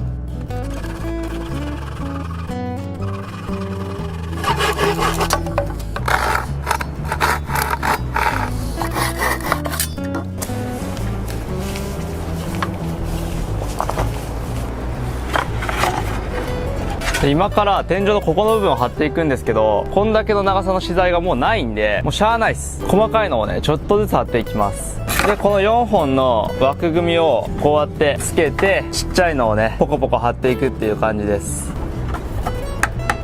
今回のサバイバルは木材の少なさがかなり痛かったです。もしサバイバルするなら木材が豊富にある場所を選ぶべきです。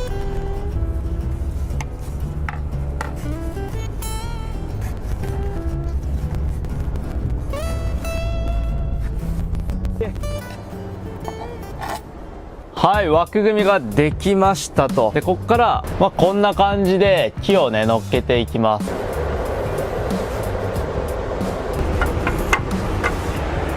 お、いい感じじゃん。長さもいい感じです。よし、屋根ができたぞ。とりあえずねこれで拠点は完成ですね。腹が減ったんでね昼飯にしましょう。よし、今日はニザダイにしよう。そういえばね、この辺に落ちてる白い石、これおそらくね石灰岩なんですよ。なんで、高温で焼けばコンクリートみたいな感じになるんで、頑張ればコンクリのね家を建てることもね夢じゃないですよ。俺にはそんな技術ないけど、石灰岩は大量にある。焼いていきましょう。しかし今日も暑いな。寒暖差がしんどい。普通に風邪ひいてるわ。見てください、油がテッカテカですよ。はい、焼けました。いただきます。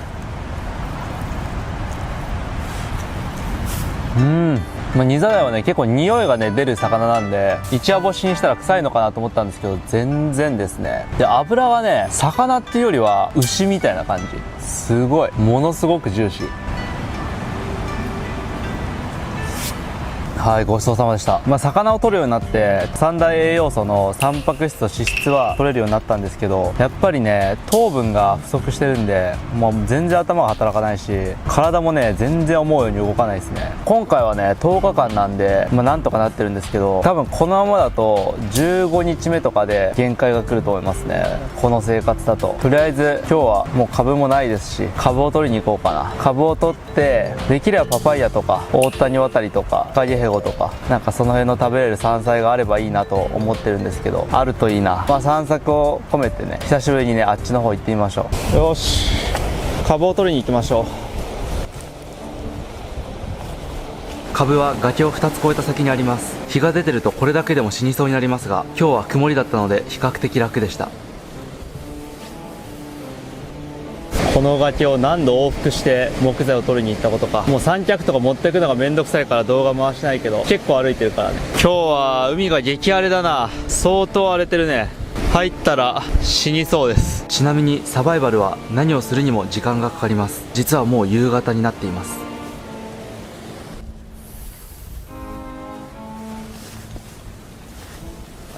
はい、株がありました。砂糖の原料もね、天才っていう株ですからね、それなりに糖分は取れてると思うんだよね。株を食べれば甘いし。はい、でかい株があったね。よいしょ。はい、株ゲットです。俺の拠点みたいな断崖絶壁じゃなければどこでも生えてんな。これ結構立派。よいしょ。あ、これは虫食われてんな。よし、オッケー。あと2日なんでね、2つでいいでしょ。取りすぎてもどうせ食べきれないから。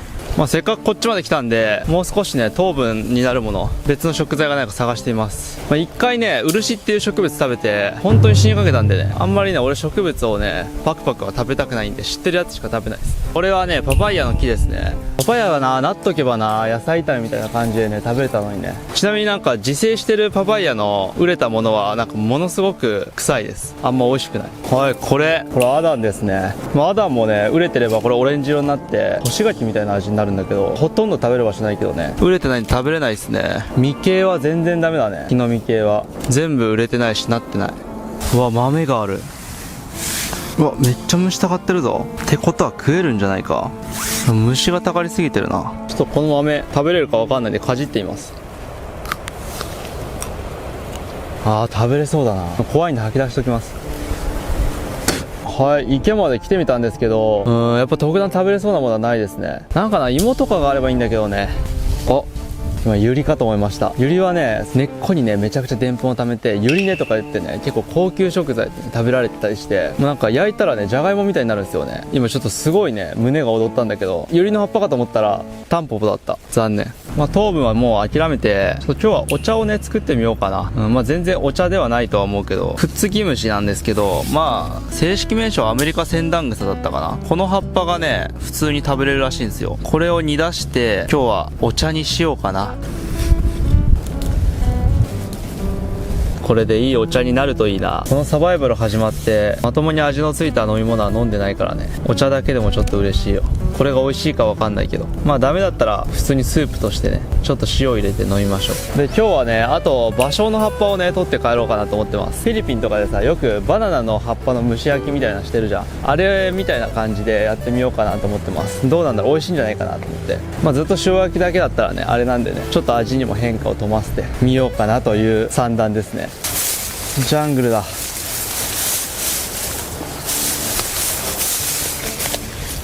うわ、雲がいる。気持ち悪い。はい、芭蕉の木ですね。バナナじゃないです。ちっちゃい葉っぱにしましょう。大きいの持って帰るのが大変なんだし必要ないんでね、2枚持って帰ろうかな。ちぎれねえ。ゲット。めちゃくちゃ横暴な取り方だったけど、はい、葉っぱをねゲットしました。これで今日はカブと魚の干物の香草焼きみたいなのを作ろうかな。ちょっとね俺自身ね香草焼きっていうものを作ったことないんで感覚にはなるんだけどね、まあでも面白い味になるんじゃない。なんとか食材を手に入れ、日暮れまでに戻ってくることができました。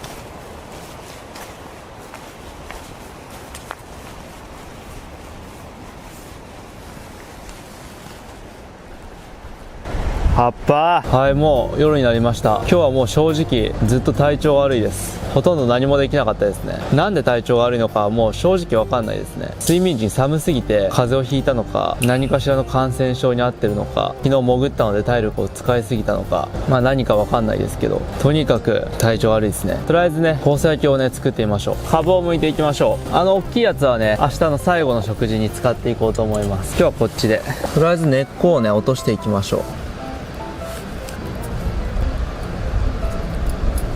この辺は皮剥げづらいんで、あ、落ちた。ざく切りでいいでしょ。でこれヘタを落とします。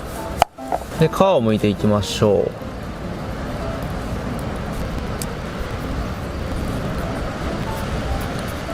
う。で食べやすいサイズにね切っていきましょう。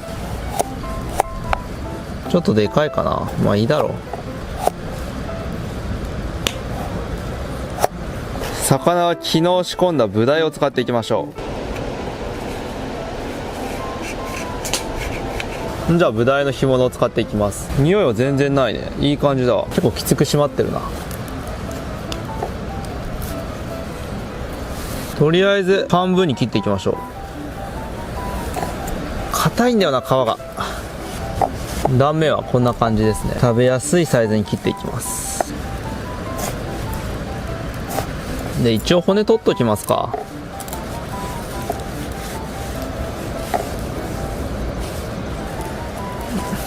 これ腹骨です。骨ない方が食べやすいですからね。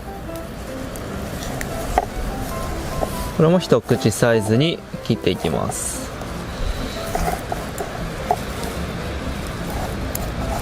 そしたら本日のメイン、バナナの葉っぱですね。これに包んでいきましょう。どうやって包むんだろう。とりあえずカブを乗せていきましょう。で、味付けは最高の塩です。これを振りかけていきます。で、この上に一文字ぶだいを置いていきましょう。いいんじゃない？で、一文字ぶだいにも最高の塩をかけます。で、どうやって巻くのかな。こうでしょう、多分。割りってた。麻紐で縛っとこう。うわ、なんかすごいおしゃれ料理になってきた。あんま強く縛るとね、良くなさそうなんで。多分ね、蒸さなきゃダメなんだよね。知らないんであれなんだけど、どうしよっかな。わかったわかった。俺ちょっと今ひらめいた。これ鍋に入れて、この上から砂を敷き詰めれば大丈夫なんじゃないか。でもただこのままだと砂だらけになるんで、もう一枚くるんで、その上から砂でやってみよう。こっちの方が大きくて立派。明日使おうと思ったんだけど、まあしゃあない。こうしてバナナの葉っぱ脆いな、意外と。蓋があれば最高なんだけどね。まあでも海外の料理でさ、砂に埋めて作る料理もあるしね、いいんじゃないか。はい、じゃあね、砂に埋めていきましょう。いや、これな、下にも砂敷いといた方がいいな、絶対。はい、やっていきましょう。多分1時間ぐらい焼かなきゃいけないんじゃない。楽しみですね、どうなるか。はい、1時間経ちました。多分できてるんじゃないかな。取り出してみましょう。楽しみだな。1時間も待ったからめちゃくちゃ楽しみ。おー、いい感じじゃないですか。ちょっと下は焦げてるわ。うわ、めっちゃ楽しみや。なるべく砂を取っとく。うわ、カブが出てきた。これどうなってる。開けます。うわうわうわうわうわ、いい感じじゃないか。ちょっと砂はついてるけど、ちょっと早速食べてもめちゃくちゃいい匂いだぞ。うわー、美味しそう。はい、いただきます。これはうまい。ちゃんと蒸せてる。なんかやっぱ普通に焼いたりするのとは全然違うね。なんかやっぱ葉っぱっぽい味も入ってるし、うまっ。これは元気になるぞ。うわ、カブも美味しい。これなんかサバイバルで作ったでしょとは思わない。普通に取り作り出しても全然いい感じ。美味しいな。やっぱ今までね、炭火で直接とか海水で茹でてたんで、言ったらすごいワールドな味だったんだけど、上品な味。特にカブが美味しい。めっちゃ砂がジャリジャリしてるけど、この後に及んでこの砂が気になるってことはないから。いやー、思いつきでやってこんなうまくいくと思わなかった。感動だわ。なんかものすごく時間かかったから、お茶作るの明日でいいから。最高やな、これ。いやー、まだお腹が満ち足りないな。ちょっとさっぱりしたもの食べたら、今度脂っこいものが食べたくなったんでね、煮ザダイ食べましょう。はい、これが煮ザダイですね。くそ、片手じゃほどきづらい。はい、ちょっと明日も食べたいんで、これ半身だけにしときましょう。ここら辺をね、外せばいける。背骨を立っていきます。1個ずつね、ぼちぼちと。おお、どうしようかな。皮が硬いぞ。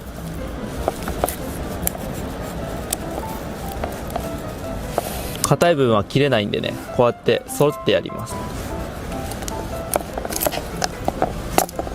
腹骨をね、こうやって外していきます。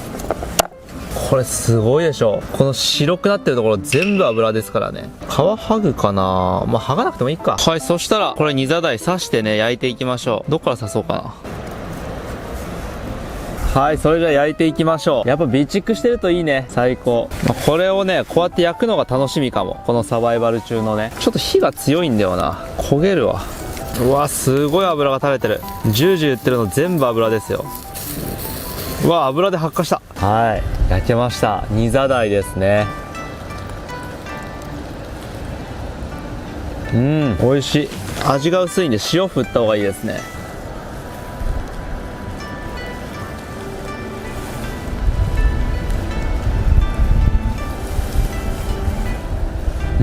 うまいわ。なんか干してからよりうまくなった気がする。やっぱり干すとさ、旨味が凝縮されるからね。皮剥ごう。皮は簡単に剥げる。皮食えるのかな。ダメだわ。やっぱりね、油が牛肉っぽいんだよね。なんかこの魚ほんと食べるたびに毎回味が違うわ。いやーうまかったわ。ニザダイの可能性を感じたわ。まあちょっと今日はね体調が悪くてほとんど何もねできなくて、最終日1日前なのにね、かなり悔しいんですけど、まあ仕方ないですね。いやーあと1日でね終わりですか。いやー長かったね。明日1日過ごして寝て朝10時10分で終了ですね。今日はね夜海行こうかなと思ってたんですけど、もう大しけなんでね多分入ったらやばいね。ということで今日は寝ます。ということでですね、もう寝ようと思ってるんですけども、明日はね最終日なんで、せっかくなんでね俺はちょっと食べたいものをね取りに行こうかなと思ってます。食べたいものはですね、一つ目がマガキ貝で、二つ目がタコです。もう照明が眩しい。何も見えない。まあいろんな魚の一夜干しと一緒にマース煮にして、今回のサバイバルの集大成みたいなね料理をね作っていけたらなと思っております。まあみんなね忘れてるかもしんないけど、夜光貝もあるんでね、夜光貝は刺身で食べようかなと思ってます。あ、そうだ、忘れてた。朝はくっつき虫のお茶で優雅な時間をね過ごしてみましょう。はい、ついに10日目最終日ですね。いやー長かった。今日1日過ごして明日の朝10時10分で終了ですね。最初の5日目ぐらいまでがめちゃくちゃきつかったんですけど、まあもう10日目ぐらいになってくるともう慣れてきたし、だいぶね安定はしてきてますね。まあ強いて言えばね、糖分が全然取れなくて頭が回らないっていうのと、この寝場所がねこれ砂なんでめちゃくちゃ寒くて夜死にそうになるっていうのがしんどいぐらいかな。ということでですね、今日はお茶を作っていきましょうか。はい、それじゃあ雨水をね入れていきます。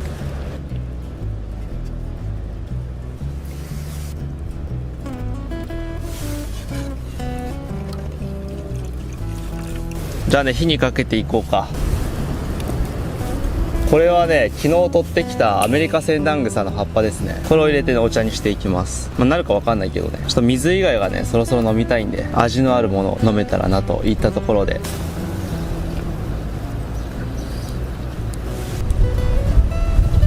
いやー10日目にしてようやくね朝にお茶を飲む余裕が出てきたよ。本当はね甘ったるいミルクティーが飲みたいところだけど、水じゃないってだけでテンション上がるわ。にしても10日でだいぶひげ面になったな。半端ないな。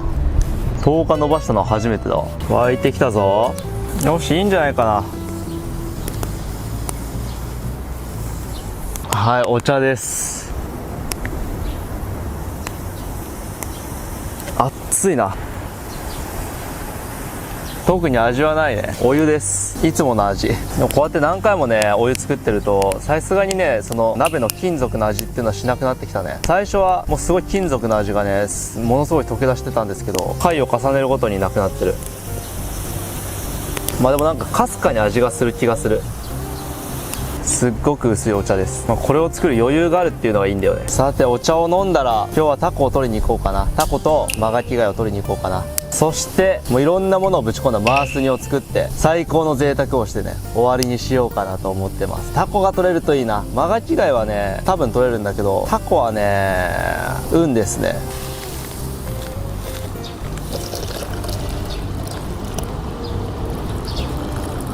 まあでもこうやって入れるとちょっとおしゃれだね。味はないけどポリフェノールとかが取れるんじゃない？よくわかんないけどさ。あとカフェインとかわかんないけど取れないかな。じゃあお茶ができたところで朝飯にしますか。今日は石垣鯛の干物を食べよう。はい、石垣鯛の干物ですね。2日目になるとやっぱりかなりね乾燥してますね。今日はタコとねマガキ貝を取りに行こうかなと思ってるんですけど、あいつら足の届く範囲にいるんでね、別に息の持ち具合とか気にしなくていいんで朝飯食べます。深く潜るときはねやっぱり朝飯食べると潜れないからね食べないんだけど、刺していきます。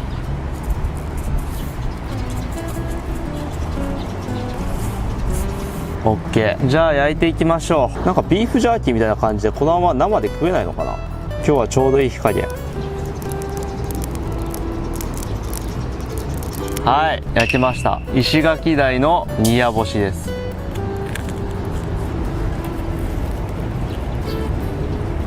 煮や干すと結構パサつくな。やっぱ一夜がベストだね。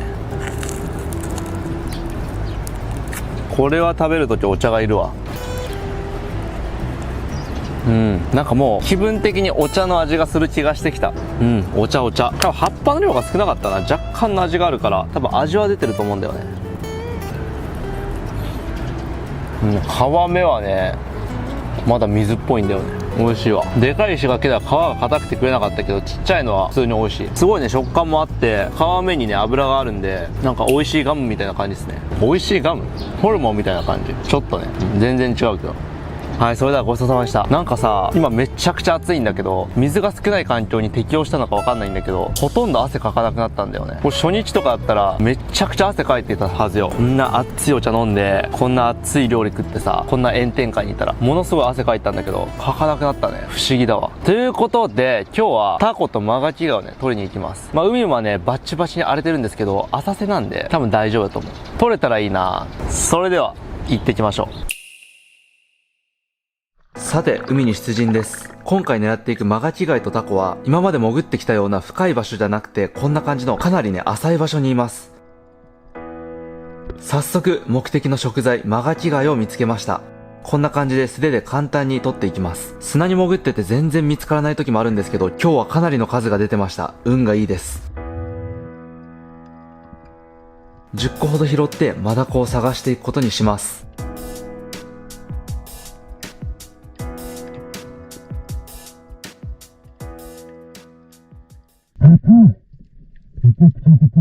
とんでもなくでかいタコがいました。早速森を突っ込んでいきます。森を突っ込むとタコが焦って出てくるんですよ。吸盤から察するにかなりのサイズです。ただ今回のタコはなかなか出てこないので、待ちきれずたまらずに手を突っ込んでしまいました。思いっきり引っ張りますが全く抜けません。引き続き森で刺していきます。ついに足が1本出てきました。かなり長いです。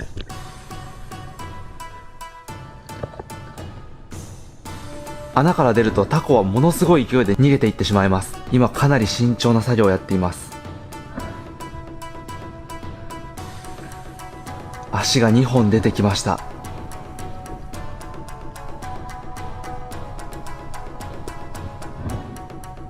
たまらず触ってしまいますが、それで引っ込んでしまいました。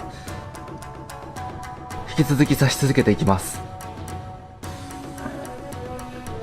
また出てきました。今度は頭が出てきた瞬間に頭を掴むことにしてます。かなり出てきてます。頭を掴みました。ただ相手もかなり力が強いです。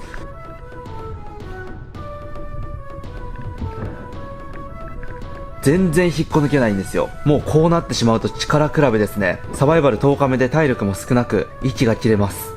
全力で引っ張っていますが全く抜ける気配がありません。タコもたまらず墨を吐いてきました。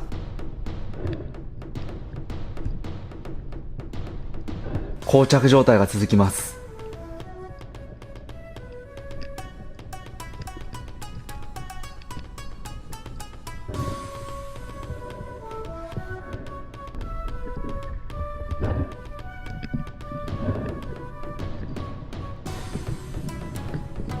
足が1本反対側の穴からも出ています。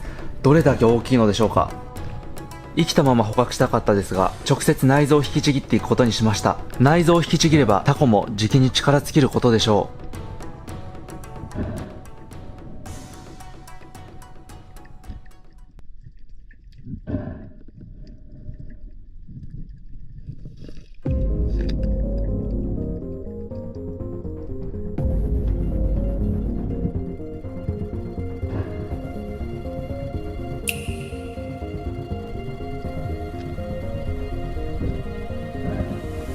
やりました。大きなワモンダコです。これがサバイバル生活中ずっと追い求めてきた生物です。もう本当に嬉しくてそのまま食べることにしました。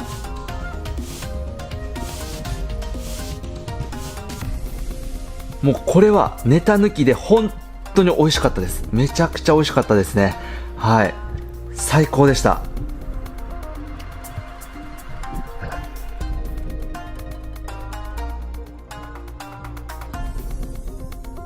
それでは最高の食材が取れたところで拠点に戻って調理をしていきましょ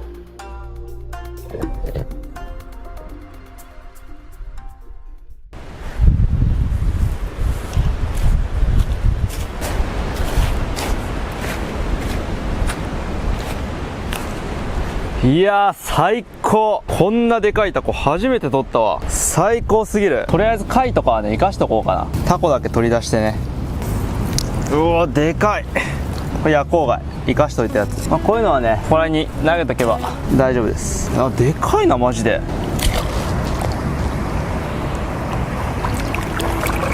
見てよこれ、足先まで合わせたら1メートルあるよ。これめっちゃ重たい。3、4キロあるんじゃないかな。すごいぞこれは。うわーこれは嬉しい。ちなみにこのタコはねワモンダコですね。2日目3日目ぐらいに取ったのは島ダコっていう別の種類で、これはワモンダコですね。もう俺自身ねタコ 1、2回ぐらいしか取ったことないんで、正直まあ取れないだろうと思ったんですけど、取れたね。ついてるわマジで。しかも特大サイズです。こんなんなかなかいないよ。すごいわ。でまだ新鮮なんでね、この模様がね動いてますよ。いやもう今回マジでついてる。めちゃくちゃ嬉しい。1日延長してもいいぐらいの気分ですよ今。しないけどね。じゃあ下処理していきますか。タコはぬめりがあるんで塩もみって言って塩でぬめりを取っていくんですけど、塩がねないんで砂でぬめりを落としていこうと思います。多分いけると思う。うわーこれを砂でぬめり取りするのもったいないな。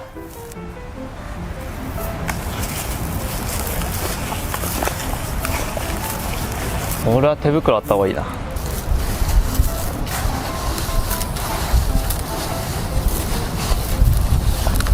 取れてるわ。だいぶぬめり取れてきたよ。ほらほとんどぬめりなくなってる。見ても分かんないと思うけど、いい感じだわ。洗うか。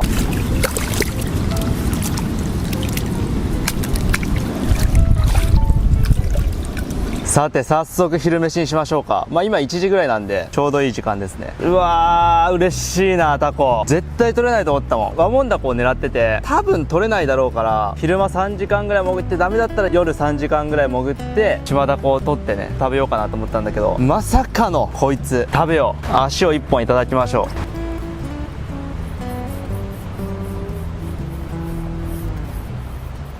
う。もう足が長い。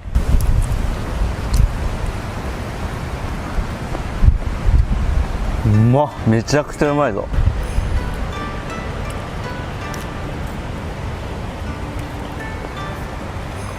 うまいな。ちょっと多少切るか。さすがに歯ごたえがありすぎるんでね。細いところだけ刺身で食べます。太いところはね焼いて食べましょう。こんなんもう最高でしょ。ここになごま油と塩をかけて食いたいところだけど、無味でもね十分にうまい。もうタコの味がしっかりある。もうせっかくだ塩かけて食うか。はい、極上の塩です。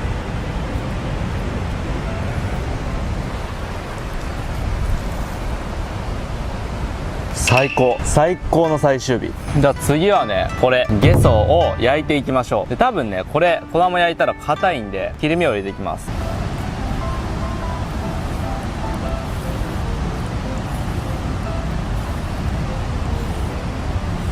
たこ焼きしてえな。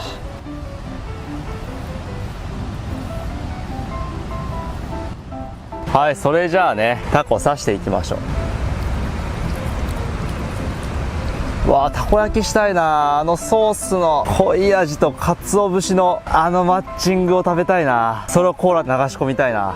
でもこれもね絶対美味しい。贅沢すぎない？めっちゃ大きいよこれだけで。よし焼いていこう。うまそう。久しぶりにタコ食うよ。取れないからね普通。奇跡だわマジで。よし焼いていきましょう。昼だと火がついてるかどうかあんま見えないね。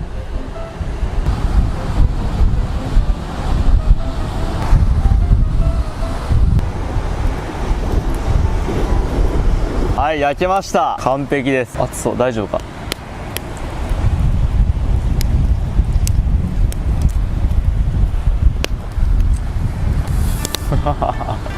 なんだこのうまい料理は。うまいぞ。もうちょっと燻製っぽく仕上がってるんですけど、なんかその匂いもいいし、タコのうまみもいいし、食感もいいし、しかも甘いんだよね。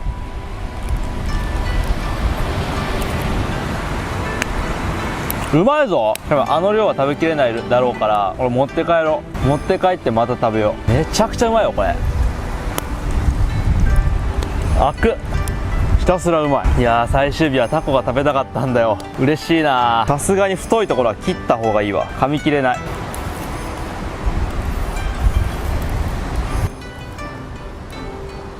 美味しい。最高すぎる。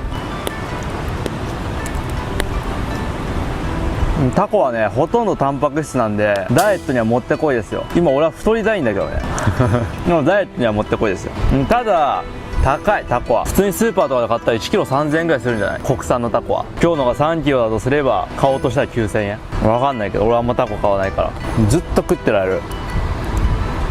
うわ、これ唐揚げにしたいな。タコの明日持って帰って唐揚げしよう。いやー、最高の昼飯だったね。ちょっとね、夕飯までタコを保存しとこうと思うんですけど、保存方法がないんでね、とりあえず吊るしとこうかなと思います。干物とかもあるんでね、別に腐んないとは思う。夕方までぐらいなら全然腐んないでしょう。やばいな、長すぎて足が地面につくな。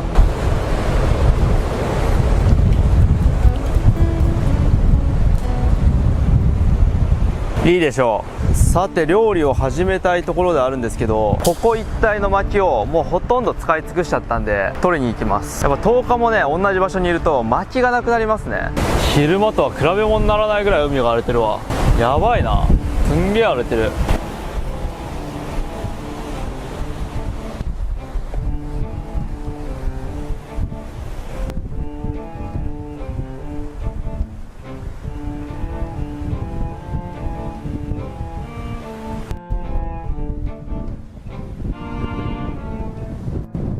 やべえ、めちゃくちゃ満ちてる。足絶対濡れるじゃん。あー、濡れた。最悪や。こんな満ちてることなかったんだけどな、今まで。まあ、ちょっとね太めのやつがいいよね。細いのはすぐ燃え尽きちゃうし、太いのはなんか全然燃えないから。この木とか何の木なんだろうね。めっちゃ大きいんだよね。すっごい虫にも食われてる。このぐらいがベストかな。これもいいな。まな板みたいな木だな。まあこんなもんでいいでしょう。よし、晩飯の準備を始めよう。さて、最後の晩飯です。1日目から5日目まではほとんど飯なかったけどね。で、小さいのの次に大きいのを置いていきます。置き方は適当。とりあえず海水を汲みに行ってタコを茹でますか。タコ一旦茹でて、そこからね細かく切っていきましょう。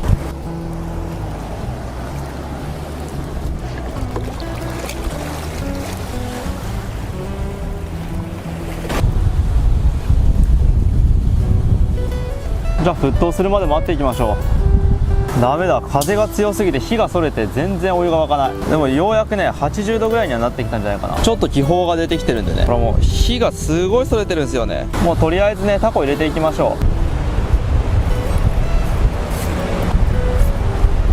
う。うわ、でかいぞ。入りきるかな。いきます。まだ映りきんない。いきます。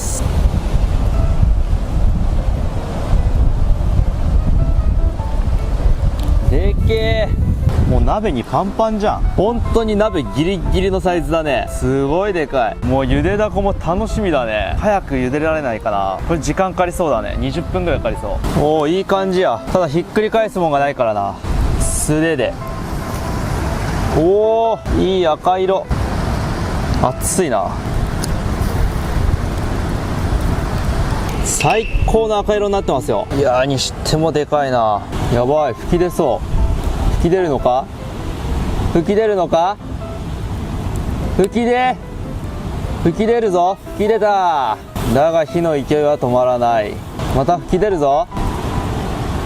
大丈夫か。そろそろいいんじゃないか。いいでしょう。よいしょ、できた。でかくない？マジでこれ超でかいんだけど。ほら、熱い熱い熱い。バカでかい。ということで食べます。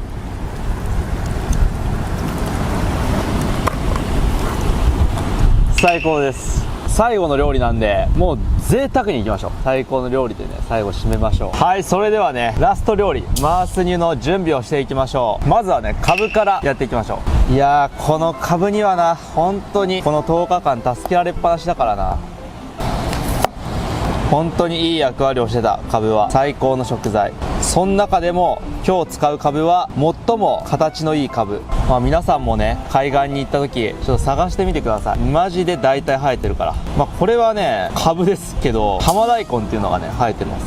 浜大根もね同じような見た目してる。でも浜大根の方がね辛い、とてつもなく辛いです。あれは大根の3倍ぐらい辛い気がする。このカブもだいぶ辛い。生で食うと相当辛い。次の一入れ行くと痛いぐらい辛い。本当にね、初日とか2日目とかめちゃくちゃ食べてたからね、痛かったね。ほんじゃ一口サイズにね切り分けていきましょう。マジでこれは立派だな。ちなみにね、こういうの夏食べるとね、芯がめちゃくちゃ硬くて食べれたもんじゃないんですよね。で具材はね、このボウルに入れていきます。漁具の部位ですね、そこら中に落ちてます。雨水を溜めるときにね使いましたね。めちゃくちゃ便利。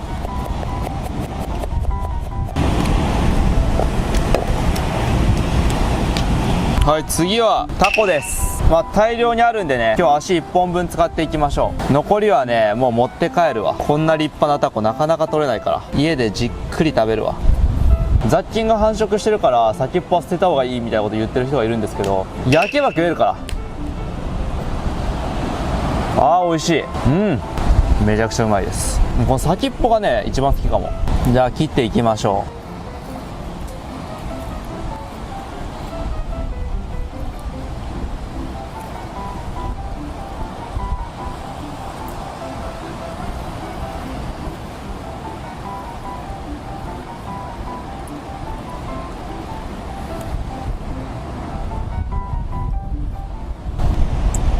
止まんねえな。残りのタコはね干して明日持って帰ります。普通に唐揚げとたこ焼きにして食いたいから、干して持って帰るわ。そんな味変わんないでしょ。楽しみですね。で魚たち使っていくのは石垣鯛の煮や干しと石垣鯛の頭、そして銀河明治の頭、こちらをね使っていこうと思います。やっぱり骨からね出汁出るんで、頭とかねメインで使っていきます。他のやつに関してはね一夜干しで食べれるんで、またね持って帰ってね食べようかなと思っております。あとはこの中入れるのマガキ貝ですね。はい、こちらです。マガキ貝と夜光貝ですね。夜光貝も入れていくか。ほらでかいでしょ。6日目のものより全然でかくない？そしてこちらマガキ貝ですね。これも入れていきます。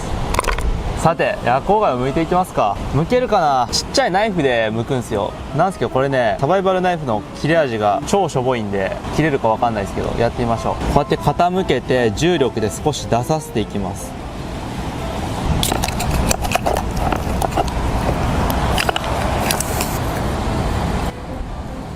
よいしょ。はい、取れました。でここまだ残ってるんですけど、これはね手を奥に入れて取ります。そうすると出てきます。で肝の先端の部分、ここが美味しいって言われてるんで、これもねマース煮に入れていきましょう。ここら辺ぐらいまで美味しいはず。はい、それじゃあ切っていきましょう。これ蓋すごいひっついてるんで外していきます。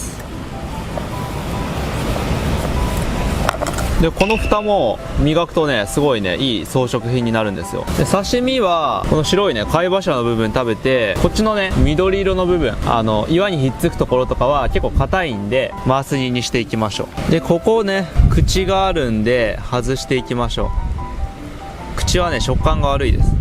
マース煮としてちょうどいいぐらいのサイズにねカットしていきましょう。結構な量ありますよね。この辺はね刺身で食べても結構硬いんですよね。あ、ここら辺柔らかそうだな。いや硬そうだな。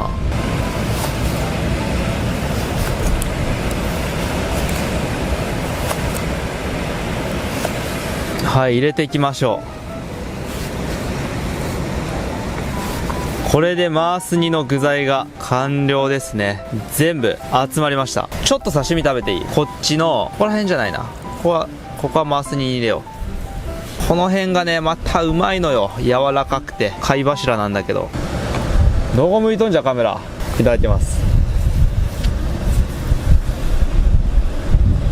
うわー美味しい。うわこれは止まらんな。夜光貝の刺身は貝柱が一番うまいです。うわーたまらん。美味しい。やばい止まらないんだけど美味しすぎる。うわーめちゃくちゃ美味しいわ。さあジャテジャテってなんや。さて今回の全てが詰まったこちらの食材を海水に入れて煮込んでいきましょう。長いねチャレンジだった。さて入れていきましょう。うわー豪華やな。大量やで。株ばっかり見える。さてセットしていきましょう。この旅の集大成です。でこのままだと間違いなく辛いんで、これ雨水をね入れていきます。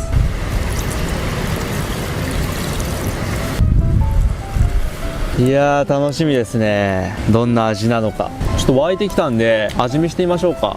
味を聞いてみないとね。いただいてます。味薄いな。海水足そう。意外と薄いもんだね。海水足していきます。はい、いい感じですね。それではラストの晩飯いただきます。はい、タコです。料理方法でこんな味違うもんなんやね。なんか魚のねやっぱり旨味がギュッて入ってますね。美味しい。カブとか最高にいいんじゃない。うわーカブ美味しい。もう今回のサバイバルで一番役に立ったと言っても過言ではないからね。カブは水分補給にもなるし糖分も取れるし最高ですよ。はい、これ夜光貝です。夜光貝もうまい。夜光貝の肝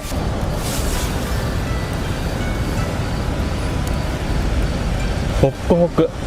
次は石垣鯛ですね。6日目の石垣鯛の衝撃は半端じゃなかったよね。何も食ってない状態からの石垣鯛。身がないぞ。やっぱ美味しいわ石垣鯛。そして銀亀アジです。あんな場所に普通いないのに奇跡的に取れたね銀亀アジ。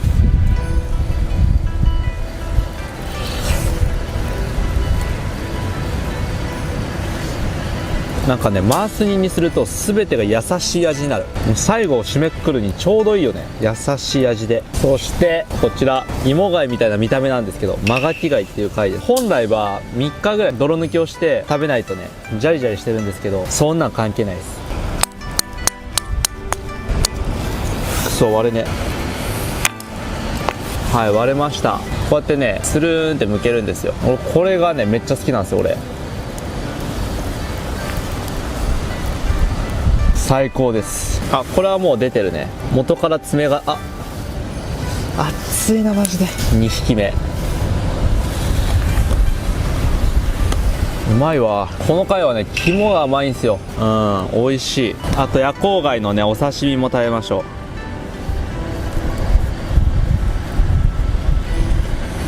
美味しい。はい、それではごちそうさまでした。もう満腹ですね。はい、久々の満腹という喜びをかみしめております。いやーもう終了か。正直最初の5日間素潜りなしでやってる時はもうだいぶ極限状態だったけど、素潜り解禁したらそこまでかなって感じでしたね。ちょっとハードなキャンプぐらいな感じかな。あとは寝て終了時間を待つばかりですね。いやー今日はねいい一日だった。まさかあんなタコが取れるとは思わなかったもん。マジでよかった。最高でしたね。はい、ということで10日間サバイバル最後の夜が終わろうとしています。ただね驚きなのが時刻見てください。7時54分です。世間のみんなは何してる頃だろう。テレビ見たりまだ仕事してる人もたくさんいるんじゃないかな。でも正直ねもうやることが何もない。海がねあんだけ荒れなかったら海入ってねもうちょいちょっと面白い映像撮りに行こうかなっていう感じもあるけど、海に入ったら死ぬんで何もできない。それにもう食料も足りてるしね。ということでね最後の夜就寝時間です。俺はねそれなりのロングスリーパーなんで14時間ぐらい寝ようと思えば全然寝れるんでね余裕です。今から寝て明日の朝10時まで寝れるな多分。いやー長かったな。それでは皆さんおやすみなさい。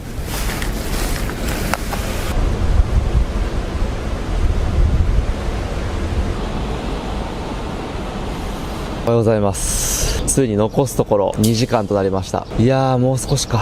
とりあえずね、荷物をまとめようと思います。まとめてる映像を撮っても面白くないんでね、勝手にまとめときます。手がさ、なんだろう、炭の匂いがつきすぎて、どんだけ海水で洗っても匂いが落ちなくなってるんだよね。ずっと臭い。よし、まとめよう。よし、とりあえず干物たちをね、持って帰りましょう。これタコ袋。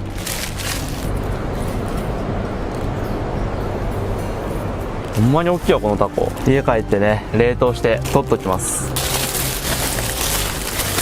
オッケー。はい、長かった10日間のサバイバル生活もあと20分っていうとこまでね来ました。もう本当にね、ここでズバッとねうまいこと言いたいところなんだけど、もう糖分がね全くなくて何も頭が働かないんだよね。でも今回このしんどい生活をしてみて、やっぱり苦しかったけど満たされてたら見えないものもたくさんあるなと思いましたね。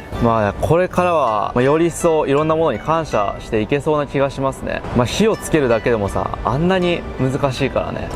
今回自力で火を起こせなかったのがね、正直一番心残りではあるけど、火を起こすのも大変だし、冷たい水を飲むことなんてすごいことだしね、食べ物を食べることもねやっぱりすごいねありがたいことですよ。いやー、でも今回こんだけねいろんなことして食中毒を起こさなかったのがすごいなと思いましたね。意外とねやっていけるもんだね。あんなボウフラが湧いてる水飲んだりさ、その辺に落ちてるまな板使ったりとかさ、結構むちゃくちゃやってたと思うんだけど大丈夫でしたね。何なんだろう、気力の問題もあるのかもねわかんないけど。はい、残すところ10分になりました。あと10分。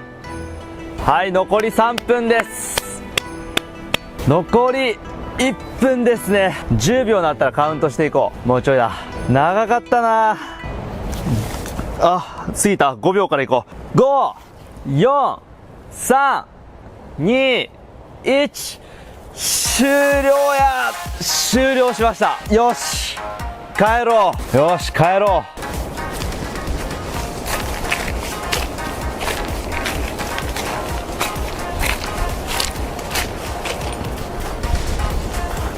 う。いやー、長かったな。ようやく終わりですよ。で、今からね飯を食いに行こうと思う。絶対うまいだろうな。とりあえずコーラを頼むことは決まってる。コーラを頼む。さすがにこのまま行くとね店に迷惑かかりそうなんで、一応シャワー浴びてそこから行きましょう。着いたぞ。とりあえずコーラ頼もう。まずコーラ。いつもお世話になってる西郷食堂ですね。とりあえず今コーラ頼みました。はい。じゃあもう食べや。1.5 リットル。まさかの 1.5 リットルコーラ用意してくれてました。うわ、これはうまいぞ。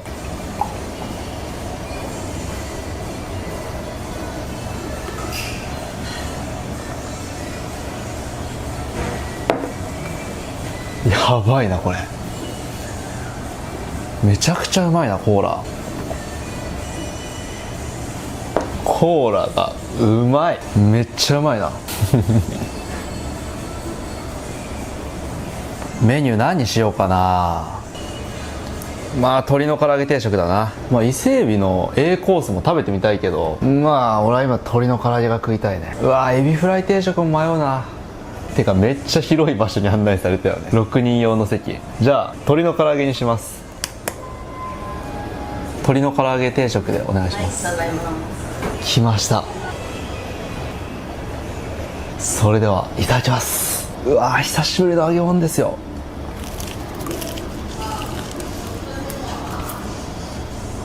そして糖分。幸せ。いやー、皆さん4時間も動画見ていただきありがとうございます。もうね、この動画は準備に2ヶ月、そしてね、撮影に10日、編集に50日かかってて、もう今俺ができる全てのことをね、もうギュッとね詰め込んでみたんですけども、いや、いかがだったでしょうか。いやー、次は何しようかね。